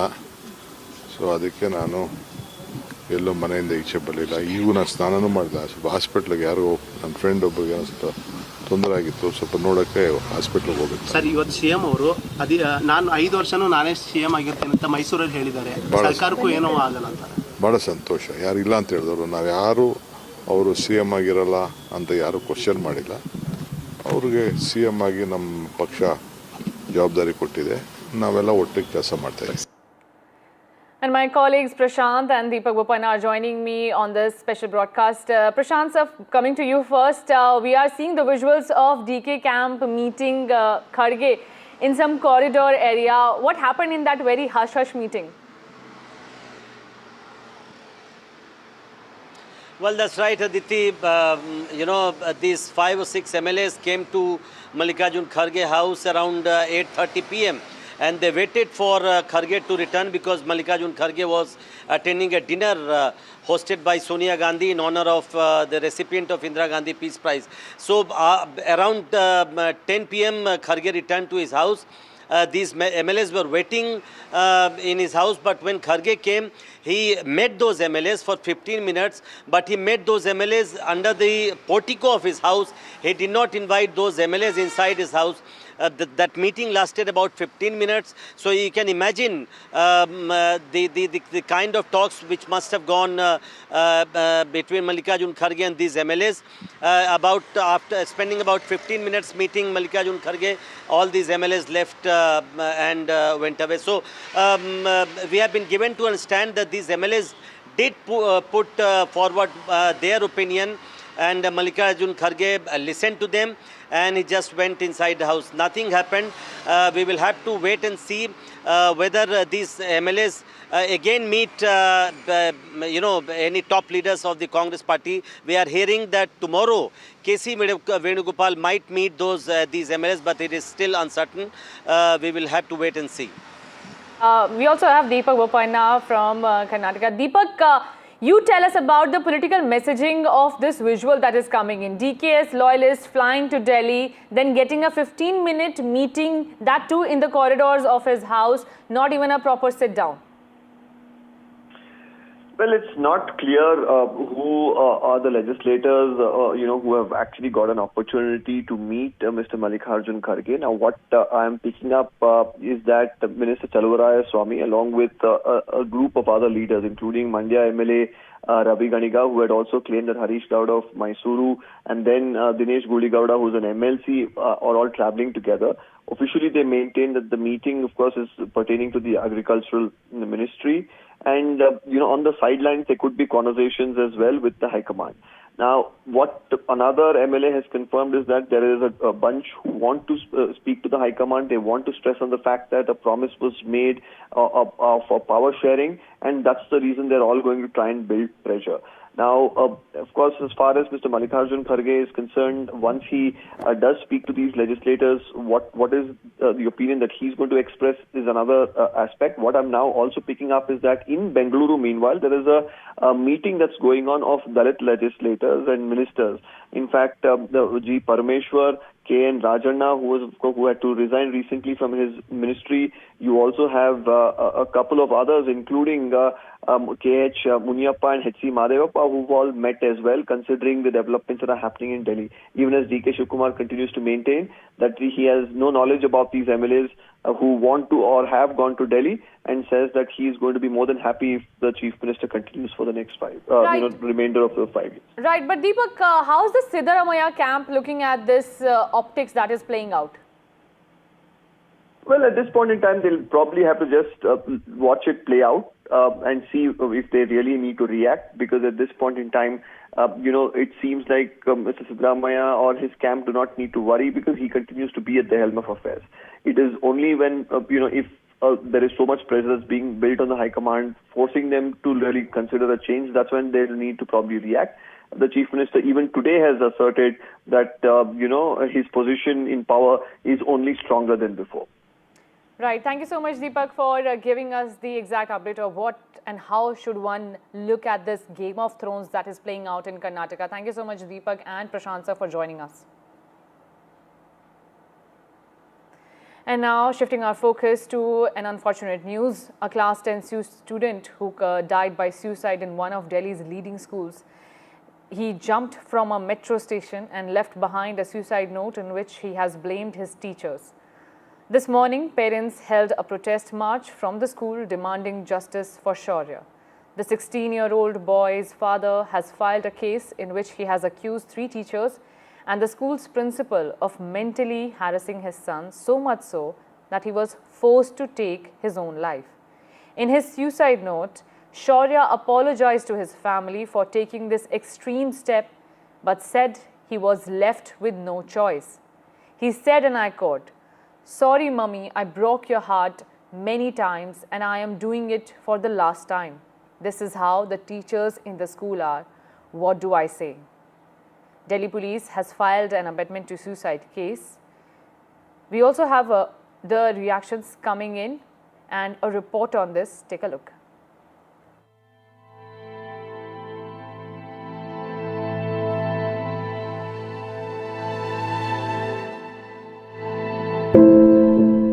Another young life lost to bullying and ill treatment. Shaurya Patil, a class 10 student of a leading private school in Delhi, died by suicide earlier this week. He was allegedly mocked and ill-treated by his teachers for a year and was threatened with expulsion. In a searing suicide note, Shaurya stated, "Sorry, mummy, I broke your heart so many times. I'm breaking it one last time. The school teachers are like this, what can I say? My last wish is that action be initiated against them. I don't want any other child to take such a step. He also said, "Sorry, Papa, I was not able to be a good man like you. I'm sorry, but the teachers have done this to me." Shaurya's father said his son was also rebuked and publicly insulted on the day he took his life, after he fell during a dance practice on stage. वो पैर फिसल करके गिरा था school में, तो वहाँ पे जो मैडम थी उन्होंने उसको डांटा कि तू जानबूझ के गिरा है। इसने बोला नहीं मैम, मैं गिरा नहीं, मेरा पैर फिसला है। ये रोने लगा तो बोलते ये रोने का नाटक ड्रामा मत कर, ये और ड्रामा मत कर, और इससे मुझे कुछ फर्क नहीं पड़ने वाला। और ये सब स्कूल के सामने हुआ, क्लास टीचर के सामने। वो बड़ा इंसल्ट बर्दाश्त नहीं कर पाया। According to the FIR, Shaurya allegedly jumped from platform 2 of the Rajendra Place metro station in central Delhi on Tuesday. A heartbroken father now asks if it's a crime for a teenager to be a little naughty. पिछले 8-10 महीने से उसकी शिकायत थी कि मेरे teacher छोटी छोटी चीज़ों के लिए डांटती है। मुझे भी कंप्लेंट करी थी, ये बेटा शरारती है, पीछे चुटकुले सुनाता है, जोक्स करता है। तो मैंने टीचर को बोला था मैडम छोटा बच्चा है, अगर ये शरारत नहीं करेगा तो कौन करेगा। तो टीचर ने उसके बाद भी उसको टॉर्चर करना जारी रखा था। उसके बाद हमने बेटे को बोला था कि अभी 10th के 10 दिन बचे हैं, हम स्कूल चेंज कर लेंगे, कोई दिक्कत नहीं आएगी। उसने मान भी लिया था, लेकिन 3 दिन पहले उसके साथ जो युक्ति महाजन मैडम ने बोला था, वो पेरेंट्स को बोला कि हम टीसी देंगे तेरा और स्कूल से निकाल देंगे। Student suicides have been happening at an alarming rate in India. According to the NCRB data, 13,000 students die by suicide every year, which is a staggering 35 student deaths by suicide every day. The data further shows that there has been a 55% jump in student suicides in 10 years, and that most victims are in the age group of 16 to 21. Studies have also shown that extreme academic pressure, bullying, ragging, and unreal parental expectations are the main cause behind students taking their lives. Bureau Report, NDTV.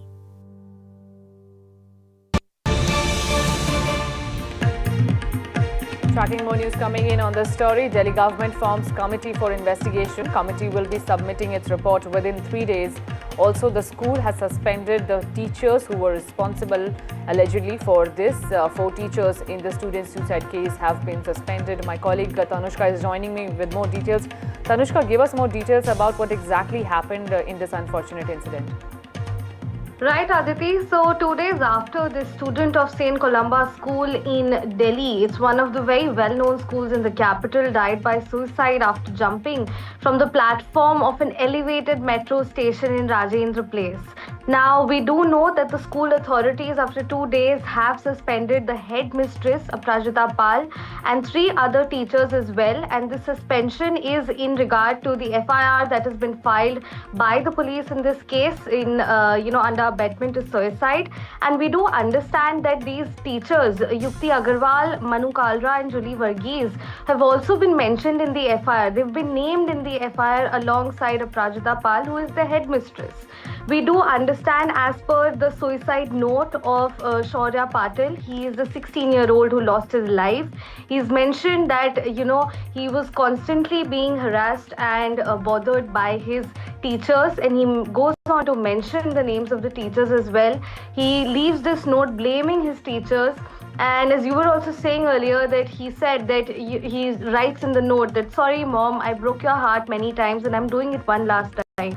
I also spoke with Shaurya's father, Pradeep Patil, and he also told me that this has been happening for the past year at this point. I also spoke to other students of this school who also corroborated the same information. They also echoed similar concerns that the teachers talk down at them, and anytime they go to justify their cause, the teachers talk back at them saying that they're arguing. We also understand that a high-level probe has been ordered by the Delhi government after this death, and high-level committee is also being formed. And in this formal order that has been issued, a 5-member high-level inquiry is being looked into. It will be chaired by the Joint Director, and if the other members are going to be members of the Directorate of Education, school principals as well, and Deputy Directorate of Education as well. Now, the panel will be conducting a thorough and objective investigation. They have to comprehensive report within the 3 days, including all the factual details, observations and conclusions with respect to this entire case. Thank you so much, Tanushka, for joining us with those updates.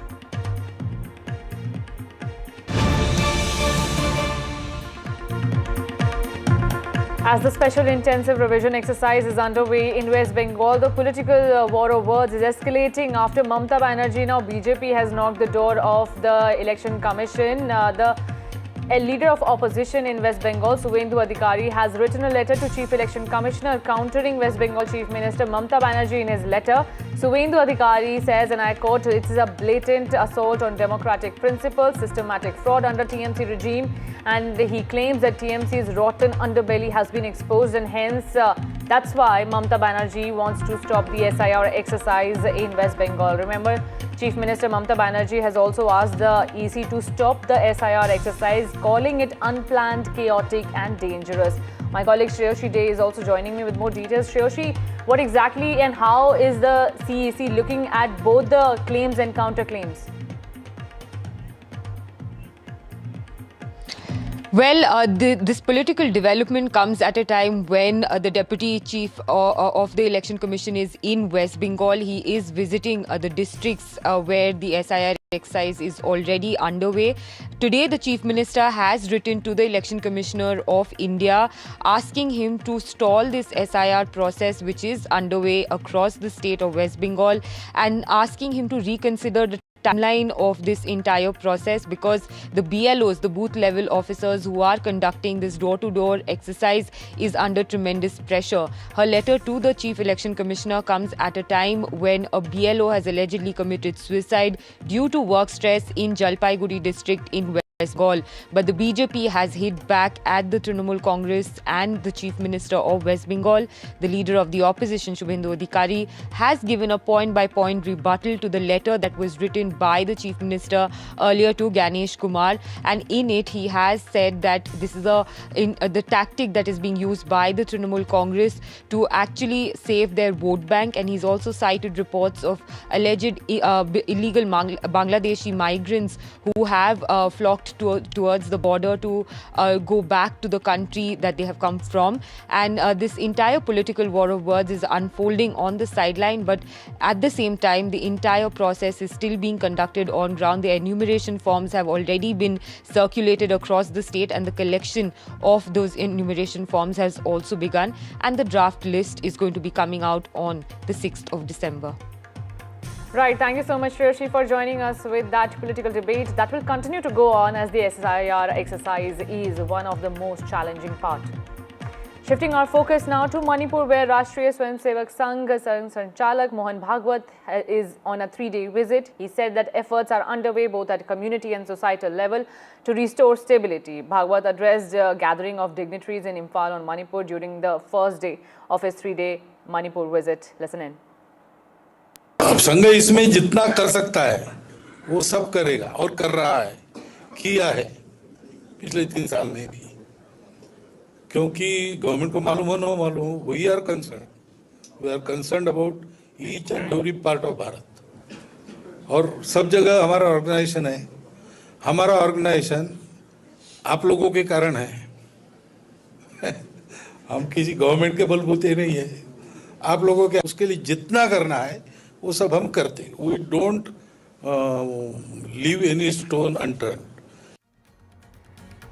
On that note, we're slipping into a very short break. Don't go anywhere.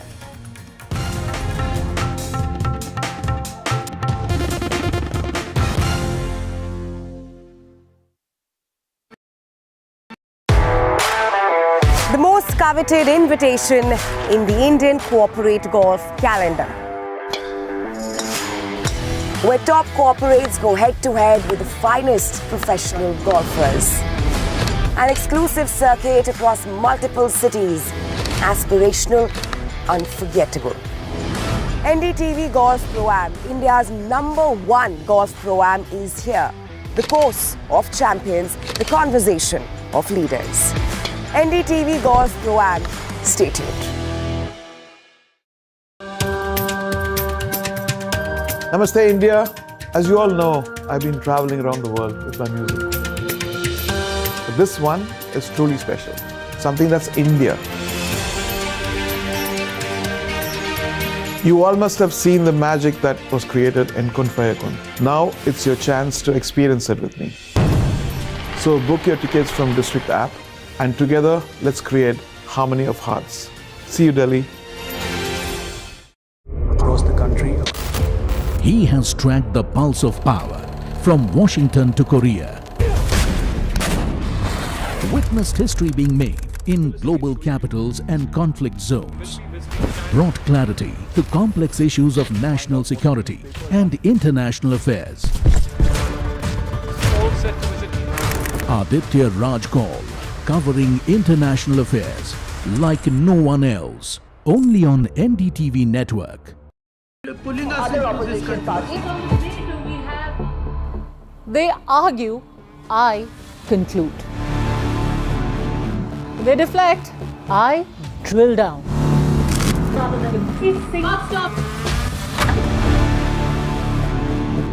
This isn't a free-for-all.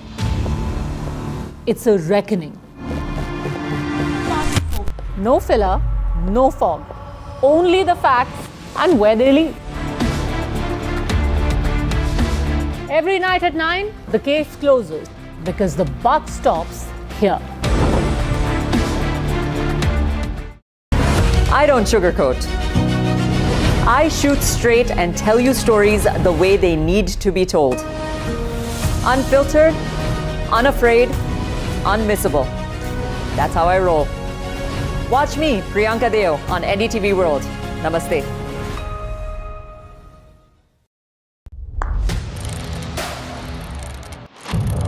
What seems settled for me is unfinished business. So I rewind. I pause. I reflect. I dig until what's buried stands up to be counted. Breaking ground, not just headlines, the meaning behind them. This is Breaking Ground with me, Vedika Su. Hello, Moto. Motorola, India's leading AI smartphone brand. Motorola Edge 60 Pro. Grab Motorola Edge 60 Pro today.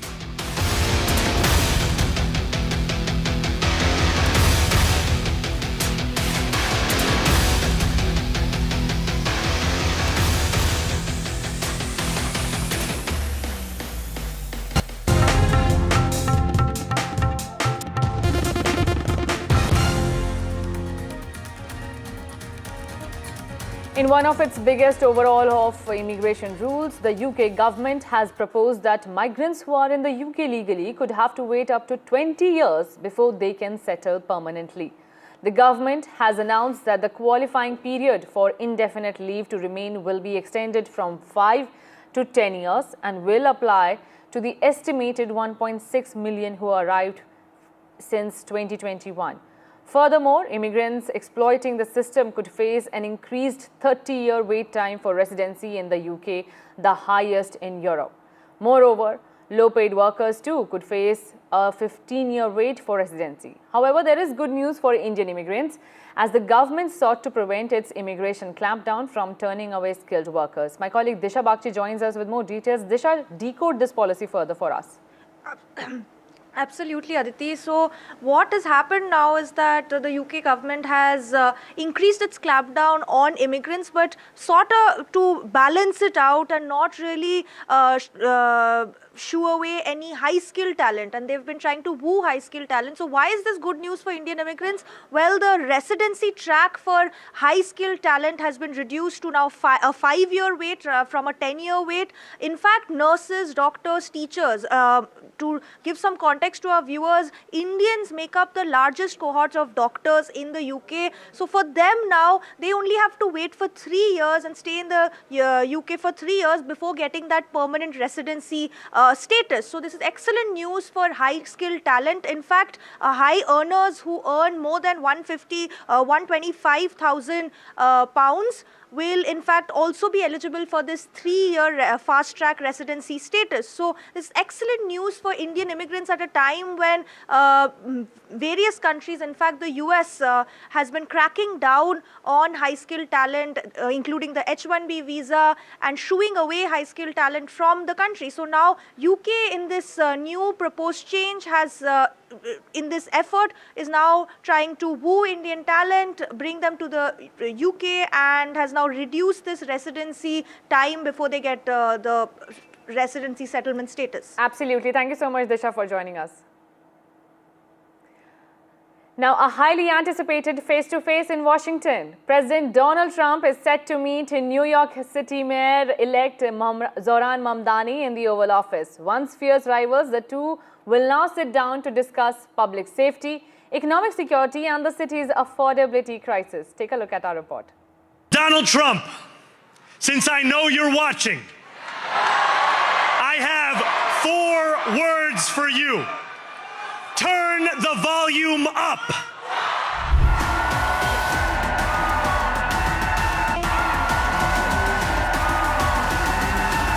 United Talents, thank you, representatives. America's most outspoken president and New York's newest political firebrand are set for a dramatic face-off. US President Donald Trump said he will meet New York City Mayor-elect Zohran Mamdani on Friday in one of the most high-stakes encounters of the year. Bad blood runs deep between the two leaders, with Mamdani challenging Trump in a fiery victory speech, asserting that New York will be powered by immigrants. President Trump went on a rampage, warning that the Big Apple was on the verge of falling to communism. New York will remain a city of immigrants, a city built by immigrants, powered by immigrants, and as of tonight, led by an immigrant.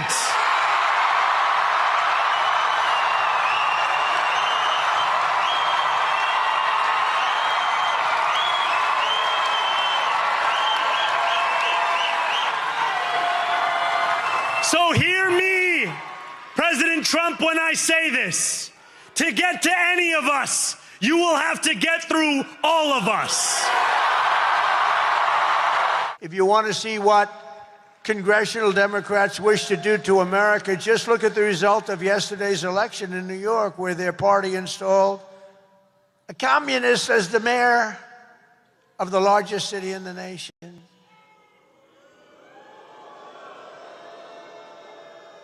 Remember, I've said we will never have a socialist elected to any post in our country. I used to say that, and I was right.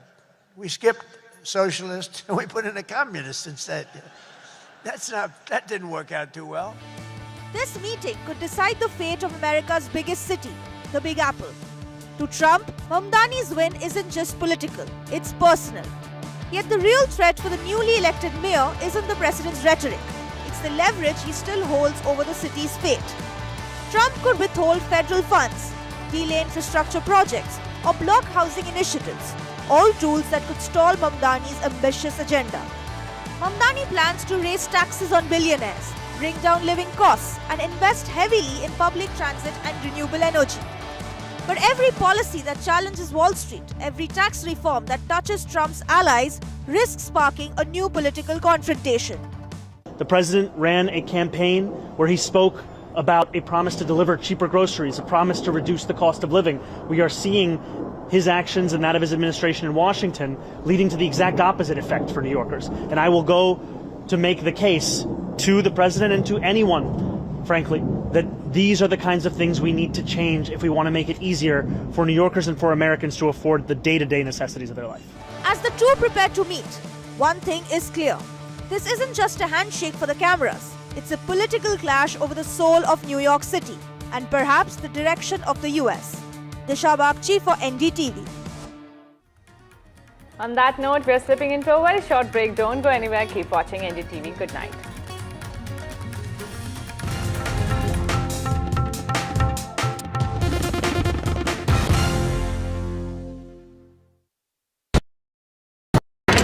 The front lines of Kargil.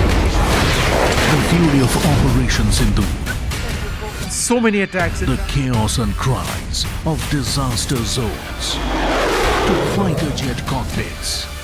And the world's most defining interviews. It's incredible. He has seen history break. Live. Unfiltered.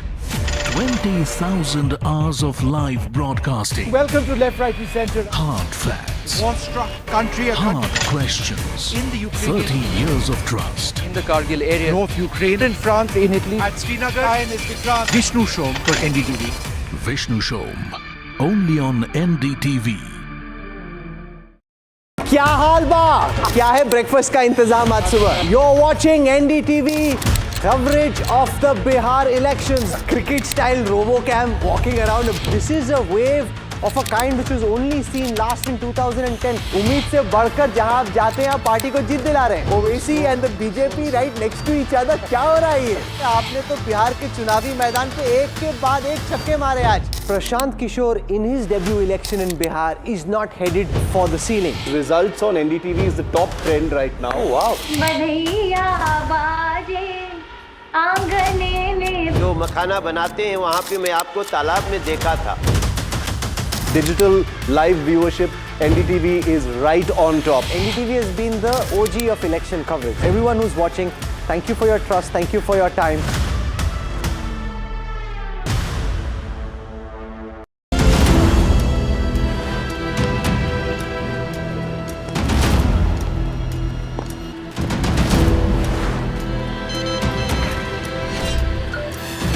Check once, check. Mic सिर्फ आवाज ऊंची नहीं करता, आवाज मजबूत भी करता है. माइक के साथ आती है जिम्मेदारी. जिम्मेदारी आपकी आवाज बनने की, दूसरों की आवाज सुनने की और सुनाने की. बिना कुछ छुपाए हर बात ऑन रिकॉर्ड रखने की, क्योंकि जब हमारा माइक ऑन होता है तो कुछ कट नहीं होता है. आ रही हूं मैं NDTV हेडक्वार्टर्स से और यहां माइक ऑन है.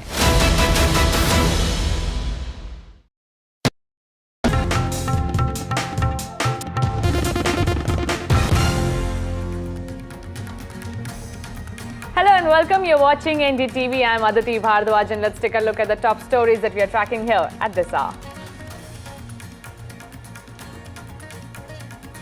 Amid Karnataka Game of Thrones, few loyalists of DK Shivakumar land in Delhi to meet Congress High Command. As per sources, these MLAs want DK Shivakumar to be the Karnataka Chief Minister now.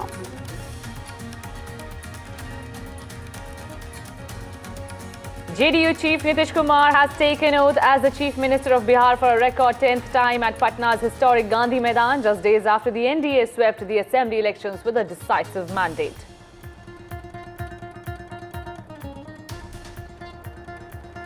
SIR war peaks in West Bengal. Now BJP knocks EC's door. LOP Suvendu Adhikari writes to CEC, counters West Bengal Chief Minister Mamata Banerjee's argument against SIR.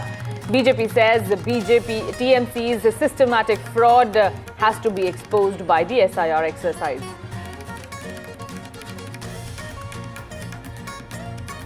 Government calls for all-party meeting before winter session of Parliament. Parliamentary Affairs Minister Kiran Rijiju wrote a letter to the floor leaders of all parties, meeting called on Sunday, 30th November at 11 a.m.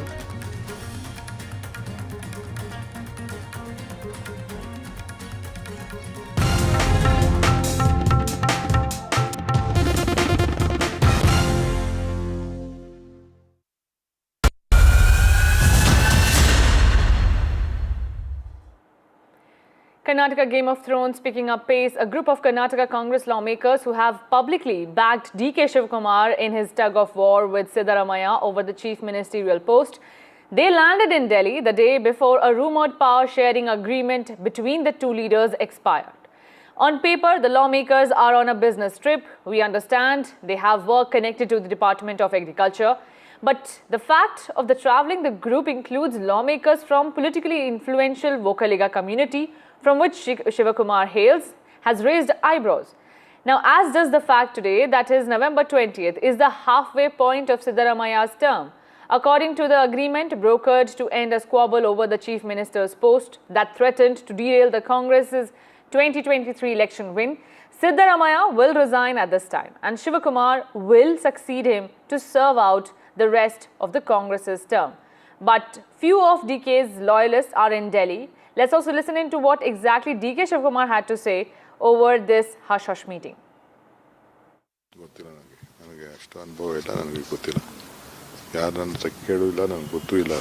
ಕೆಲವರು ನಾಳೆನೂ ಹೋಗ್ತಾ ಇದ್ದಾರೆ ಅಂತ ಮಾಹಿತಿ ಇದೆ. ನನಗೆ ಗೊತ್ತಿಲ್ಲ. Sir ಇವತ್ತು ಸರ್ಕಾರಕ್ಕೆ 2.5 ವರ್ಷ ಆಯಿತು. ಇವತ್ತೇ ಅಧಿಕಾರ ಹಂಚಿಕೆ ಬಗ್ಗೆ ಸುಮಾರು ಚರ್ಚೆ ಆಯಿತು sir.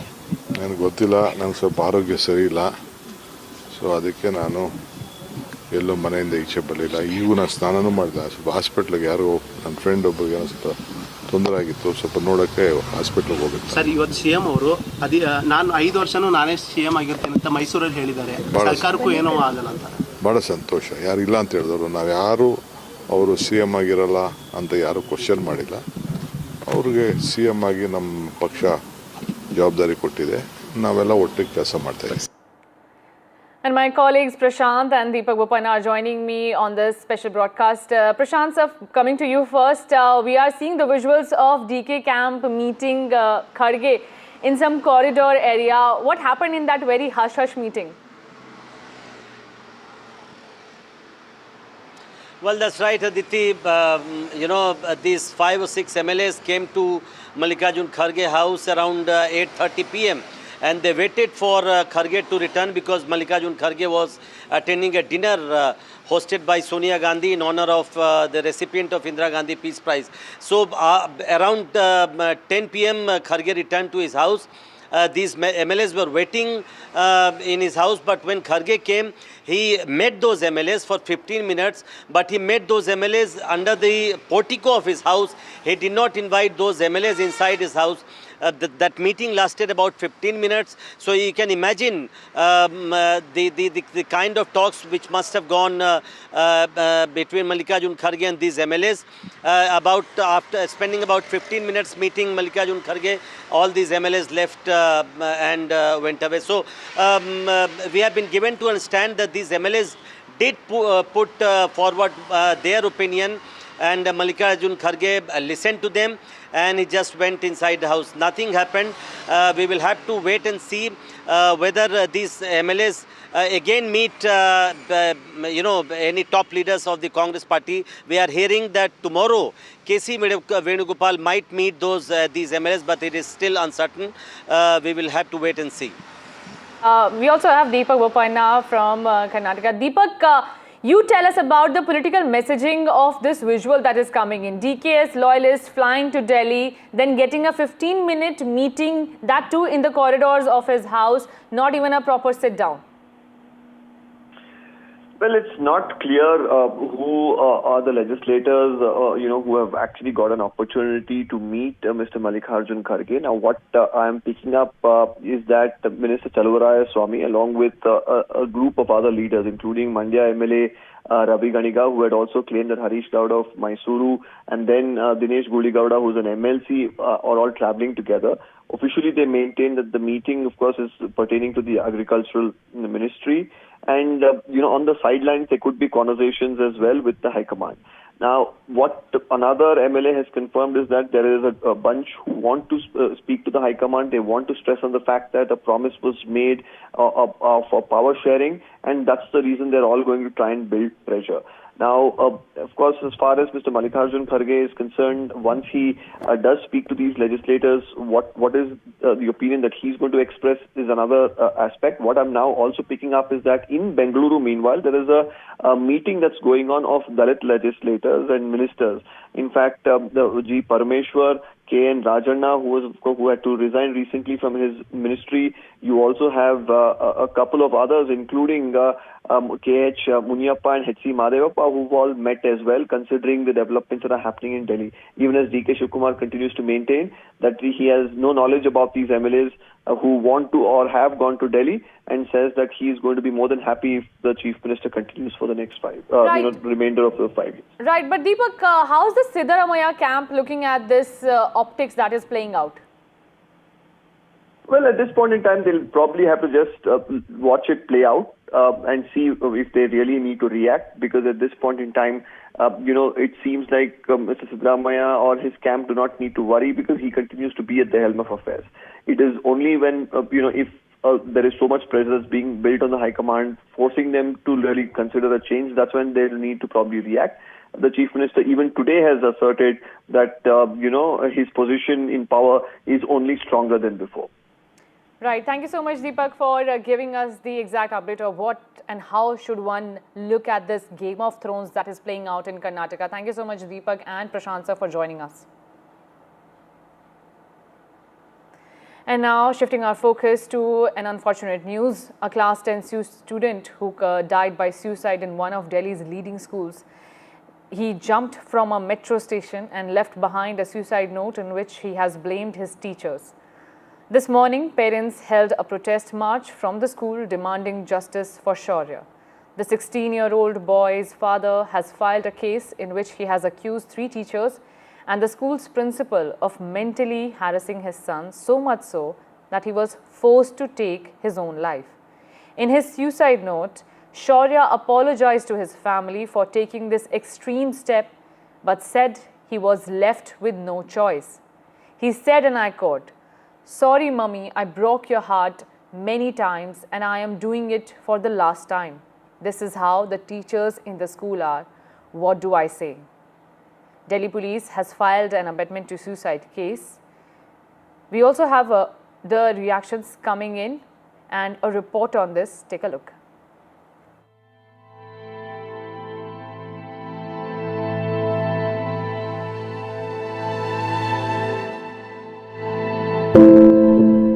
Another young life lost to bullying and ill treatment. Shaurya Patil, a class 10 student of a leading private school in Delhi, died by suicide earlier this week.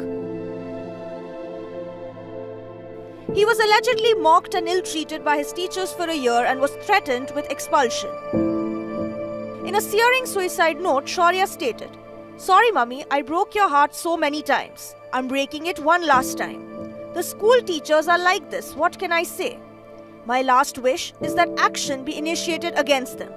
I don't want any other child to take such a step." He also said, "Sorry, Papa, I was not able to be a good man like you. I'm sorry, but the teachers have done this to me." Shaurya's father said his son was also rebuked and publicly insulted on the day he took his life, after he fell during a dance practice on stage. वो पैर फिसल करके गिरा था school में, तो वहाँ पे जो मैडम थी उन्होंने उसको डांटा कि तू जानबूझ के गिरा है। इसने बोला, नहीं मैम, मैं गिरा नहीं, मेरा पैर फिसला है। ये रोने लगा तो बोलते, ये रोने का नाटक ड्रामा मत कर, ये और ड्रामा मत कर, और इससे मुझे कुछ फर्क नहीं पड़ने वाला। और ये सब स्कूल के सामने हुआ, क्लास टीचर के सामने। वो बड़ा इंसल्ट बर्दाश्त नहीं कर पाया। According to the FIR, Shaurya allegedly jumped from platform 2 of the Rajendra Place metro station in central Delhi on Tuesday. A heartbroken father now asks if it's a crime for a teenager to be a little naughty. पिछले 8-10 महीने से उसकी शिकायत थी कि मेरे teacher छोटी छोटी चीज़ों के लिए डांटती है। मुझे भी कंप्लेंट करी थी, ये बेटा शरारती है, पीछे चुटकुले सुनाता है, जोक्स करता है। तो मैंने टीचर को बोला था, मैडम छोटा बच्चा है, अगर ये शरारत नहीं करेगा तो कौन करेगा। तो टीचर ने उसके बाद भी उसको टॉर्चर करना जारी रखा था। उसके बाद हमने बेटे को बोला था कि अभी 10th के 10 दिन बचे हैं, हम स्कूल चेंज कर लेंगे, कोई दिक्कत नहीं आएगी। उसने मान भी लिया था, लेकिन 3 दिन पहले उसके साथ जो युक्ति महाजन मैडम ने बोला था, वो पेरेंट्स को बोला कि हम टीसी देंगे तेरा और स्कूल से निकाल देंगे। Student suicides have been happening at an alarming rate in India. According to the NCRB data, 13,000 students die by suicide every year, which is a staggering 35 student deaths by suicide every day. The data further shows that there has been a 55% jump in student suicides in 10 years, and that most victims are in the age group of 16 to 21. Studies have also shown that extreme academic pressure, bullying, ragging, and unreal parental expectations are the main cause behind students taking their lives. Bureau Report, NDTV.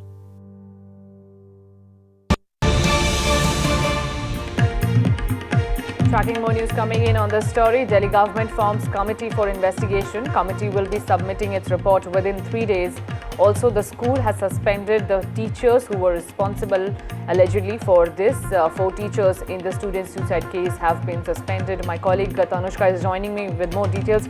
Tanushka, give us more details about what exactly happened in this unfortunate incident. Right, Aditi. So 2 days after the student of St. Columba School in Delhi, it's one of the very well-known schools in the capital, died by suicide after jumping from the platform of an elevated metro station in Rajendra Place. Now, we do know that the school authorities after 2 days have suspended the headmistress, Aprajita Pal, and 3 other teachers as well. And the suspension is in regard to the FIR that has been filed by the police in this case under abetment to suicide. And we do understand that these teachers, Yukti Agarwal, Manu Kalra and Julie Varghese, have also been mentioned in the FIR. They've been named in the FIR alongside Aprajita Pal, who is the headmistress. We do understand, as per the suicide note of Shaurya Patil, he is a 16-year-old who lost his life. He's mentioned that, he was constantly being harassed and bothered by his teachers, and he goes on to mention the names of the teachers as well. He leaves this note blaming his teachers. And as you were also saying earlier, that he said that he writes in the note that, sorry mom, I broke your heart many times and I'm doing it one last time. I also spoke with Shaurya's father, Pradeep Patil, and he also told me that this has been happening for the past year at this point. I also spoke to other students of this school who also corroborated the same information. They also echoed similar concerns that the teachers talk down at them, and anytime they go to justify their cause, the teachers talk back at them saying that they're arguing. We also understand that a high-level probe has been ordered by the Delhi government after this death, and high-level committee is also being formed. And in this formal order that has been issued, a 5-member high-level inquiry is being looked into. It will be chaired by the joint director, and the other members are going to be members of the Directorate of Education, school principals as well, and Deputy Directorate of Education as well. Now, the panel will be conducting a thorough and objective investigation. They have to comprehensive report within the 3 days, including all the factual details, observations and conclusions with respect to this entire case. Thank you so much, Tanushka, for joining us with those updates.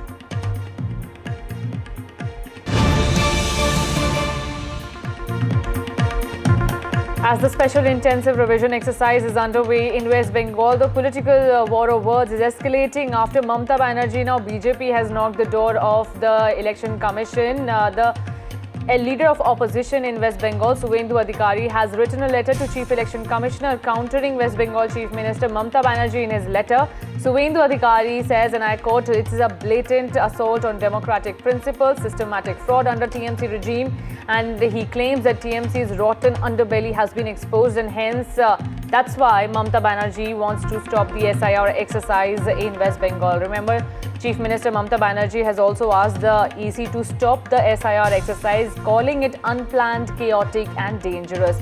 My colleague Shreyoshi Day is also joining me with more details. Shreyoshi, what exactly and how is the CEC looking at both the claims and counterclaims? Well, this political development comes at a time when the Deputy Chief of the Election Commission is in West Bengal. He is visiting the districts where the SIR exercise is already underway.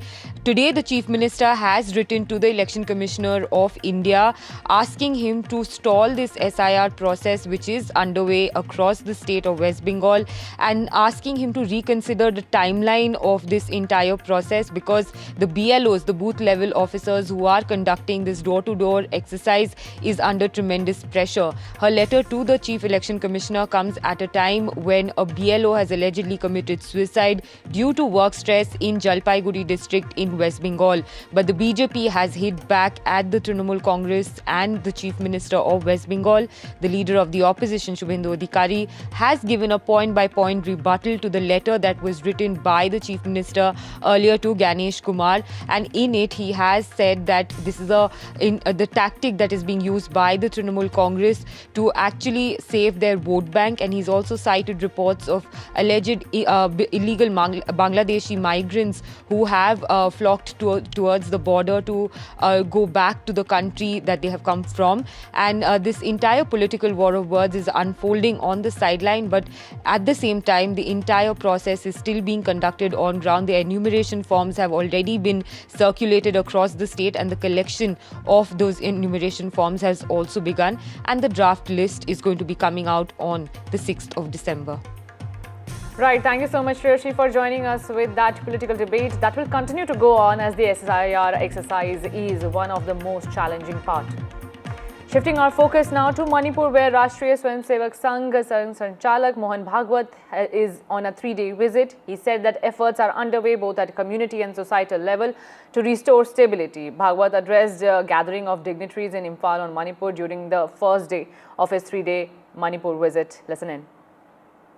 अब संघ इसमें जितना कर सकता है वो सब करेगा और कर रहा है, किया है पिछले 3 साल में भी, क्योंकि गवर्नमेंट को मालूम हो ना मालूम, we are concerned about each and every part of Bharat, और सब जगह हमारा ऑर्गेनाइजेशन है. हमारा ऑर्गेनाइजेशन आप लोगों के कारण है. हम किसी गवर्नमेंट के बलबूते नहीं है, आप लोगों के, उसके लिए जितना करना है वो सब हम करते हैं. We don't leave any stone unturned. On that note, we're slipping into a very short break. Don't go anywhere.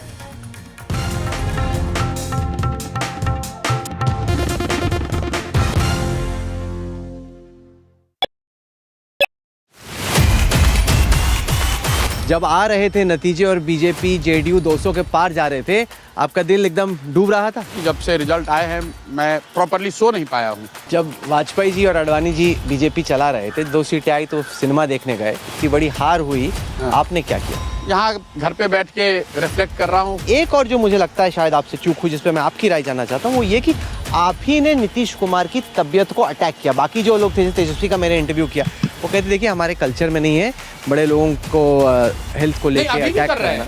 मैं आपको फिर से कैमरे पे दूर आ देता हूँ.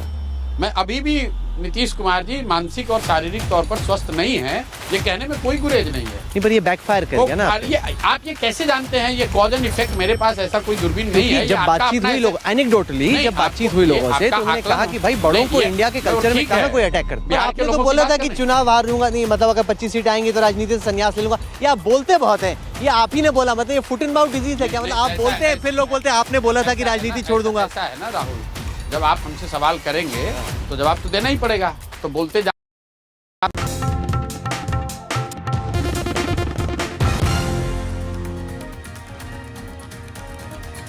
In one of its biggest overhaul of immigration rules, the UK government has proposed that migrants who are in the UK legally could have to wait up to 20 years before they can settle permanently. The government has announced that the qualifying period for indefinite leave to remain will be extended from 5 to 10 years and will apply to the estimated 1.6 million who arrived since 2021. Furthermore, immigrants exploiting the system could face an increased 30-year wait time for residency in the UK, the highest in Europe. Moreover, low-paid workers too could face a 15-year wait for residency. However, there is good news for Indian immigrants, as the government sought to prevent its immigration clampdown from turning away skilled workers. My colleague Disha Bagchi joins us with more details. Disha, decode this policy further for us.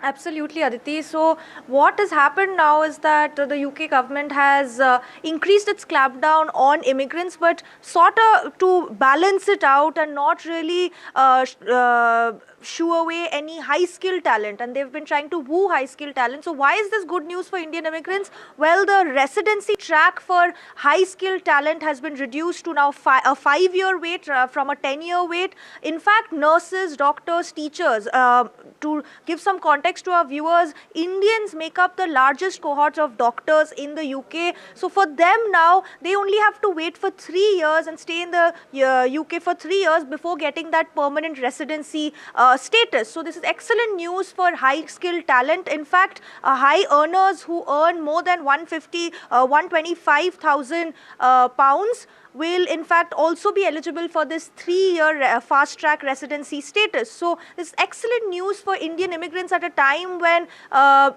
various countries, in fact the US has been cracking down on high-skilled talent, including the H-1B visa, and shooing away high-skilled talent from the country. So now UK in this new proposed change has in this effort is now trying to woo Indian talent, bring them to the UK, and has now reduced this residency time before they get the residency settlement status. Absolutely. Thank you so much, Disha, for joining us.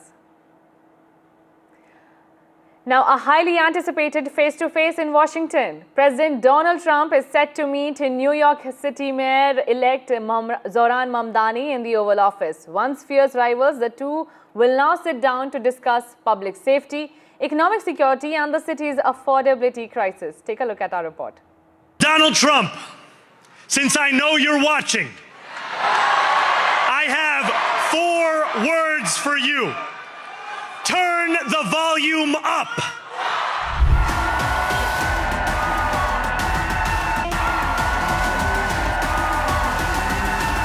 United Talent, thank you, representatives. America's most outspoken president and New York's newest political firebrand are set for a dramatic face-off.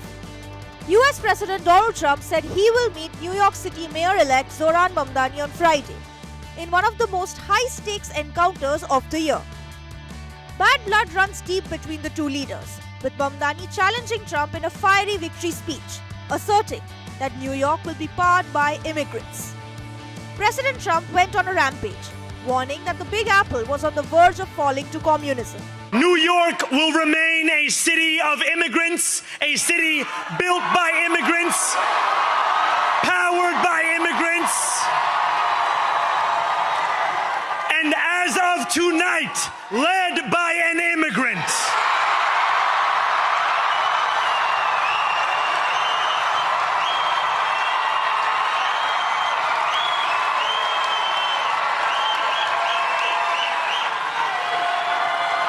So hear me, President Trump, when I say this.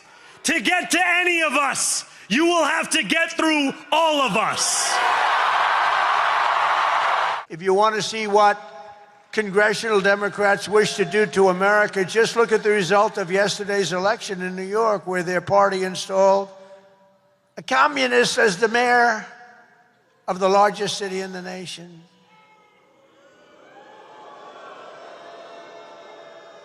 Remember, I've said we will never have a socialist elected to any post in our country. I used to say that, and I was right. We skipped socialist and we put in a communist instead. That didn't work out too well. This meeting could decide the fate of America's biggest city, the Big Apple. To Trump, Mamdani's win isn't just political, it's personal. Yet the real threat for the newly elected mayor isn't the president's rhetoric. It's the leverage he still holds over the city's fate. Trump could withhold federal funds, delay infrastructure projects, or block housing initiatives, all tools that could stall Mamdani's ambitious agenda. Mamdani plans to raise taxes on billionaires, bring down living costs, and invest heavily in public transit and renewable energy. But every policy that challenges Wall Street, every tax reform that touches Trump's allies, risks sparking a new political confrontation. The president ran a campaign where he spoke about a promise to deliver cheaper groceries, a promise to reduce the cost of living. We are seeing his actions and that of his administration in Washington leading to the exact opposite effect for New Yorkers. And I will go to make the case to the president and to anyone, frankly, that these are the kinds of things we need to change if we want to make it easier for New Yorkers and for Americans to afford the day-to-day necessities of their life. As the two prepare to meet, one thing is clear. This isn't just a handshake for the cameras. It's a political clash over the soul of New York City and perhaps the direction of the US. Disha Bagchi for NDTV.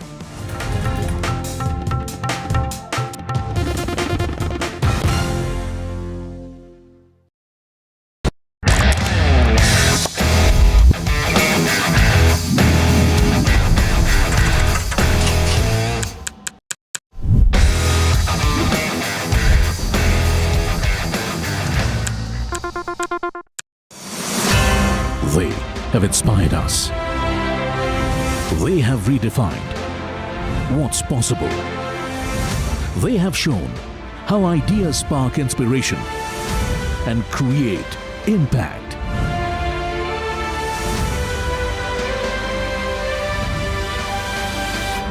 NDTV Indian of the Year 2025. Ideas, inspiration, impact. Coming soon. मजे को दुगुना करना है, मजे को 3 गुना करना है। गाजी, Rohan, come on, say.